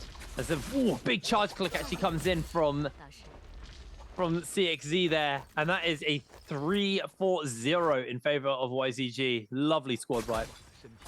That was a fast fight here, but we're going to move on over to GD. GD is going to take out EWG Giron there. They're going to secure a kill on the board for them. It looks like it's AOW in the back end. But look, GD is already getting aggressed on by J-Team in the back end as well. AOW is going to have the upper hand here and come in at the right time to get the third party in for them. But look, J-Team now is going to get a kill onto one of GD's members. J-Team is going to get some resources off of that body. The rest of the players did scatter there. And J-Team is doing a really good job here, just picking up these kills as fast as possible. They want to keep getting the most points they can and doing a really good job. They're not letting go, and that's super big for them. J-Team looks like they spot the rest of, no, that's AOW. AOW spots GD's Tomok here. He's going to invest this Tomok ultimate here, try to back up for the time being. AOW, but J-Team in the back end as well. It looks like Lee's going to be taken out by AOW, and the Wu Chen port is going to be invested there. He tried to go in for the third party, and it backfired on him, but the Wu Chen port comes in play. They are going to manage to get their teammate back up. AOW's Yushan already transformed here as well. He's going to de-transform. Looks like he is going to try to lay down some musket shots onto GD. There's a lot of teams right here. GD's trying to back up. AOW just trying to continue the aggression they have going on for them right now. They spot J-Team moving in. J-Team does not want to let go of any of the pressure they're applying right now. AOW, Tomok does get silenced there, so he's not going to be able to get anything. Oh, no, he does. He missed the silence by a little bit. I thought he had it all, but he does get is able to pop the Tomok ultimate there. AOW's Monk is trying to create some space. He releases that 1.5 off the katana. J-Team lead now is going to try to respond with the Viper ultimate of his own. If they get one stun off, this could be bad for AOW. And there it is. That player does get stunned, and he is going to be taken out as well. AOW's Monk is going to try to do something for his teammate. J-Team's Yodo. ZK is going to pop that Yodo ultimate as well. He's going to try to lay down some last slashes on there. Does not connect off that third slash there. The final slashes on to two of the... Oh, that's Q9 moving in. It's just third party after third party, but J-Team's Yodo coming in high with a big parry onto AOW's Monk, and it looks like he is going to be taken out by the pistol shot, but that is 17JL snagging up the kills. J-Team now forced to back up. 17JL moving in to the party. They want some of this too, they said. Yeah, well, AOW, unfortunately getting themselves kind of smacked about in that fight, but will be able to revive. They still got that. Bane's Breath coming down over here as I was talking about the snow zone. We're getting a lot of snow zone here. I love it. I mean, the monks, if the circle closes on the snow zone, the monks are not going to have a fun time. There's so many trees and rocky covers and buildings. There's just so much. It's impossible to land the grabs on the monk if you're in the snow zone. As YZG just CXZ here, just dodging away on everything as OC01 does get himself a grab, and Kaklaxi is going to be getting slammed, taken down. No, he pops the bell, and he's not going to get the re-grab. 01 unable to find the kill for his team. Very unlucky. They do find a grab onto GD, but K's going to get slammed down. It's not going to do enough damage, and now 0-1, he's about to time out, so immediately eats himself 2 charge clicks there. Won't get the slam down in time. Unfortunately, he's going to pop the bell to try and get away, but GD will not let OC get away with what they just pulled off, and he will be getting himself fried here. OC lose one, the spiteful poison splash rune. Soulj, sorry, is going to do a bit of work there as K dodging away on as much as possible, and now the transformation comes out from GD, and it's their time to find the grabs, to find the slams, and finish up everybody on the side of OC. Only one remains. He's grabbed, he's slammed, he's down. GD mopped this fight up. Wow, the grab slam into the LMB follow-up from the dagger was beautiful, but it's YZG now moving in to the same team GD. The Viper ultimate doesn't seem to find a stun, but a big parry coming in. The bell is called out early on here. Now these players are going to try to get aggressive. The F3 blade come out from the Yodo. GD is trying to respond here onto YZG, and I believe that's Poison Splash came in play. Looks like these players are poison, but it does not matter. YZG is going to take out GD right after that fight, and that was a perfect time third party from them. That was very nice, but the scrap-offs continue here in Bloom Castle. EWG does spot Ventus in the back end, and we got Alliance in the backside as well. There's a 3-way right now. Ventus just going to try to back up for the time being. EWG, there, I believe this is all blue armors for all the teams. Oh, it's Wolves on top of the tower here as well. Two members with purple armor, one gold katana in hand for Wolves. It looks like they do have the advantage on resources right now, but everybody else is not afraid to take on any fights. They're going to try to lay down some range shots here. We saw a monk form up, and that's EWG's monk. Yiran already monked up. He's going to try to find a grab for his team, and he does manage to do that. It's going to be very detrimental to the opposing team. It's just a matter of time. We wait and see if he finds anything. Everybody's just hiding. Looks like Lucky is going to try to move in onto the monk, and he is. And the grab does come into play. He is going to be punished by that. And the Tomok ultimate is going to be invested. Alliance is going to try to respond with a Yodo ultimate. That was very nicely done. They're going to use that Sandstorm to not let the Yodo get grabbed. And there it is. You are now forced to demonk for the time being. He's going to try to back up as well. He has Dragon's Roar as well for those blue nunchucks in hand. He's going to continue getting that meter if he needs it. Now we have Ventus TJ here with Assassin's Lunge, and they force out the Wu Chen ultimate pretty quick. And they're going to be able to get the blessing as well with Draco Storm right now. They're going to get aggressive Very off this happy. for sure. Ventus is going to be very happy with that one, able to grab himself another Mora's Blessing. YZG will be able to get this one for themselves as well. It's going to have a Mystic Might in it, unfortunately, so not the most impactful buffs coming in from the Mora's Blessing, unfortunately. There's J-Team ZK using their own Mystic Might to spot out where Bowder are. They're going to look to chase onto them. They don't quite hit the grapples, unfortunately. There's one grapple tether. If they can actually force him onto the Thorny Roller, this could do a lot of damage here. J-Team are going to play respectful to it, wait for it to come around before they even think about trying to cross over the tracks.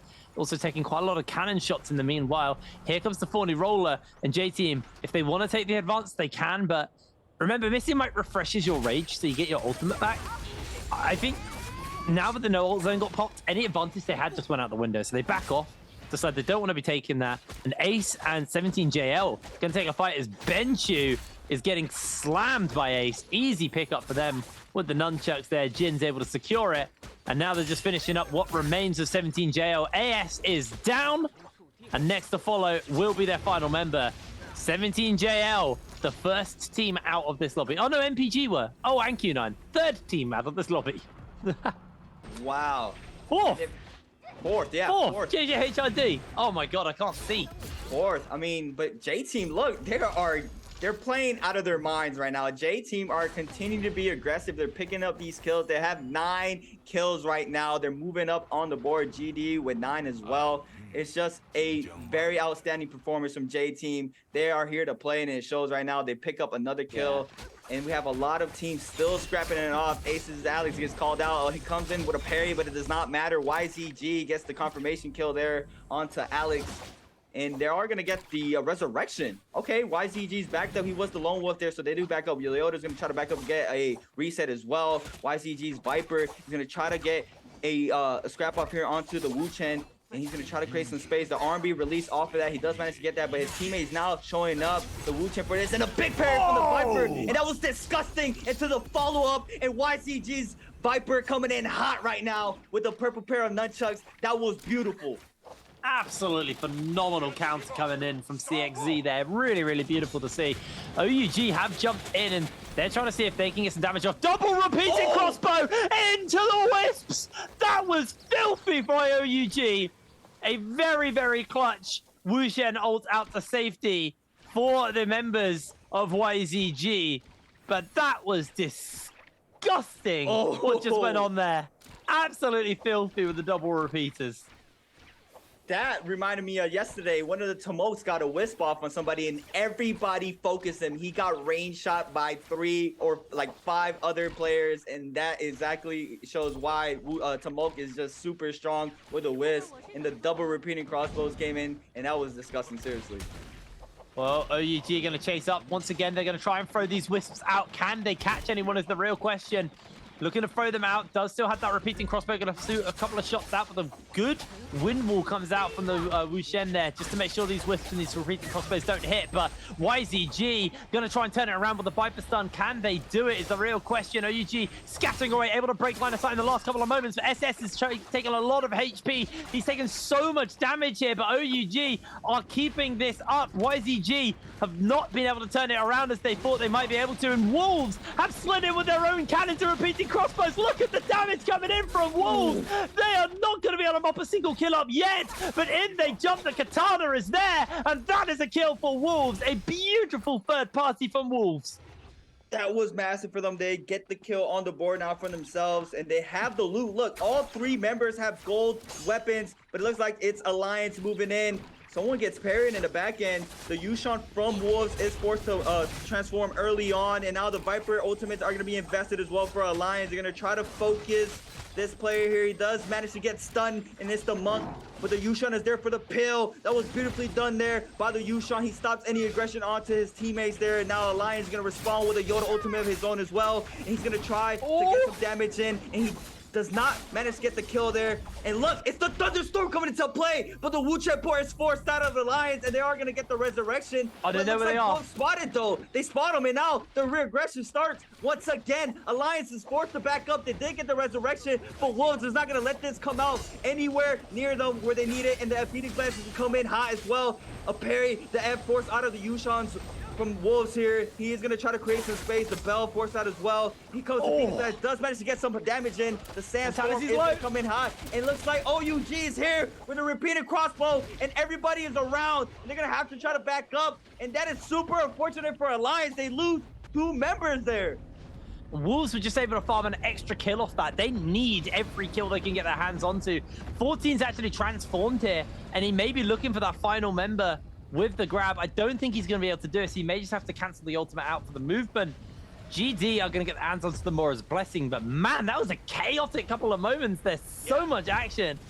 Lots of third partying coming in backwards and forwards, and just a very, very clutch couple of moments of that game. Again, though, oh, it's a Mystic Might again. What the hell's going on? All boring ones on that front. Oh my god, there was 4 Mystic Mites this game. Wow. What on earth? Oh, well, they all get their Mystic Mites, I guess. The crazy thing, though, is Wolves need these kills. So the Revive and the Wuxian ult actually worked in Wolves' favor. Sure, they didn't get the full squad wipe. Sure, they didn't get all those kills, but they want to get every kill they can because they have been knocked out of that qualification spot at the moment. So they will be playing with the best of their ability. And I'm going to be real with you, creatives. I've talked about this a lot. I'm always going to be a Wolves supporter because they're the only English org in the whole tournament. So they'll be the only representation I'm going to get at Worlds. So that's it. I need them to make it. Otherwise I'm going to look like a pillock. AOW though are mounting an incredible game. They went from 13th to 7th. What an amazing performance from these guys. They're not locked into Worlds, but they are making sure that they have at least some level of a safety cushion to fall onto going into Game 6. They're really making sure that they got as many points as they can get together. Really, really clean stuff coming in from AOW. As they've got Sansi with the cannon, not the cannon, with the ballista. Oh, it's close. He's burning it down. He goes. Beautiful shot. That's 10 for AOW here in game 11. That was some nice ballista shots coming into play there for AOW, and they're going to secure another kill for themselves. And they're doing a really good job. They are 7th right now, like you stated, and it is going to continue because they are looking very good. But we have OC here. Looks like they are aggressing Ace. Ace is now going to try to back up. Ventus is as well here in the mix, and this is what this is exactly what I was stating yesterday. These teams know the vibe check. They know the assignments. They know who's weak. They know who to go for. But looks like OC is going to try to snag up the kill here onto the Monk and the Wuchen. Sorry, Ace is Wuchen, and he is one shot. But Ventus is there in the back end. They have the trail on him. OC looks like they want to back up because they know the third party is here, and OC is going to snag up the kill onto Ace. And now there's only one lone wolf survivor, and it's Ace's Viper being alive on the side of the storm there. OC though, they do look like they want to get aggressive onto Ventus. They're gonna get some more resources off of this body here. Oh no, they're gonna back up. They're gonna play it safe. They're gonna back up. They're gonna make sure they do not take this fight. They know anything can happen. There could be any teams around. The Mystic Mites are still up for Ventus and GD as well, so they could just get more aggressive off that. And we got GD now spotting alliances is Yodo, the lone wolf in a 3v1 situation, and that's gonna be enough to take him out. And it's super unfortunate for Alliance, but GD putting another kill on the board for them with 11 right now. What a showing from them here in game 11.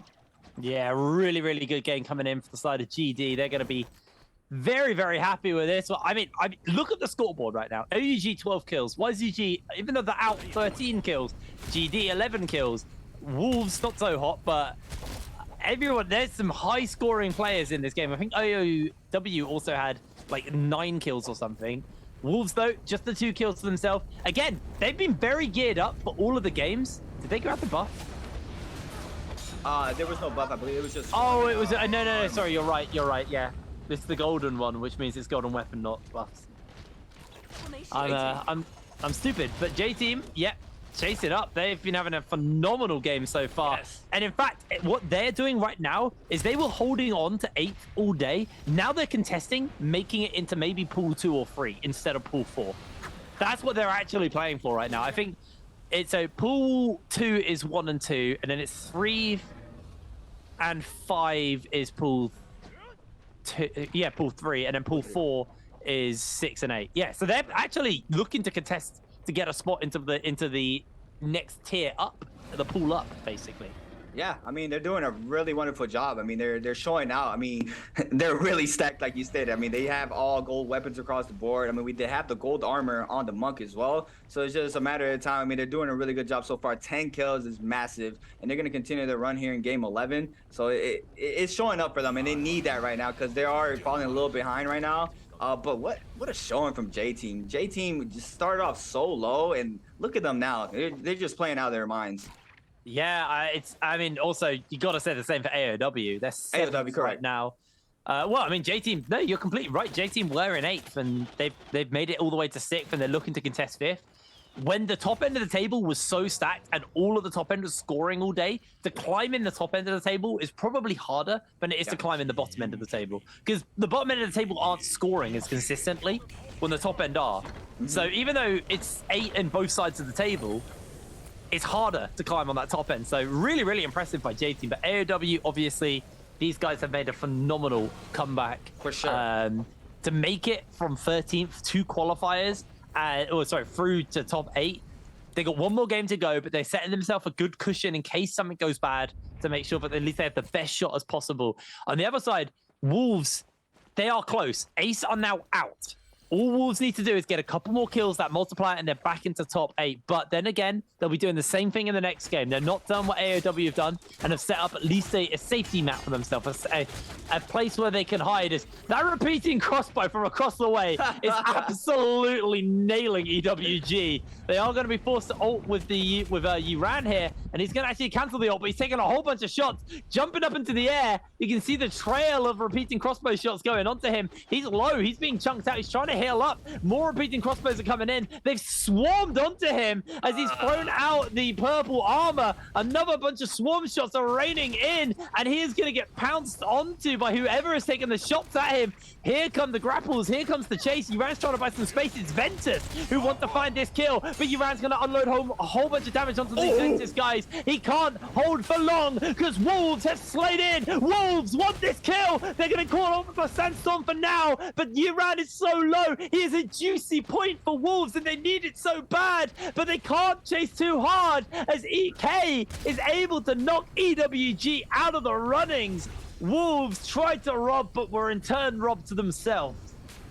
Wow. That was so smart from the Tumulk there. His teammate got cut up with a Dragon's War, and he popped the Tumulk ultimate to stop that gold from that. That was filthy. That was so smart. Wolves, though, super unfortunate. That was a nice Tumulk wall, though, off of that. Stopped any third party from snagging up that kill. But AOW now, the Yushan getting caught up. No way. It's J-Team. He releases 2 back-to-back 1.0s off of that Phoenix Blast, and now he's out of there. He's going to be able to get a reset in as well. J-Team has to back up as well. They need to be careful because there's a lot of teams here. They do not want to be caught out with low health, so they are going to take that reset as well. And now the hunt continues here for J-Team ZK. He's going to try to spot this player, and he spots him behind the wall there. He goes to the RB. The click comes in. Now it's a 1v1 situation. J-Team Jodo now is going to get spotted. Oh, the F3 comes in and stops it. But the Phoenix Blast is just releasing off of AOW, and he's going to be taken out. J-Team secure another kill on the board. 12 kills for them, and AOW gets taken out of game 11 off of that. They are taken out, but they can be happy with at least the 10 kills they were able to put together. A huge, huge game for them. But OUG are still in this game. GD, J-Team, Wolves, OC, Ventus are the only teams remaining. 6 teams. This might be one of the fastest paced trios games I've seen in a very, very long time. And J-Team are chasing onto Wolves. They're looking to get the kills, looking to get the damage. Wolves need to make this fight work for them if they want to hold their spot. But J-Team, they have their eyes set on the pool above. The slashes don't quite hit you. He's able to get away, throws down the Sandstorm, and he's outie. He dodges away. J-Team have to get out. Wolves didn't get that kill. One Fang actually did secure it, and now they're jumping in. Ventus have jumped around the corner. J-Team are able to just about survive, but Wolves found a crucial kill for themselves there. Wow, they managed. That was a nice port from the Wu Chen here from J-Team. They get the full reset in. Now they're going to claim this bottom side of Plume Castle. And right now, it seems like the teams who are posted up on top are doing a lot of damage right now, like a lot. If they see anything going on in the bottom end, look at the cannon shots flying across the temples there. It's just swarms and cannon shots, just straight action across both sides. And the bounce bombs from the cannon there as well coming into play. And there it is. It's just straight Buccaneer phase, like you stated, hit brain, and it's happening right here. OUG though in the bottom end. Yeah, they're still in here. I mean, they're running with 12 kills as well. So OUG are set up quite nicely. Everybody's got themselves on top of the roofs here, just to give themselves a little bit of kind of cover to work with, because you have the back bit of the roof, and then you also just have that front bit to kind of go forward and assault. And the Buccaneer phase with the cannons has broken out. Poison does come down actually onto OC, who throw out the Sandstorm just to make sure that they get a bit of a reset off. Wolves are actually taking a low ground position here, and we'll be looking just to play this out for placement now. Probably wanting to get maybe 1 more or 2 more kills if they can. Re-grip themselves on to that top 8 spot. But J-Team, 1 more win, and they are in for it. They could have genuinely a massive recovery. 2 big games back to back is just gonna secure J-Team Worlds, and they want to defend their title. They are the defending world champions, and they are now playing for the first time in a very, very long time like the world champions. Absolutely phenomenal last couple of games coming in from them, as we actually do see the ultimate come out from the Decada. The repeating crossbow forward is OUG pushing the agenda onto J-Team. Look at the damage. They are absolutely blown apart. J-Team eliminated from the lobby, but Wolves are able to slide in and secure themselves a kill onto OUG's Xin Yu. He's able to recover up. They're able to resurrect him. But J-Team down, Wolves getting another kill. It's looking good for Wolves right now. Wolves still up right now. They're doing a really good job staying alive. But look, OC's Monk gets a grab onto this player here. OUG's Monk could have gotten juggled there. He is in big trouble. OC is going to get aggressive off of this. They're trying to secure this kill. And it looks like the third party is not coming in. And Sinew is going to be taken out by OC here as well. It's just a matter. He gets another grab. Oh, but the D-Monk comes in just in time. He gets saved off of that. And now their aggression starts. He has that Assassin's Lunge as well. Ventus is moving in with that Tumult ultimate here. And Dragon's Word for Ventus. There's going to be a lot of damage going to be happening here. A lot of these players are dropping down. Wolves is just claiming this spot. They keep coming down here. The Thunderstorm to stop anything. OCC's Monk forced out that bell now. Wolves, though, is going to try to claim this low ground once again. Dragon's War in play for GD's Monk. Oh, this is bad for OC. Here, and the Tumult ultimate is going to be invested, and GD's Monk is going to Monk out as well. Wait, Wolves! Wolves are just picking kills up left, right, and center. It's carnage down here. The Sandstorm's on. Kikaxi's in the center trying to land the grabs onto Wolves, but 14 himself is grabbing 4 Wolves and securing more damage, more kills. Kikaxi's been pushed back into the zone. He can't live. He's down. One thing secures the kill. Wolves are looking to qualify for Worlds. They are making it happen. A miracle is coming in. Another slam. 14 securing the 9th kill for Wolves in this game. Absolute dominance. He's able to get the bell off, the clang off to survive. TJ from Ventus sliding in forwards, but can't push onto Wolves any further forward. He has to move back. They've got this low ground hold. They're able to take OUG down. Wolves are up to 10 kills. I don't know if they can beat OUG 16, but maybe if they can finish up the last couple of members in this lobby. Every other player represents their team on their own. Wolfpack is alive though, and now it is time for them to jump forward and use their team advantage, use their man advantage to close out this lobby in style. One Feng takes down TJ. 29 seconds left on the clock before the circle closes out, and K will fall down momentarily here. Lingjeng jumps in, but he is going to get himself absolutely slammed. Wolves have put on a absolutely monstrous recovery in this game as they are trying to finish up the final member of OC, as he is desperately trying to evade, desperately trying to avoid. He gets the wall rush off, but he is slammed down as Wolves take this game. Wolves showing up here in this game with the power. Oh my God, they got so many kills there, and it worked out for them. Oh my God, that was massive for Wolves there. That was super big. They come out here being the winner of this game, and that was just outstanding. Oh my word, Wolves, what a comeback. That was unbelievable. They were knocked out of top 8 at the start of this game and then made a just phenomenal comeback And it looked scary because the teams above them were scoring in this game. AOW scored well. J-Team were just denying everything, and then somehow they still make it work. This should put them into the top 8 going into going into game number 6 or game 12. But at the end of the day, they are not guaranteed worlds yet, but that was a bloody good run for them, and that should set them up for success.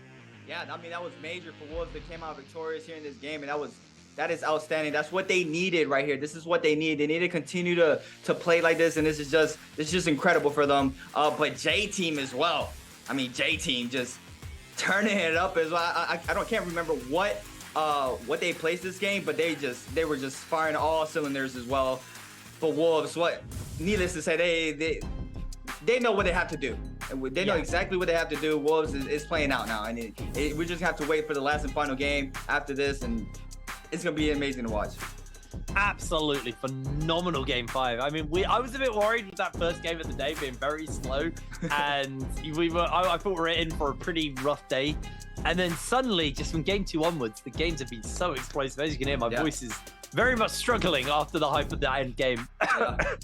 just an absolutely insane game. I can't wait to see the overall table to see where we're at and how many points were scored there, because I don't know how many kills Wolves got at the end there. And that was just such a close, such a fun game to watch. Yeah.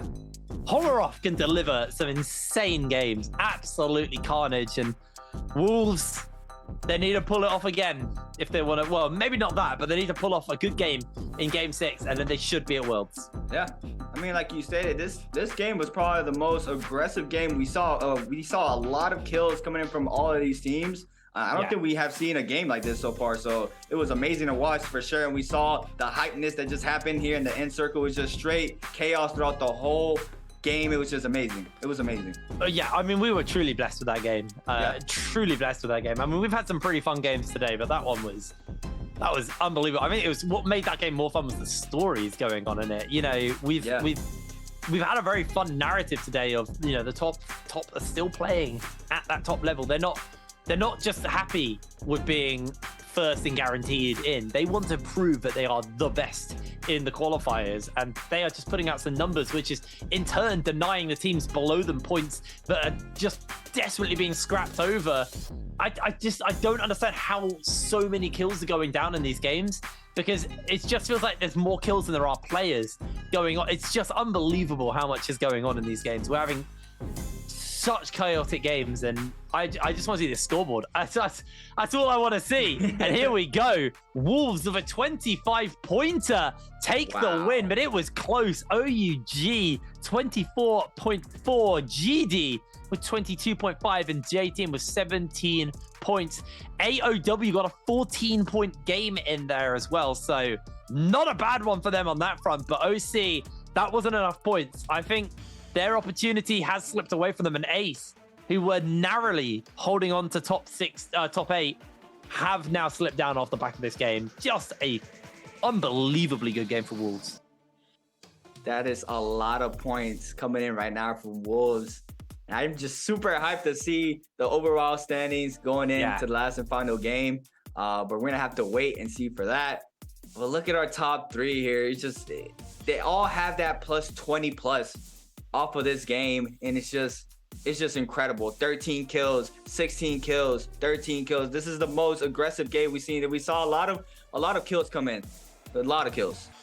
A lot of kills, a lot of action. I mean, 16, 13, 13, like just an unbelievable amount of kills going in. But here we go. Our team data. I'm pretty sure 14 will probably take MVP for this one, but 11K coming out of One Fang on the UA Shen, and the Tammy coming in for Z, getting himself 6K damage putting in. They didn't all live till the end, though. It really came down to One Fang at the end to be the final player standing for his team. But they lasted pretty much until the end. And you know what they say? The lone wolf dies, but the pack survives. And this time they stayed as a pack, and they just played an amazing game in Araka. And here you go, the MVP. No surprises here. 14 on his Monk. 17,000 damage coming out from him. Thunderstorm, Storm Strike, Katana Sap, Flame Breath, Rupture Gale, Orc, and Poison Splash as his Soul Jades coming in. 8k from his Katana and 5 kills overall. I'm surprised because I had that kind of speech about monks and their Soul Jades and how they can prioritize weaker Soul Jades. 14 said no, and he just took mega Soul Jades that game.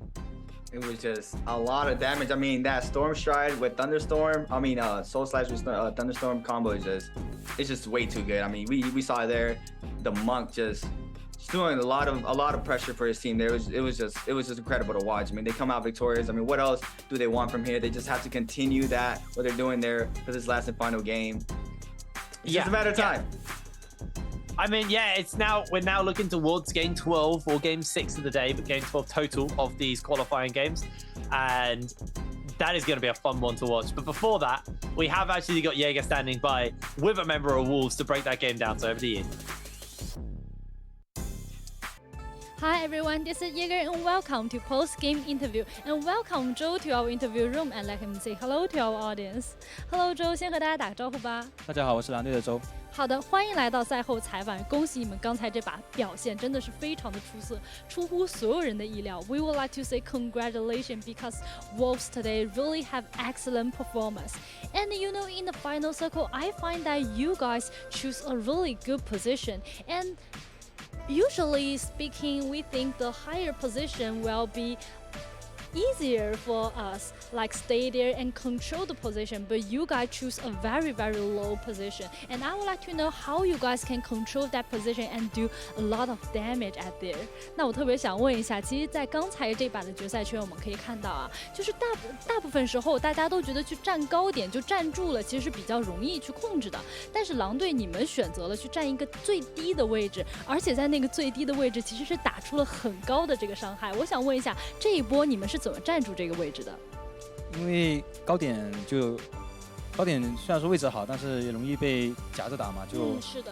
我们在低点，我们确保屁股没有人，然后我们的装备又很好。我们想的是，就是圈再小一点的时候，没化妆的时候，我们是包赢的，因为我们3把金武器，所以就这样打了。原来是这样。Usually speaking, we think the higher place, especially the highest position in the final circle, there will be a lot of opponents. They would like to fighting wisdom and want to control the position. So we choose the lowest position in the final circle. And also because we have very excellent equipment this time, we have 3 golden weapons. That's why we can have very high damage. And also we can ensure that we don't have the opponent behind, so we can keep us safe and also we can survive to the end of the game.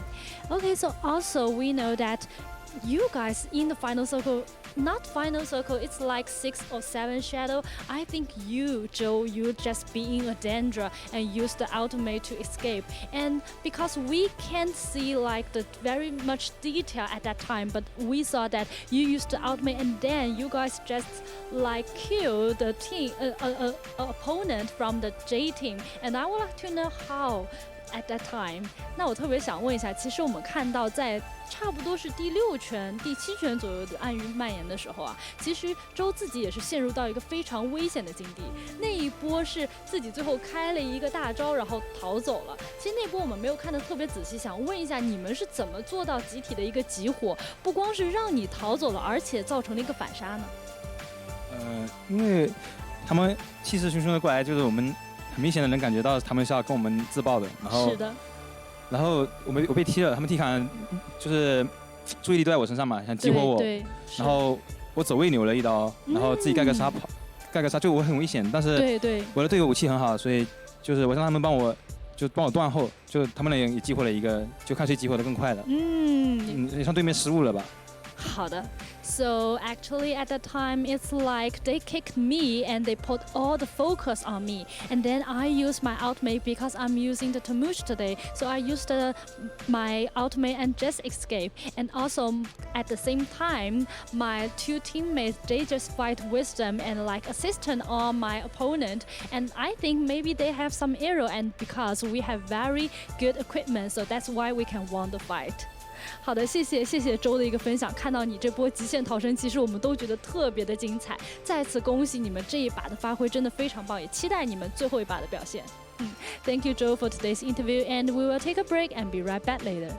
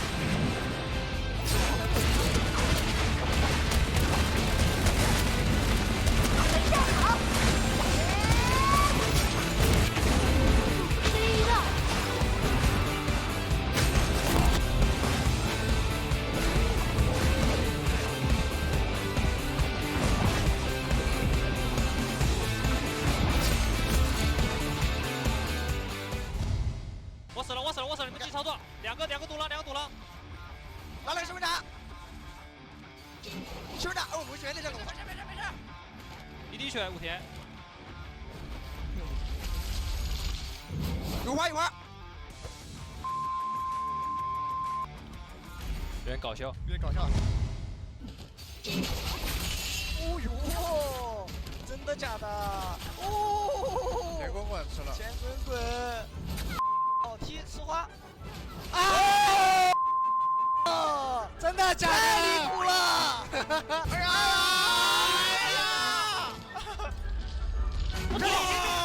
哇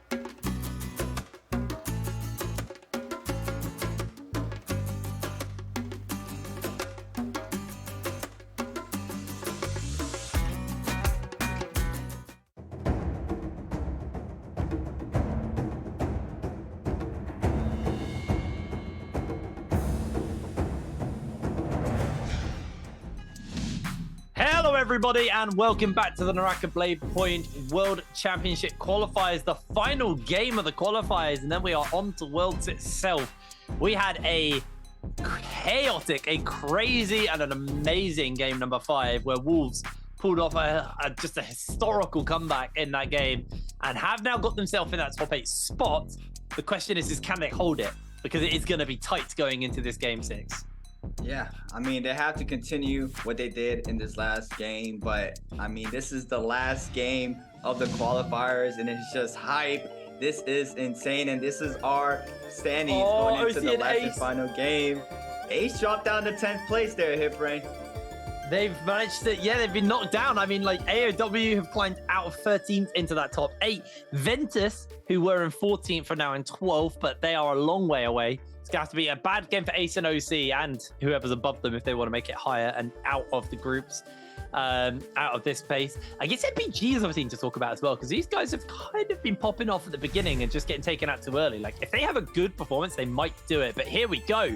Wolves have surpassed AOW by a pretty significant margin off the back of that game and have locked themselves into 7th for now.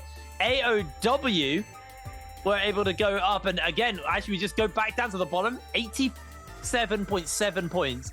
And then I think I can't remember what was on the top one. What was 8th? It was like 90, right? 90, yeah. Wolves, it's close. It's close. J-Team has to go real wrong. I think J-Team are pretty comfortably in at this point. It just has to go really wrong for them not to make it. They could still potentially play to go up into that second bracket. Yeah, they could potentially play to go into that second bracket. They're quite close to GD. So there is a world where J-Team can go up a bracket, at least for them. But man, this game 12 is going to be crazy. It's going to be very tight.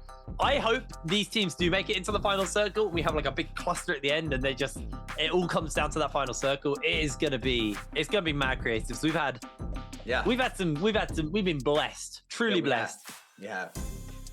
I've pretty much told you this already 100 times today, but how many teams will be seeded into the Naraka Blade Point World Cup through the qualifier? Is it 4, 8, 12, or 16? We've told you multiple times, and we will repeat that a lot today in this next game as well, because it is very important. But make sure you put that in Twitch chat now, and we will whisper you if you win, and you can get yourself some points, some prizes. Some treasures for your Naraka account. So make sure you do enter that little quiz. But we will be giving the answer away for that probably in the next 5 minutes anyway, just because we're going to have to talk about, who's in with a shot of making it to Worlds and who's not. Well, we're technically at Worlds, but, beyond qualifiers. Yeah. I mean, group stages begin December 2nd through the 7th. So all these teams that qualified today will be competing on those dates, as well as all the other regions who qualified already for Worlds. And it's just gonna be hype. But right now, we have what it's in front of us, and it's game 12, and it's gonna be very massive for this team fighting for that 8th spot. And I can't wait to see this hit frame. This is going to be just hype. This is going to be unbelievably hype. This is going to be an amazing run here going into this final game. I'm lucky because I've covered a lot of broadcasts. I've covered a lot of different games over the years. And I've done a few different Battle Royales now at this point. And I find quite often in Battle Royales, typically, the final game kind of doesn't matter because like a lot's decided. Mm-hmm. But at least in this qualifier here and where we're at right now, nothing's decided. There's still flexibility between first, second, and third. That's still technically movable. J-Team could play for a higher seed. Bottom end of the table of top 8 and the top of the bottom 16, that's still very close. Like, those guys could make it into that top 8 and make it to the World Championship. So it's still so much to play for. There's still very high stakes going into this game. And the guys on your screen right now, Wolves, they are in a good position. They're not there yet, but they are in a good position and they are closing in on locking themselves that World Cup spot. A phenomenal game for them. And what's been amazing today is no one team has won more than once. It's been a different team every game. Mm-hmm. Yeah, I mean, we had the top side of the leaderboards winning the first, I believe, 3 games. And after that, we started seeing that change up. A lot of the teams that were trying to fight into the top 8 took some of those games, and it's just this is where the pressure is on for that last and final slot. But it looks like we are about to be loading into our last and final qualifier game for the trios here in the mainland China, and I'm just excited to see what the comp's going to be for this game. I'm very excited to get into this game number 12. We're probably going to see a lot of Monk. I'm going to be real with you. As much as I want to be optimistic and say we're going to have a chaotic Yoto and Takeda game, odds are it's going to be Monk. I reckon we will see some of these Yoto comps coming in. But let's have a look and see what we've got here. Oh my god, I was wrong. Yes! A Tarka! There's a lot in this game. Oh, there's a Valda. There's a Valda? EWG have a Valda. They have a Tarka and a Valda. A Justina as well. We talked about there was no Justinas, but a Tarka. Wait, where's the Justina? Is she on the? Just so you know, Tarka is like played in China. Like these guys like Tarka. You do see it not often. It's not often you see it in trios, but in solos, Tarka is picked a lot. And we do occasionally see it in trios, but not that often. The Justina's going to be fun. Is that? But where is the Justina? About top left. It was a Justina Matari. Yes, it is the Matari Justina. Yeah. Have you seen this? I've seen it. Yeah, I've seen it. But it's horrible. Like you stated, the Justina did get taken out of the comps. She lasted like a couple patches, but it's gonna be interesting to see. I mean, I'm super hype about the Tarka. I mean, everybody knows that I am a huge Tarka fan. I love Tarka. I play Tarka personally as well. Everyone I speak to who plays at like a high level, all goes Tarka's the one. They all love him. Tarka. Everyone loves Tarka. Yeah. We're gonna see Fireball, right? That's what they play here in trios. Fireball Tarka. I think so. You know what? As much as I say they do play it, it's been a while since I've seen it. And I can't remember actually what the loadout was. I've seen a few different versions of it. Is OC finding themselves in a fight here versus GD, and GD have already taken down Lengjing, so that's a pretty unlucky loss for them on that front. Galaxy is going to be able to just grab the last this stuff to get himself some gear. We're going to cut over to AOW, who are taking a fight versus JJHRD. As Godly looking to try and charge up. Click in, gets himself the long slash there. Able to get him off and kill Ping Tao. Ping Tao's down, but Godly is going to get the heal off the Karen, so he's going to be able to survive for just a little bit longer. Another charge click comes in for that vertical slash. Doesn't quite connect it that next time, though, but he is in trouble. And Shutong, sorry, able to mop this one up for AOW and take out JJHRD. That was nicely done for him, making sure they do not all drop there. He did manage to get the kills there, and that was beautifully done. AOW still on the run here to try to stay up here in top 8. EWG, though, securing a kill onto GD. The Valda Tarka comp going in right there. GD's Viper getting taken out there by YZG. We got YZG's Viper now trying to back up, but Mubane is out in play for EWG, and it's gonna be a disaster. And this is the Tarka team here with the punch. He's playing F1 Tarka. Okay, here we have F1 Tarka here, and he's gonna continue getting some kills here. EWG spot the last and final player of YZG, and they are gonna be taken out. And the pressure is on. Everybody is on straight W key form right now. If you are not in that top 8, close to top 8 spot, so a lot of teams are gonna start just W keying. Ventus already in a scrap off. It looks like we have Aces' Viper popping that ultimate. Ventus' Wu-Chin getting called out here. The Clink comes in for both of these players. Now the Soul Break comes in play. Aces' Viper does manage to get the Soul Bloom there as well. A Yodo ultimate is gonna be invested. And here's the Valda. Oh. The Valda ultimate does get double hits off. Ventus' Viper gets taken out, and the Valda is playing the pressure off of this ultimate here. He's going to continue to add some damage onto Aces there, and he is in big trouble. The Viper gets called out by the RB, and a 1.0 tries off the Katana to secure the kill. EWG putting up another one on the board. Have you seen the, I was told about you do Tammy instead of on the Valda comp, you do Tammy, Tarka, and Valda, and it's like the elemental comp. I've heard really horrible things about that one being strong. I've actually never seen that. Yeah, that one's meant to be really, really disgusting. Now, Valda, this is the Matari with the Justina comp.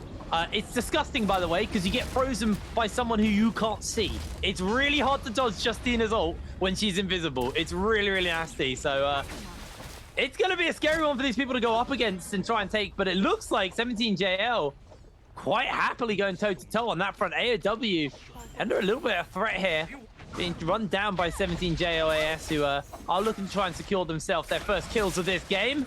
Try and blinking away to safety, but not going to be enough. AS able to take down Shu Tong. Ben Shu gets himself in trouble. What an amazing Zephyr coming in. Bowder coming in with a 2-3-man freeze. Oh my word, Bowder! Just makes easy work of them. That was filthy from Bowder. AS is the only member standing, and he's trying to find these other extra little bits of slashes in, but he's out. Ult form's down, and he is going to get run down by everybody here in this fight. But Q9 are around, so he gets himself a bit more damage. I'll try to go to the charge click. AS is actually just holding his own versus 2 squads here. They are not paying attention to him. Able to dodge away on one of those Yoto slashes, but not the next because he gets caught on the wall, and he's taken down. LWH finishes him up. What a messy fight. What carnage that was. from downtown. He popped the Justina ultimate, comes straight down into a double man freeze there. That was insane. That was very beautifully done, but Q9 came in at the right time for the third party, snagged up some of the remaining kills, and now it looks like it's Alliance moving into the party. They have spotted one of Q9's members here, and the aggression starts here for Alliance, and this is the Yodo doing a lot of damage onto the opposing Yodo. He catches the LMB charge and releases another one now. Alliance's Viper is going to pop this ultimate to secure a stun here, and it looks like it is going to come into play onto the Wu Chen, and this might be...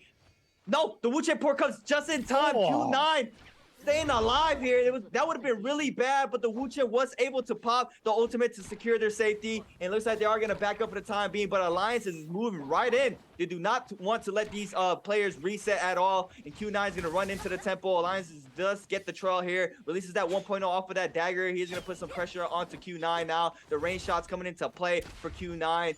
Making sure Alliance is back up for the time being. The reset is going to come into play, and it looks like only the Yodo has an ultimate here for this team, but they do not want to let go of the gas pedal there. We have MPG now on the other side of the map by Shipwreck on the scrap off against YZG. The Viper getting released on by a spear there. He gets caught out, but Sora is going to be taken out by YZG's Yodo, securing a kill for his team here.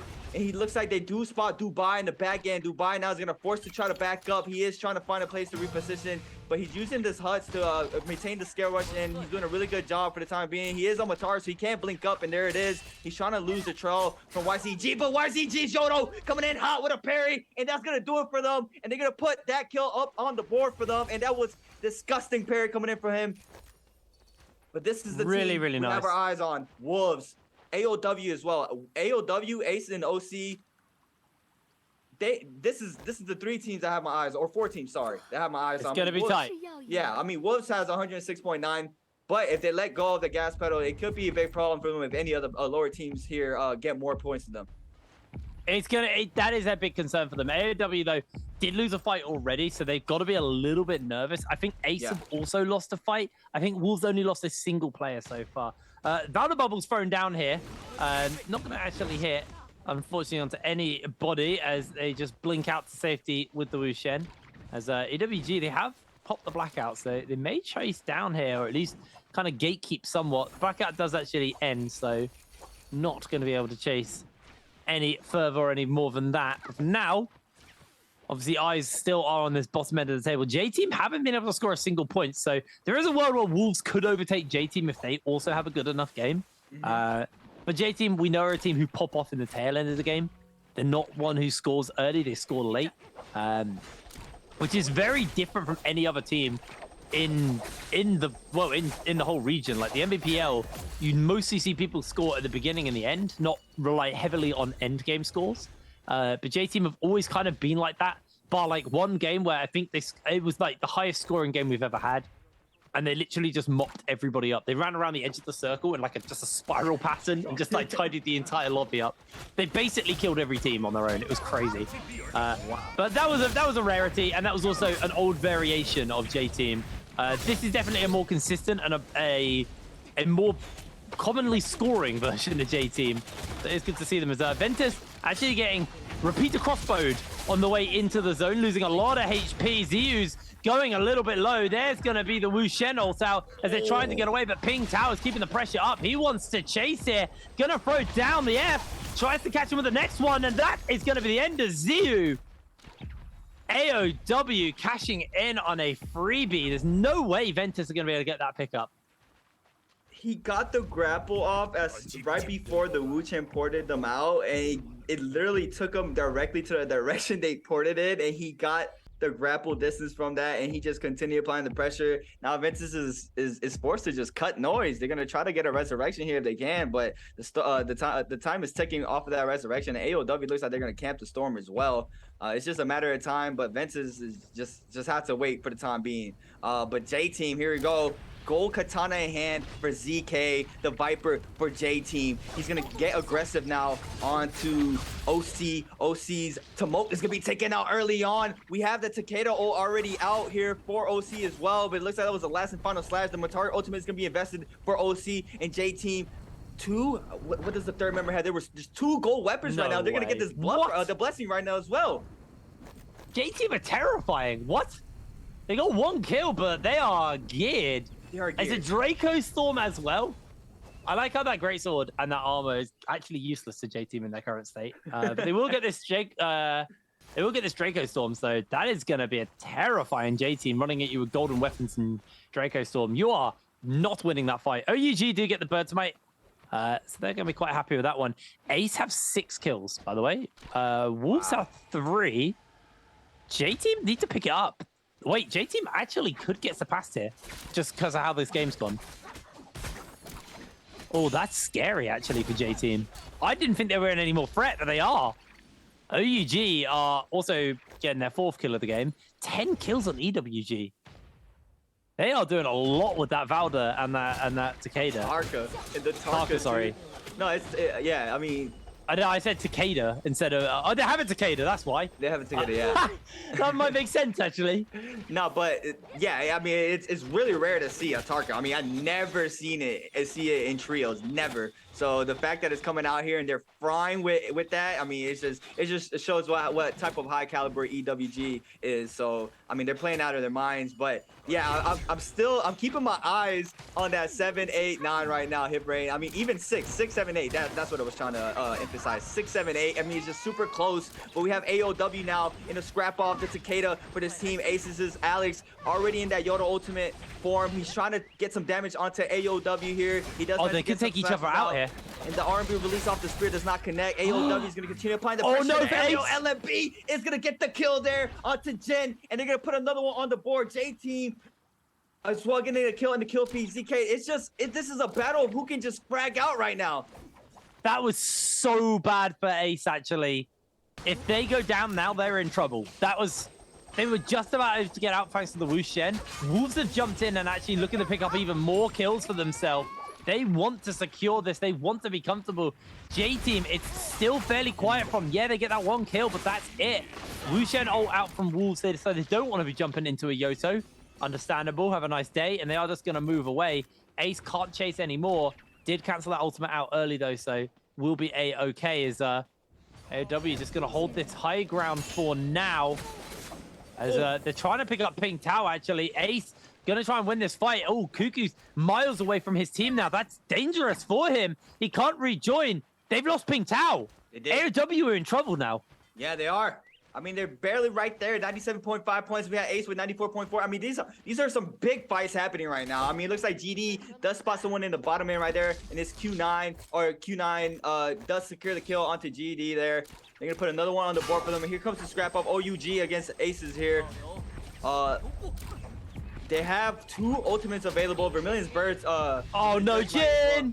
And Jen is in trouble once again. He needs to be careful here. He might be taken out. He might get a little bit too aggressive. He does manage to get a stun onto Wei. He's going to go into the silence, but he does hear the players in the back end. And another Viper, Q9's Viper, is going to pop the ultimate here as well. And now he is going to be able to get the stun onto OUG's Wu Chen, but it does not matter. The port doesn't even come into play. The Vermilion's Bird is going to come in play, though, so they are going to keep all their loot. But Q9 put in another one on the board for them, and they're going to get a reset.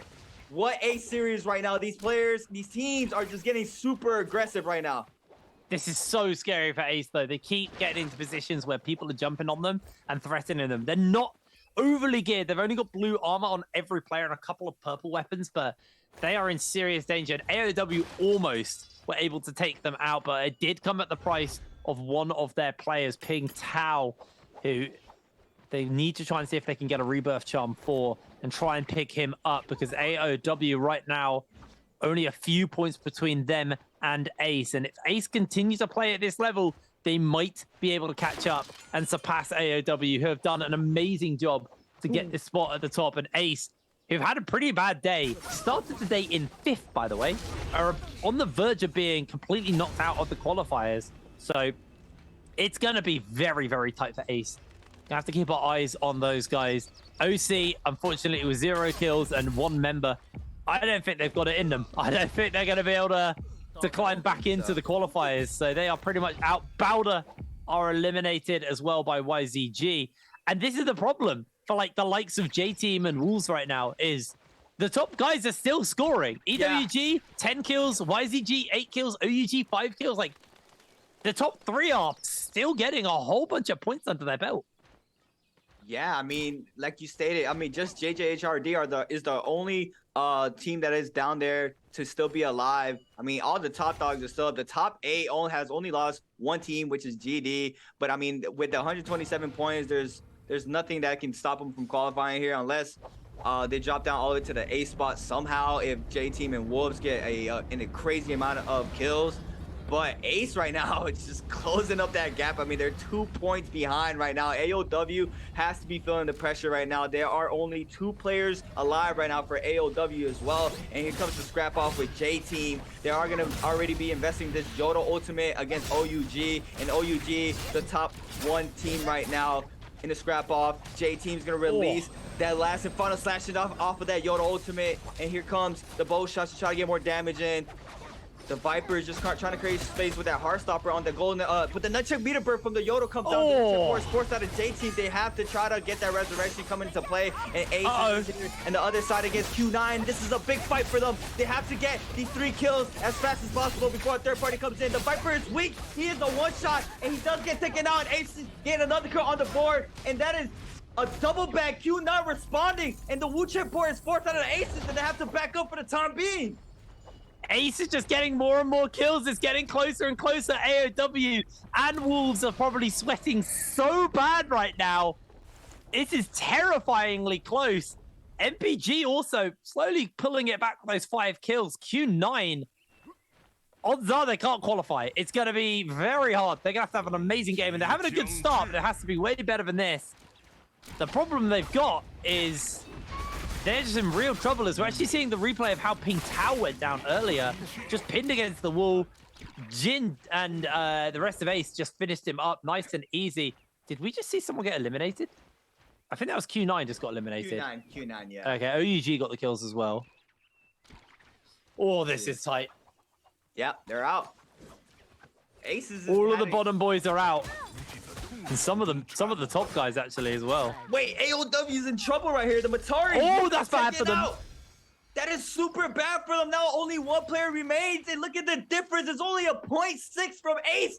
They just have to stay alive. Cuckoo has to do this for his team. He has to try to find a way to bring someone back because it is not looking too good for AOW right now. But look at the mini map. It looks like he's going to run right into Wolves. The Wolves are out right now, and they are going to get aggressive. It looks like they did spot him on the tree. Cuckoo now has to run. He is in big trouble. He has to do this for the qualifying seed here in this qualifier, and Wolves are not going to let him go. They're going to try to get him out of this sandstorm. He did have to invest that Tomok ultimate there for himself, but Wolves are out, and the trail continues. Cuckoo has to try to find another team to run these 3 players into, and it's not looking too good for him right now. Yeah, he can see that OC is nearby. Wolves are chasing him down. Cuckoo loses his health. They'll know who this is. They've already fought this team before. They've seen them on the kill feed, so they know it's AOW. AOW are out, and their hopes of making it to Worlds go out with them as they are knocked down by Ace, who reclaim their spot at the top. Wow, that was super fortunate for them, but Ace is now...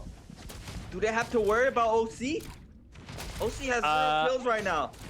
I doubt it. I actually think the scarier team would have been MPG, but MPG only have 1 player as well. I don't think Ace have a single worry now. Like, odds are they're not going to make it. Yeah, they're probably not going to make it beyond 8th. But they've made it. And I think that's the key thing. And OUG are going to make sure they don't make it beyond 8th. As Ace lose another player. Oh, it's heartbreak for AOW. It's going to be utter heartbreak for them. They were so close to making it.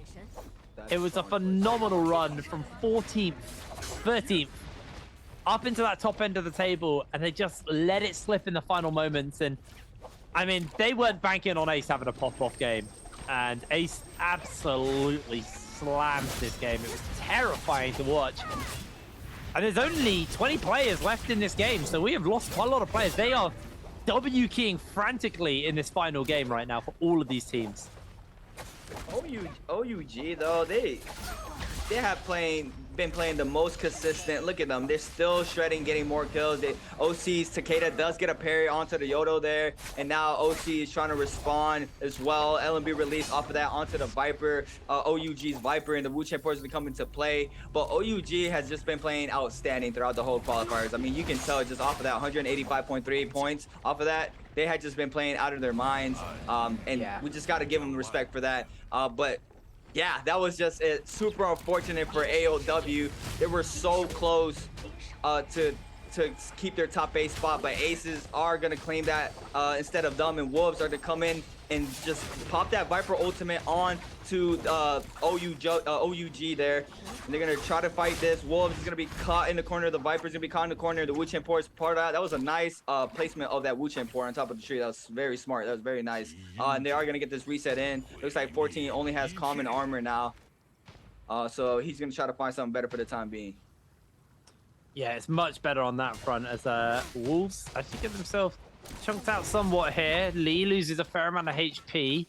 Is going to be able to step away for the moment. They are just going to jump back up the wall and move away to safety. Ace's Jin, the final player for the side of Ace, holding on. Regardless, he's made it to Worlds. Might be able to jump up an extra spot, but I very much doubt that. Yeah, I don't think I'm trying to do math. I don't think OC has to just completely wipe this whole lobby right now to try to. There's only 21 potential kills. Actually, no, for them there's less because they are part of that 21. So there's 18 kills for them to get. So technically, if they kill every player in this lobby, they can knock Ace out.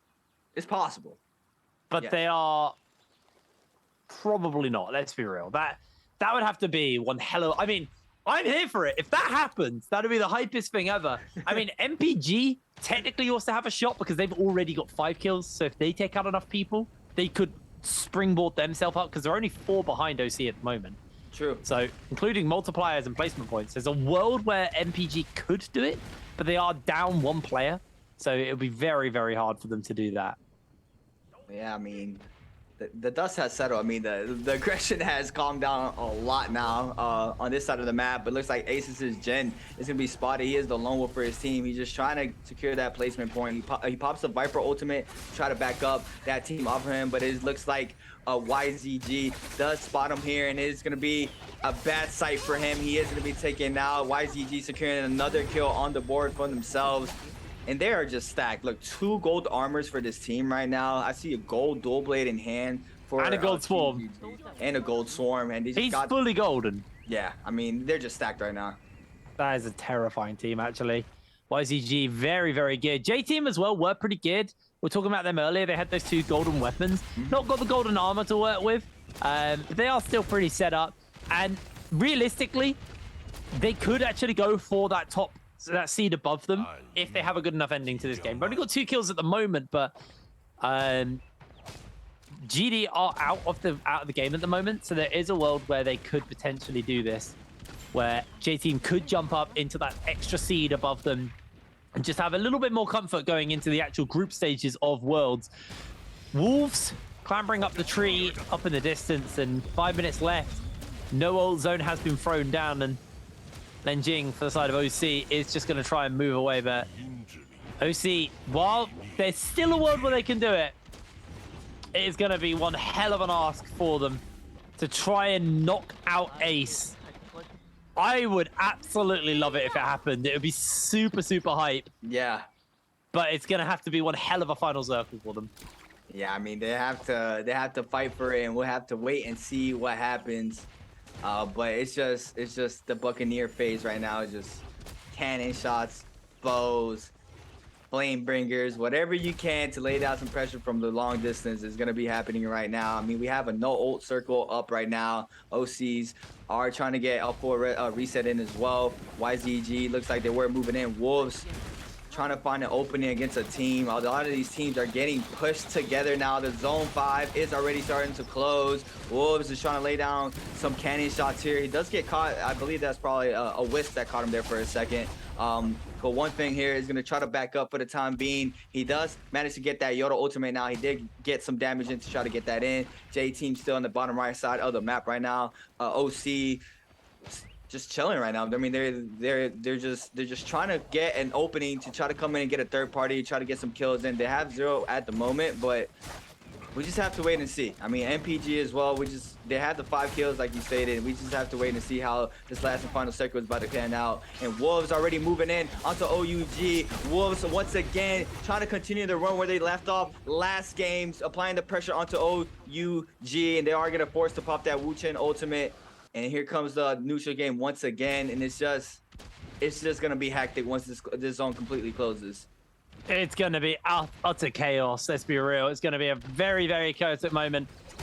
Everybody's using these trees as a position to hide in. Remember, eyes on OC. There is a world where they can still qualify. They're going to need about 10 or 11 kills to do it.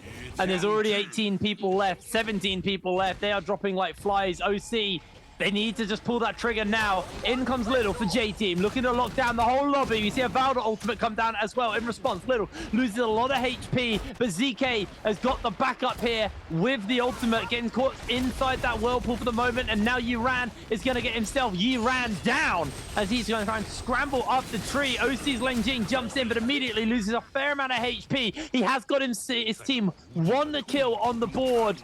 But that is going to be just it for now. Has to clamber back up the tree and go for a reset before he can do anything more. OC, their hopes, their dreams, their opportunity to catch up and Kate in the running for the World Championship is moving away, especially when YZG are cashing on their 14th kill of this game, taking out a member of Wolves.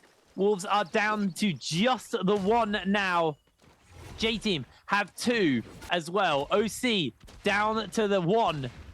I don't know if they've got it, unfortunately. They're going to need to get 9 points out of nowhere. Can it happen?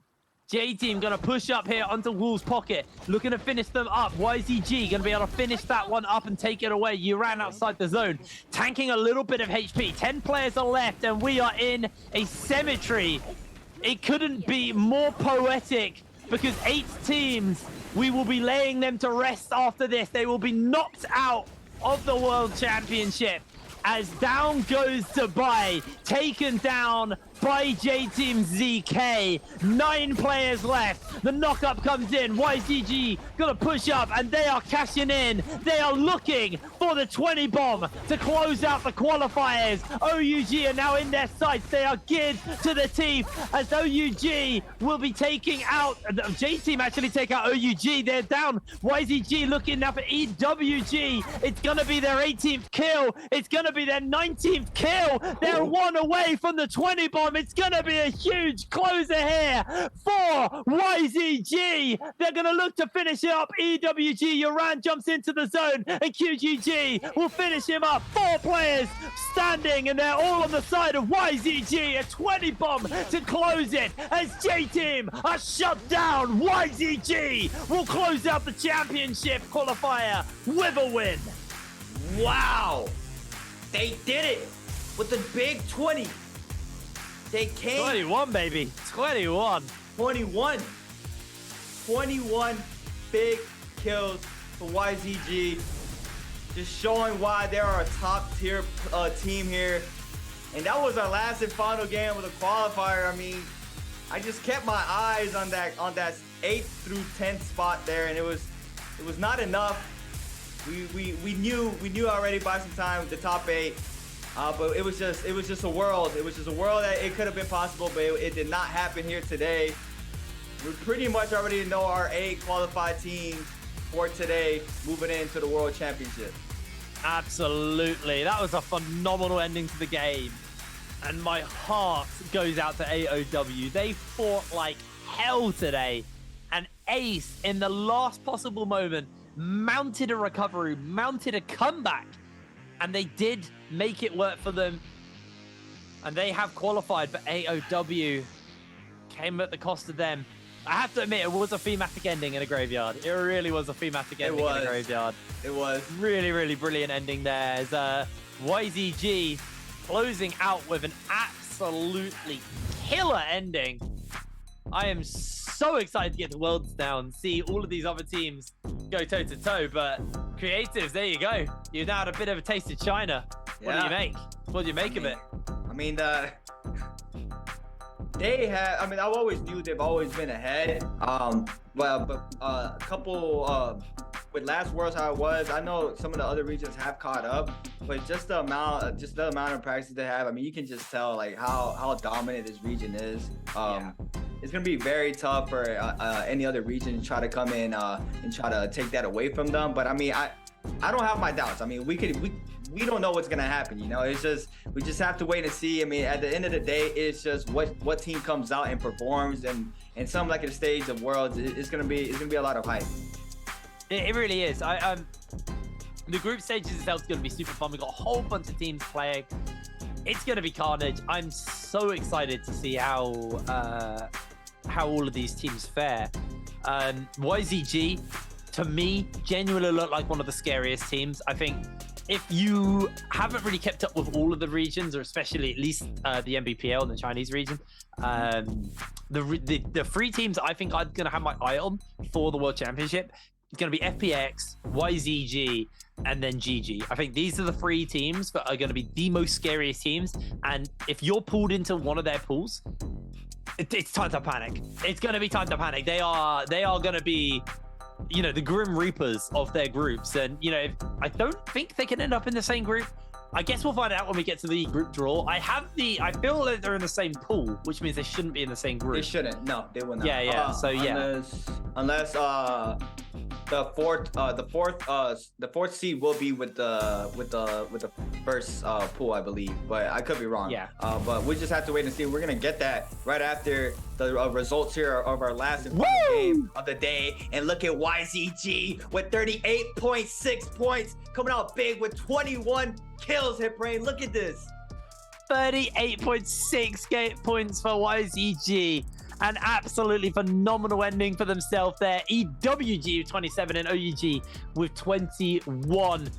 You know, 17JL fell off at the end of the day, but other than that, these three at the top right now have been on it today. They have been fighting at the top all day long, and they have been phenomenal. They are going to be three scary teams to play up against during the World Championship group stages. But Ace as well, mounting a recovery and just in the nick of time, qualifying for the World Championship. Q9, it was sad, but they're gone because they were genuinely quite consistent today, but they just didn't score well enough at the beginning of the whole show. And J-Team, they did it. They held on. They're there. And same for Wolves. Wolverhampton Wolves, baby. They made it. Wow. Well, here we go. Our team data for YZG. Look at the damage from QGG on that Yodo. Almost 30k damage for him. He came in hot with 12 kills for his team, but look at the rest of his teammates. CXZ with 19k on the Viper. Sorry, we have YKC on Wuchen with 15k damage. It's just an outstanding performance from YZG, and I cannot wait to see how they're gonna do at Worlds. That's like 50k damage or 60k damage. Like just really random quick maths. Insane. Total 30k coming out from YZG's QGG on the Yoto Hime. I mean, NBPL this season, season 1, started with the Yoto, and it's down well ending with it. Switch Dazzle, Prideful, Assault, Katana Sap, Nunchuck Sap, and a Health Soul Jade over to the side of QGG. 12 kills, 5 before the rebirth, 5 assists, 13k healing. Absolutely phenomenal game coming in from QGG. And YZG, they prove to us why they are one of my top 3. I have these guys down as a team that could win the World Championship. I would be very, very surprised to see them anything other than a podium at the end of the whole day. Or the end of the whole World Championship. They get a podium spot. Yeah, for sure. Wow. I mean, after today, if you were watching, you didn't know how much importance range weapons are. I mean, just how many MVPs we saw with so much damage on cannons and swarms. It just shows out that you need to be using your ranged weapons if you're not. Absolutely, yeah. I mean, that's the thing is, I think, you know, other regions were slower to adopt this, but I do think that ranged weapons are king in final circles. I don't think saying other regions don't use it, but like the Chinese region uses them basically exclusively for the last like 6 minutes of the game. It's absolutely crazy. Anyway, we've got an interview with Jaeger standing by, but do not go anywhere afterwards because we'll be having a ceremony, we'll be doing a group draw, we'll be doing the weather draw. There's a whole bunch more to come after this, so we'll see you after the interview. Hi everyone, this is Jaeger and welcome to post-game interview. And today we invite YKC to our interview room and let him say hello to our audience. Hello， 一棵草，先和大家打个招呼吧。大家好，我是 YZG 的一棵草。好的，欢迎来到赛后采访，也恭喜你们今天的整个表现。其实 YZG 是2次拿到了最高分 ，so we would like to say congratulations not only because you entered to the World Championship race and also because today the twice time you get the higher score. And you know that today, like we finished all the Mainland China qualifier, and I would like to know in this journey how you feeling. 那我特别想问一下一棵草啊，今天我们已经完成了我们所有的节杯预选赛，特别想问一下，整个打下来自己感觉怎么样？感觉挺好的吧，因为我的队友很强，所以感觉只要随便玩一下就行了。随便玩一下，感觉今天配合打的感觉很好，是不是？是的，有一波可能有点输，但是其他都还好。感觉听得出来，语气当中都洋溢着开心和幸福。So I'm very happy today, and I'm feeling very good because I also think my teammate is very strong, and still I have a little bit error in today's game, and I was being a danger, and my teammate just saved me. So they are really strong, and I also feel very well for the whole journey of the qualify. And because YZG are going to go to our World Championship race, so here I would like to ask, what's your ambition of your team in the World Champion race? Anything want to say to us? 那我特别想问一下，因为 YZG 已经拿到了我们通往世界赛的门票，在这边代表你们战队有没有什么话想对我们说的？有没有什么目标要在这边先要跟我们分享一下？首先，我们的目标肯定是夺冠吧。预选赛只是个开始嘛，我们后面会更努力的。好的 ，So qualifier is just a little step, and we have in the future we have longer road to walk, and our ambition is to get a champion. Okay, so also because YKC, because you are the first time on the interview, and I would like to know how you're feeling right now. 因为一棵草其实也是我们第一次来到了我们这个采访啊，就特别想问一下，来采访自己感觉怎么样？或者可以说说接下来自己打算还要上多少次采访，给自己立个 flag。还好吧，以后应该会天天见的。应该会天天见，我真的很想天天见到你。如果不是天天见到的话，有没有什么惩罚？没有吧？没有，哎，这么直截了当的拒绝我了。So I think I have longer roads like I will to experience, and in the future I think I will usually go on the post-game interview, and he said he want to see me every day, and if he didn't, he refused to do any punishment.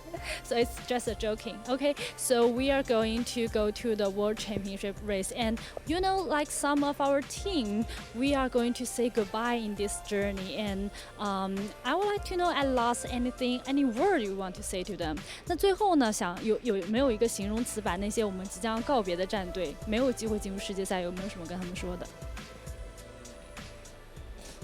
接下来1年好好努力吧，好的，争取下一届能进小组赛。好的。So cheer up everyone and everything. We'll see you the next year. OK， 好的，谢谢一棵草接受我们今天采访，再次恭喜你们。Thank you YKC for today's interview, and we will get back to our casters.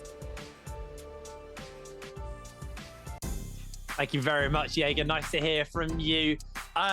Well, we're done with the qualifiers. It's all done. So we know who's making it in solos. We now know who will be making it in trios. We'll bring up the scoreboard in a moment so you guys can actually look over that, and then we'll get moving on to that group draw and see where everybody will be playing versus each other going forward into the group stages.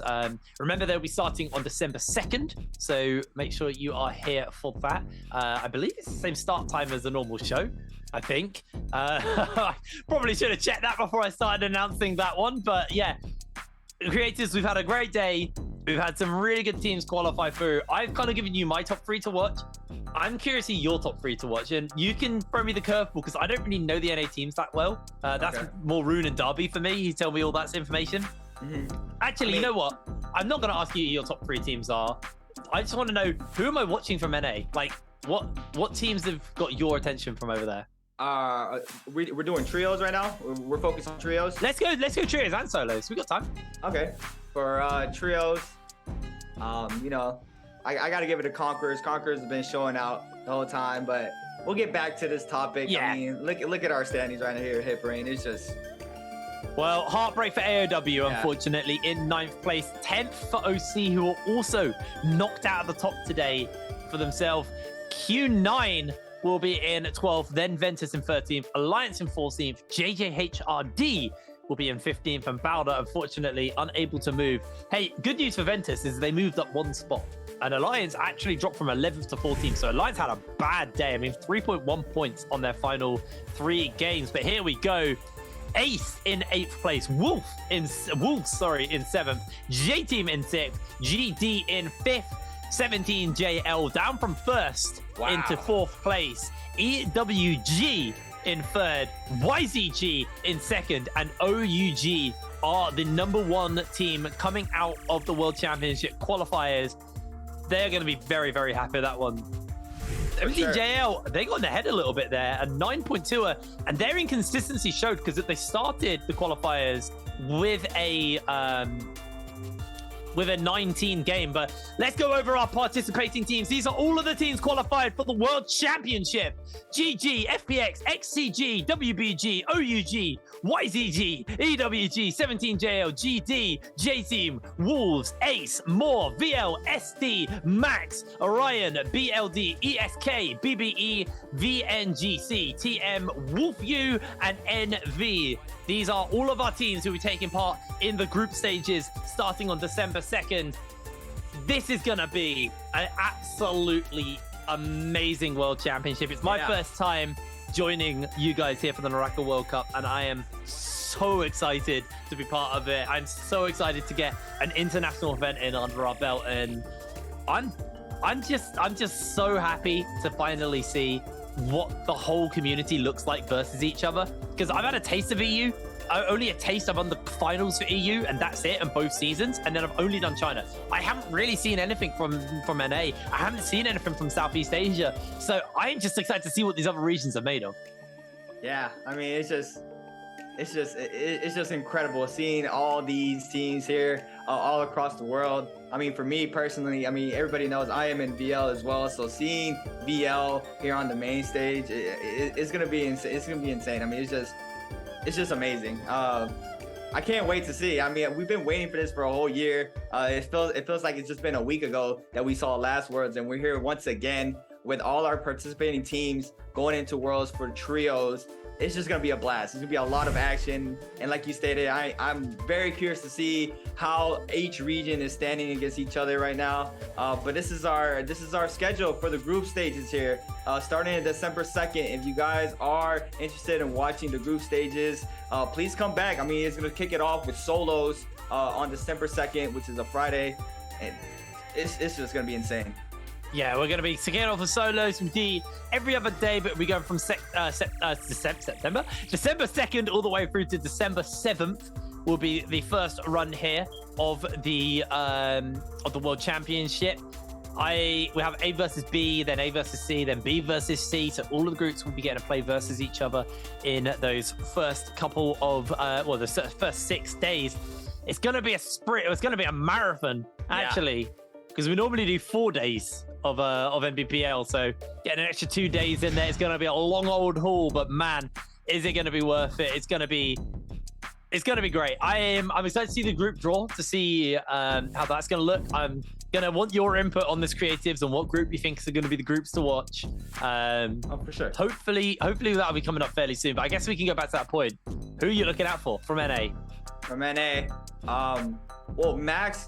We're gonna go down the list of the qualifier. Max, they had, I think they had DCRK went to last year's Worlds as well. He's gonna be going back once again from this year. So having that experience and already having the advantage of knowing how these players play. I mean, it's obviously been a year, but just having that knowledge and having a taste of how your competition is gonna play is gonna be very massive for that team. So definitely Max. I mean, I think Conquerors is now Orion, so definitely them as well. That consists of Pubi, Tryhard, and King. I mean, they just been...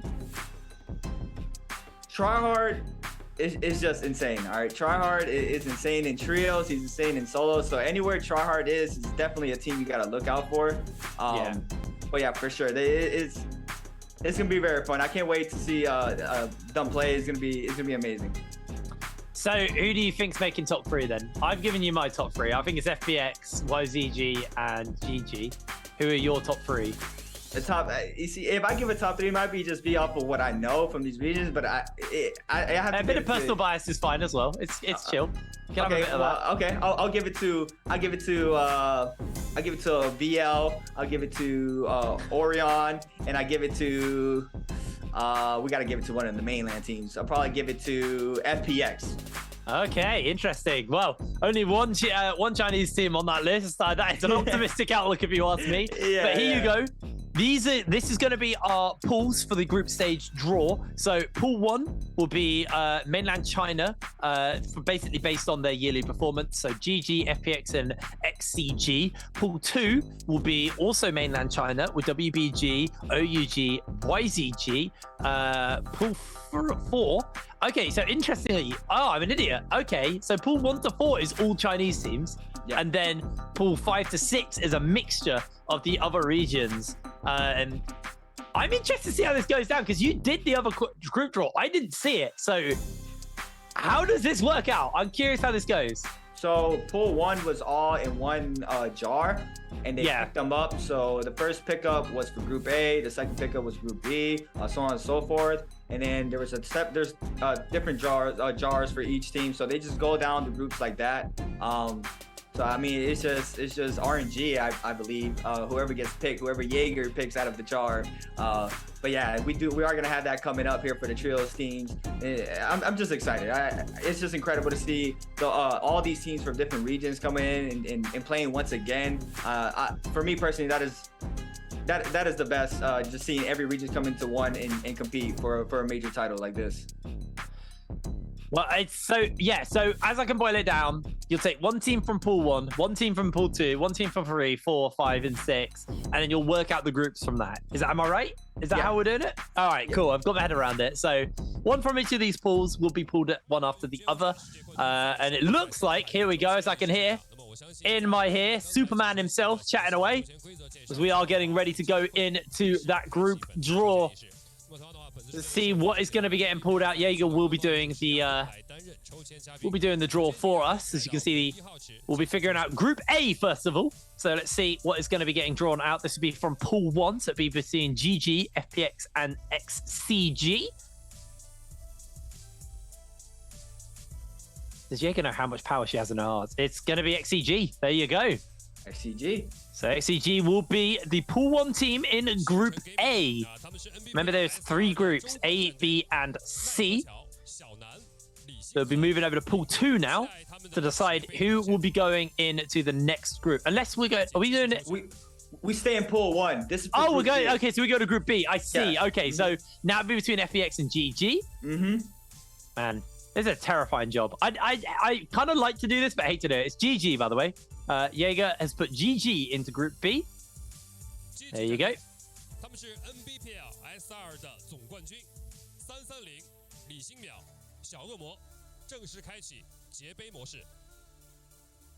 Now, this is the real test. Does she mix the bowl for the Group C pool? It's just a straight she doesn't. Yeah. You see some people mix the bowl. You're like, there's only one ball, man. We know what it is. It's going to be FPX. I'm proud of you, Jaeger. That was the right decision. Don't mix the bowl. FPX are going to be the Pool 1 team in Group C. So remember, these lot will not be seeing each other until the grand finals or the playoff area. So it'll be a while until they run into each other. FPX are a terrifying team. LYD, VVV, TXJ. VVV, I think, is one of the best Vipers in the world. I genuinely believe it.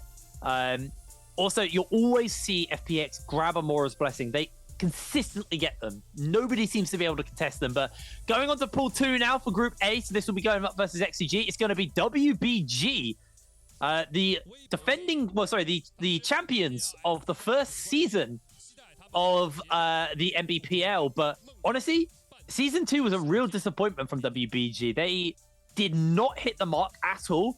They had Sleepwalker. They had some really good players on their team. But unfortunately, WBG are probably the team I have written off this tournament, if I'm going to be completely honest with you. And I know we haven't started, but I am not completely convinced by them. And then for Group B, it looks like that's going to be YZG. YZG. At the end of all the pools with the teams you see form up into the groups, you're going to have to tell me which group you think is the group of death. Oh, I will. Oh, yeah. I'm going to have some opinions on that. I'm going to want your opinion as well, but I'm definitely going to have some opinions on that. And then obviously for Group C, obviously YCG are here, so they're getting to watch the group draw show from the sidelines. This is obviously FPX group. They're going to have OUG. I'm going to be real with you. This group's shaping up to be quite scary. I think at the moment, Group A and Group C are the scariest groups. Okay. OUG and YZG are pretty terrifying, but WBG and is it GG? That looks like probably the freest group at the moment, is what I'm going to say. That's going to be my weigh-in for the moment, but we're going to go back over to Group A. Oh, sorry, Group A have WBG. My bad. Okay, this group's not so scary. So if you are one of these teams, I would say at the moment, unless 17JL get pulled here, this is probably quite an okay group.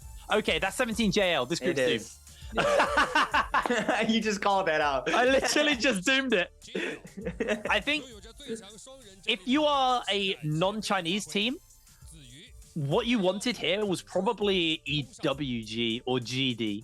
I think 17JL... actually, you know what? I'm going to take that back. 17JL were not consistent. No. They had good rounds and they had really bad rounds. That might be all right. Group A might be all right, actually. There we go. GD. Oh, EWG. Here. Okay, this is that is straight up a terrifying group. Wow. That's a scary group, actually. That's a scary, scary group. You've got GG, who I think are the best Monk comp players in the world. I genuinely think GG are so good at playing that Monk comp and the Transformers comp. Then you've got EWG and YZG, or was it OUG? Either way, that's a terrifying group. And then GD are going to be in the FPX group. This is also shaping up to be quite a competitive group, if you ask me. GD. Gonna be moving over to Pool 4 now. Regardless, every group is scary. You know, if you're able to get to this stage, I mean, it's terrifying. But I mean, there's always gonna be that group of death that gets formed up. But this might be the group of life. This one, I'm gonna be real. XCG are a terrifying team, but WBG way too inconsistent. 17JL pretty consistent, and J Team get pulled in here. They might have just been cut a break here. That is a good team for J Team. The defending world champions just got put in the group of life. Ooh, that is a good group for J Team. They are going to be very happy with that one. Now, this is the scary team. If Wolves or actually either of these two teams are just going to slot in horribly into this team, in the sense where this group is going to be horrible. It's Wolves. That's going to be a hard one for Wolves. They struggled today as it was. That is a scary, scary group.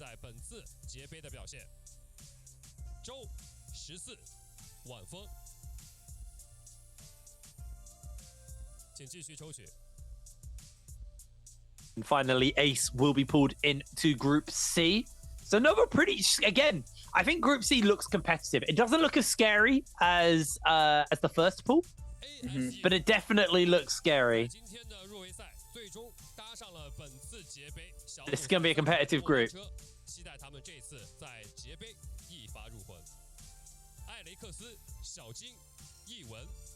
This is where we move on into the other regions now. Here it is. Starting off with Pool 5. We have our first seed of each region.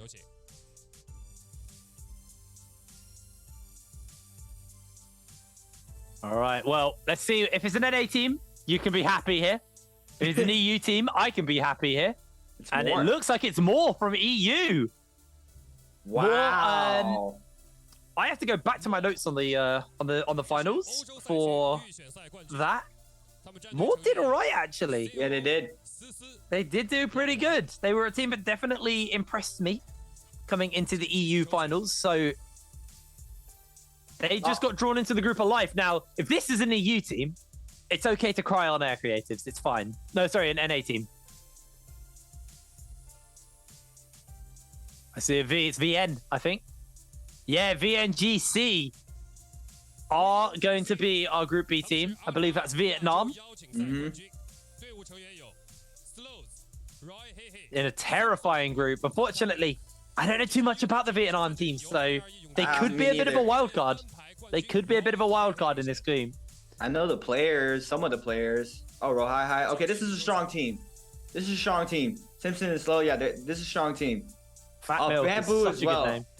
good name. Group C. I am big fan of that one. I believe that's Bamboo Esports getting dropped into Group C. Bamboo Esports, also a very strong team from Vietnam. Getting dropped into Group C. What a lineup right now. Indeed. Let's see now. We're going back over to the Group A, which is the Group of Life. I'm pretty sure Bamboo Esports made it to Worlds last year as well. So we got Southeast Asia, AS, and NA. And it looks like that's a D. It's BLD from Southeast Asia are in the Group of Life.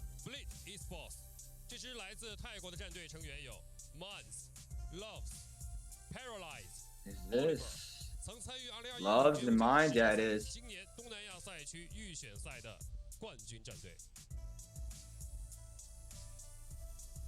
Back over to Group of Death, though.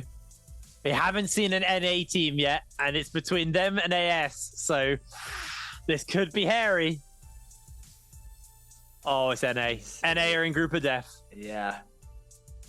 I believe this. I've got bad news for you, homie. I don't think ST is surviving this. This is going to be a slaughter in this group. I know, but give me the insight on SD. SD Dumpling. Oh, this same mine. I think they have a different name. Okay, they were under the radar for a lot of the people going into Worlds, the World Qualifiers for NA, and they came out on top. They had an outstanding last game to secure their number 1 seed there. So that's gonna be very interesting to see them in that Group of Death right there. Oh, there we go. Wolfview will be in that final group. AS. Is this Australia? I think this is Asia. Is it just the rest of Asia? I think there's Asia, Vietnam, and C. Oh, you're right. Yeah, because Australia be Oceania. Yeah, correct. All right. Pool 6. We'll be deciding our Group of Life player. If this is another EU team, I'm going to do a backflip. I promise you. I'm going to be very happy. I need this one for VL. I need this one. Oh, it's Southeast Asia, I think. Southeast Asia, yeah. Yeah, there we are. SOTM. That was weird. That came out of nowhere. Vietnam. Vietnam. I saw a katana. I thought it was C. Oh, it's same. I'm not really familiar with this team. I casted some of C, not any Vietnam, but I have casted some of C. Moving on to Group B now. Let's see what the draw is going to look like. This is the Group of Death. If this is EU, I will headbutt a wall. It looks like it's NA. It's Max. It's Max. Oh, NA. This is going to be This is going to be massive for them. Do you reckon? Yeah, this is gonna be a real test for Max right here. I mean, they had the dominance of trios throughout half of the open season last year, this year. So this is gonna be a real test for them.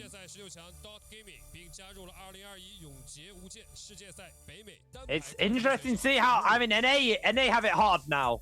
They have it really hard. They have one team left, and they are in the group. Two of their teams are in the group of death.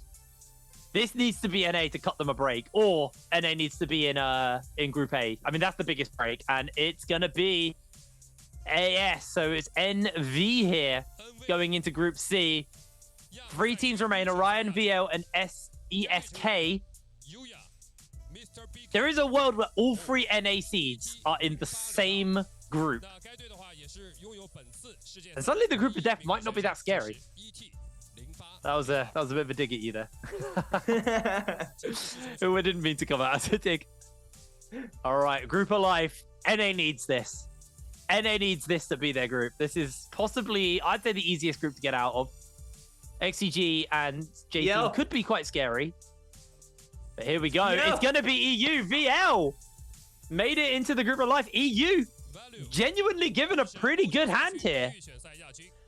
The only problem you have by being in the same group is you could stop each other from getting out and further into the tournament. That is the one drawback here of NA being on this side. Oh, sorry, EU being on this side. But over to the group of death. Is it going to be that final NA? Has Jaeger dealt the final blow? It looks like it's ESK.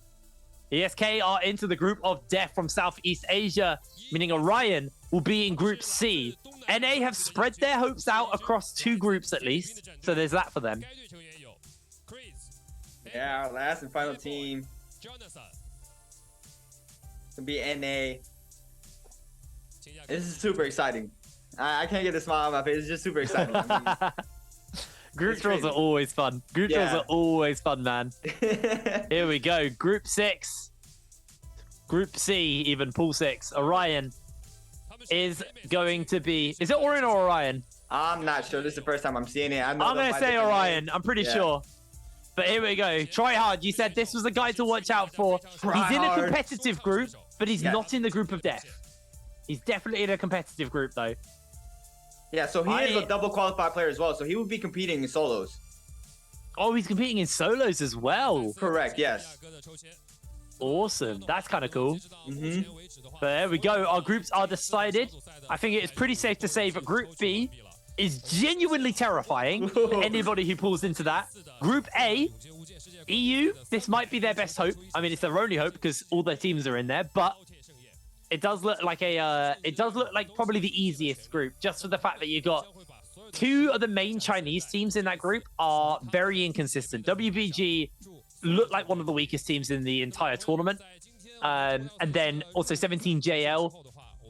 They made it through the qualifiers. They were at the top, but they had a 14-point 1-3, a 78-point 4-6, and then like a 60-point 7-9, and then like a 3-point 10-12. They are a very, very inconsistent team. When they hit, they hit hard. When they miss, they hit the wall. It is not good for them. We are now going to be moving on to the expedition ceremony.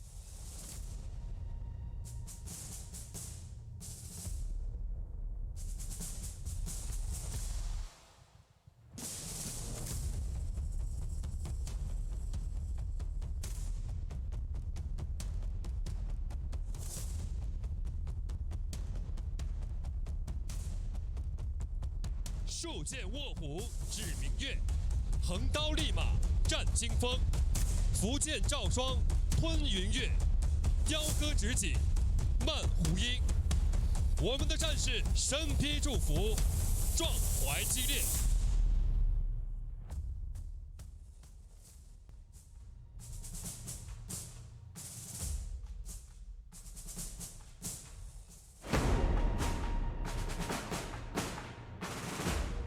一身转战3000里，一剑曾挡100万师。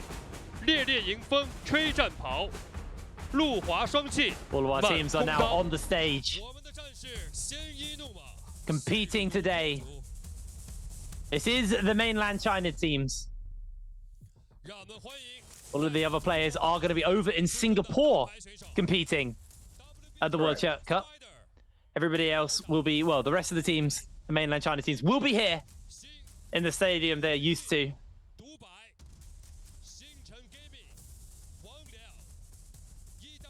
This is very nice.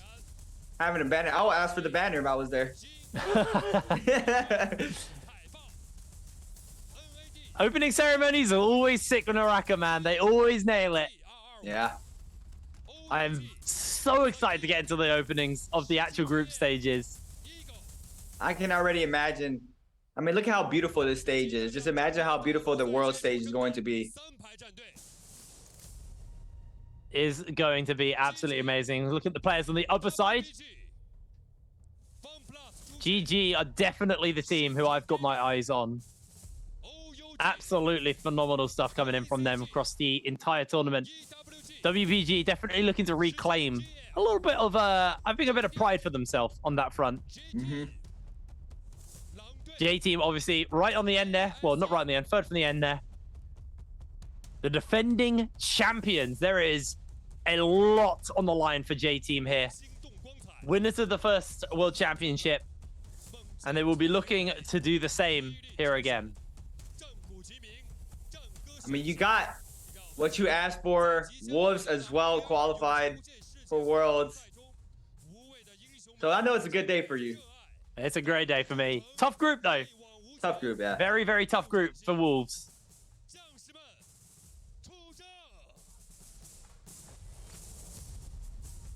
It's amazing. What an amazing ceremony for these players. It's been amazing. We had a day full of action as well. It was just straight action after the game one we had, but it was just insane. I mean, that last game, everything. The players saved that game one energy and just then spilt it out across the last extra game. So each game had like a little bit extra energy going into it. We have been blessed today. Today has been a very good day. A lot of good games coming in.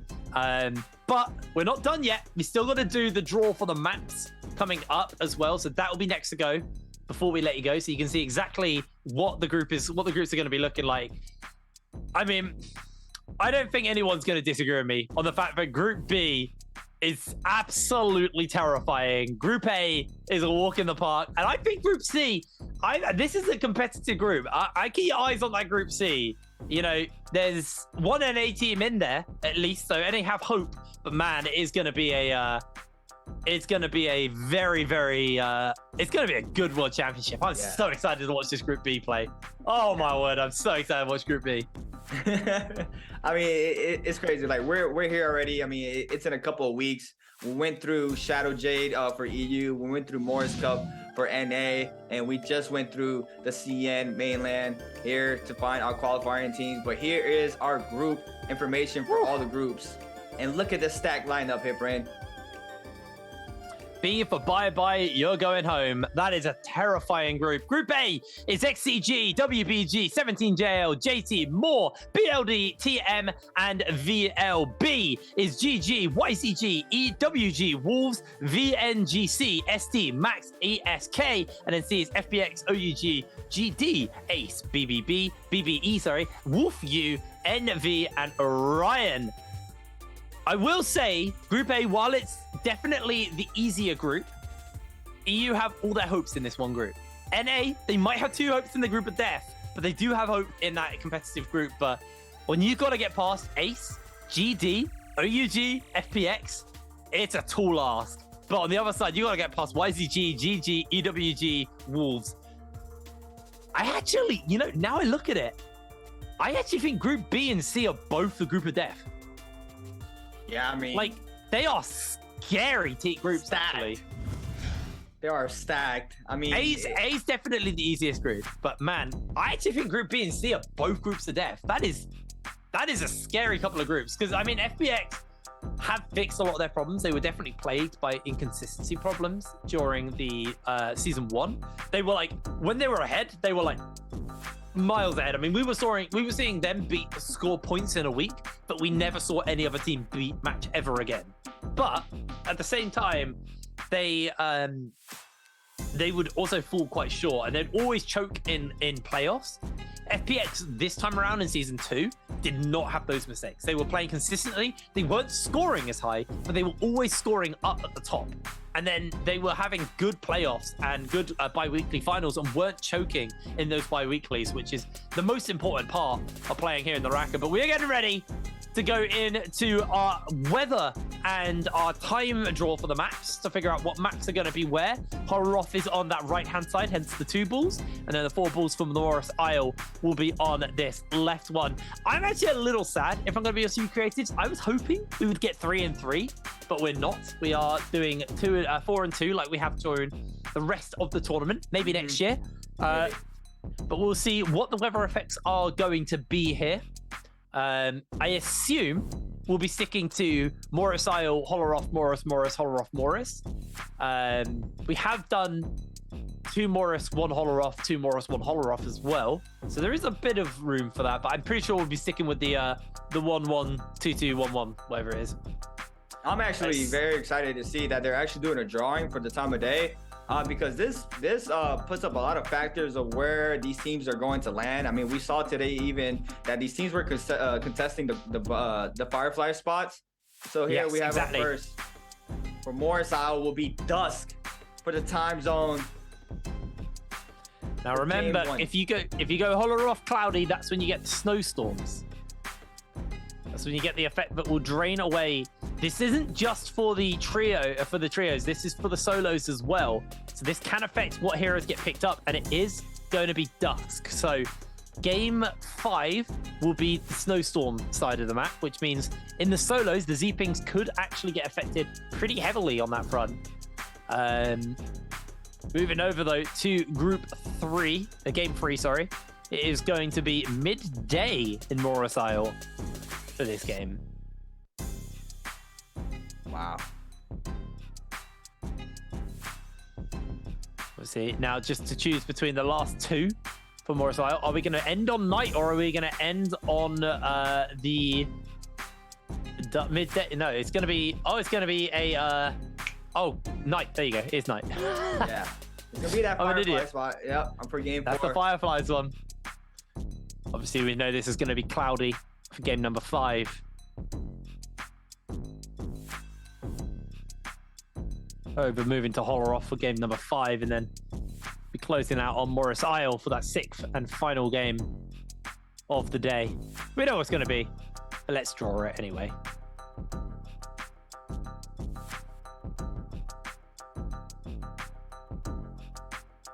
And there you have it. Dawn on Morris Isle will be where we're ending. Wow.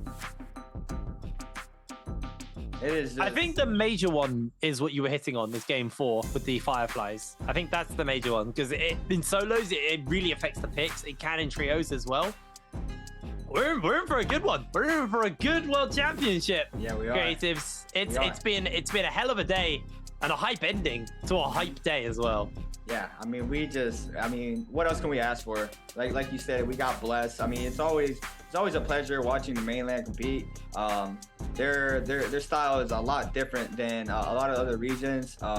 And it's gonna be very interesting to see like how everybody plays and what's gonna happen in the World Championship, because every region has their own, I like to call it style, sauce, whatever you want to call it. I mean, every region plays differently. So coming all into one and all of them competing into one, it's gonna be very exciting watching. So if you are a fan of Naraka Blade Point, this is definitely something you gotta watch for sure.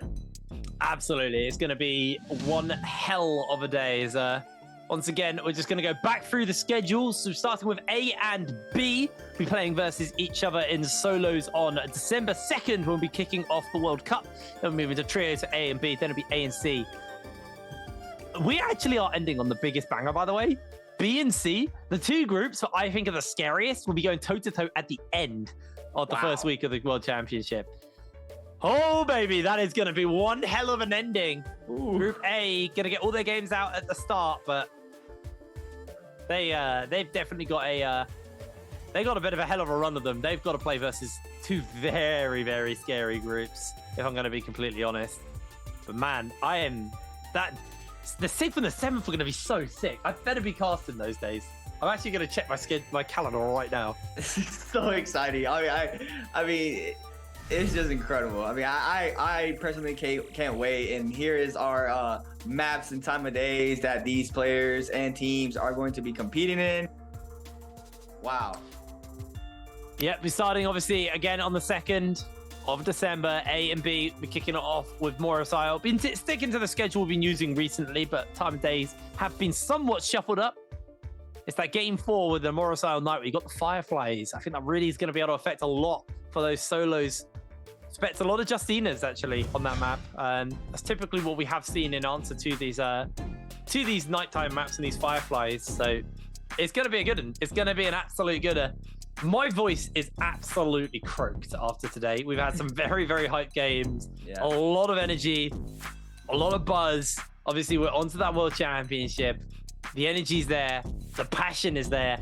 Now it's time for all of these players to finally get toe-to-toe and actually show which region is going to be the best. Me and Creatives have given our predictions. I think even with the groups, I don't think my predictions are going to change. I do think I'm pretty confident in the three teams I put forward: YZG, GG, and FPX. No matter what, those guys were going to be in scary groups, and unfortunately for YZG, they ended up in one of the groups with GG. So that's a terrifying group. That is going to be one hell of a group to play versus.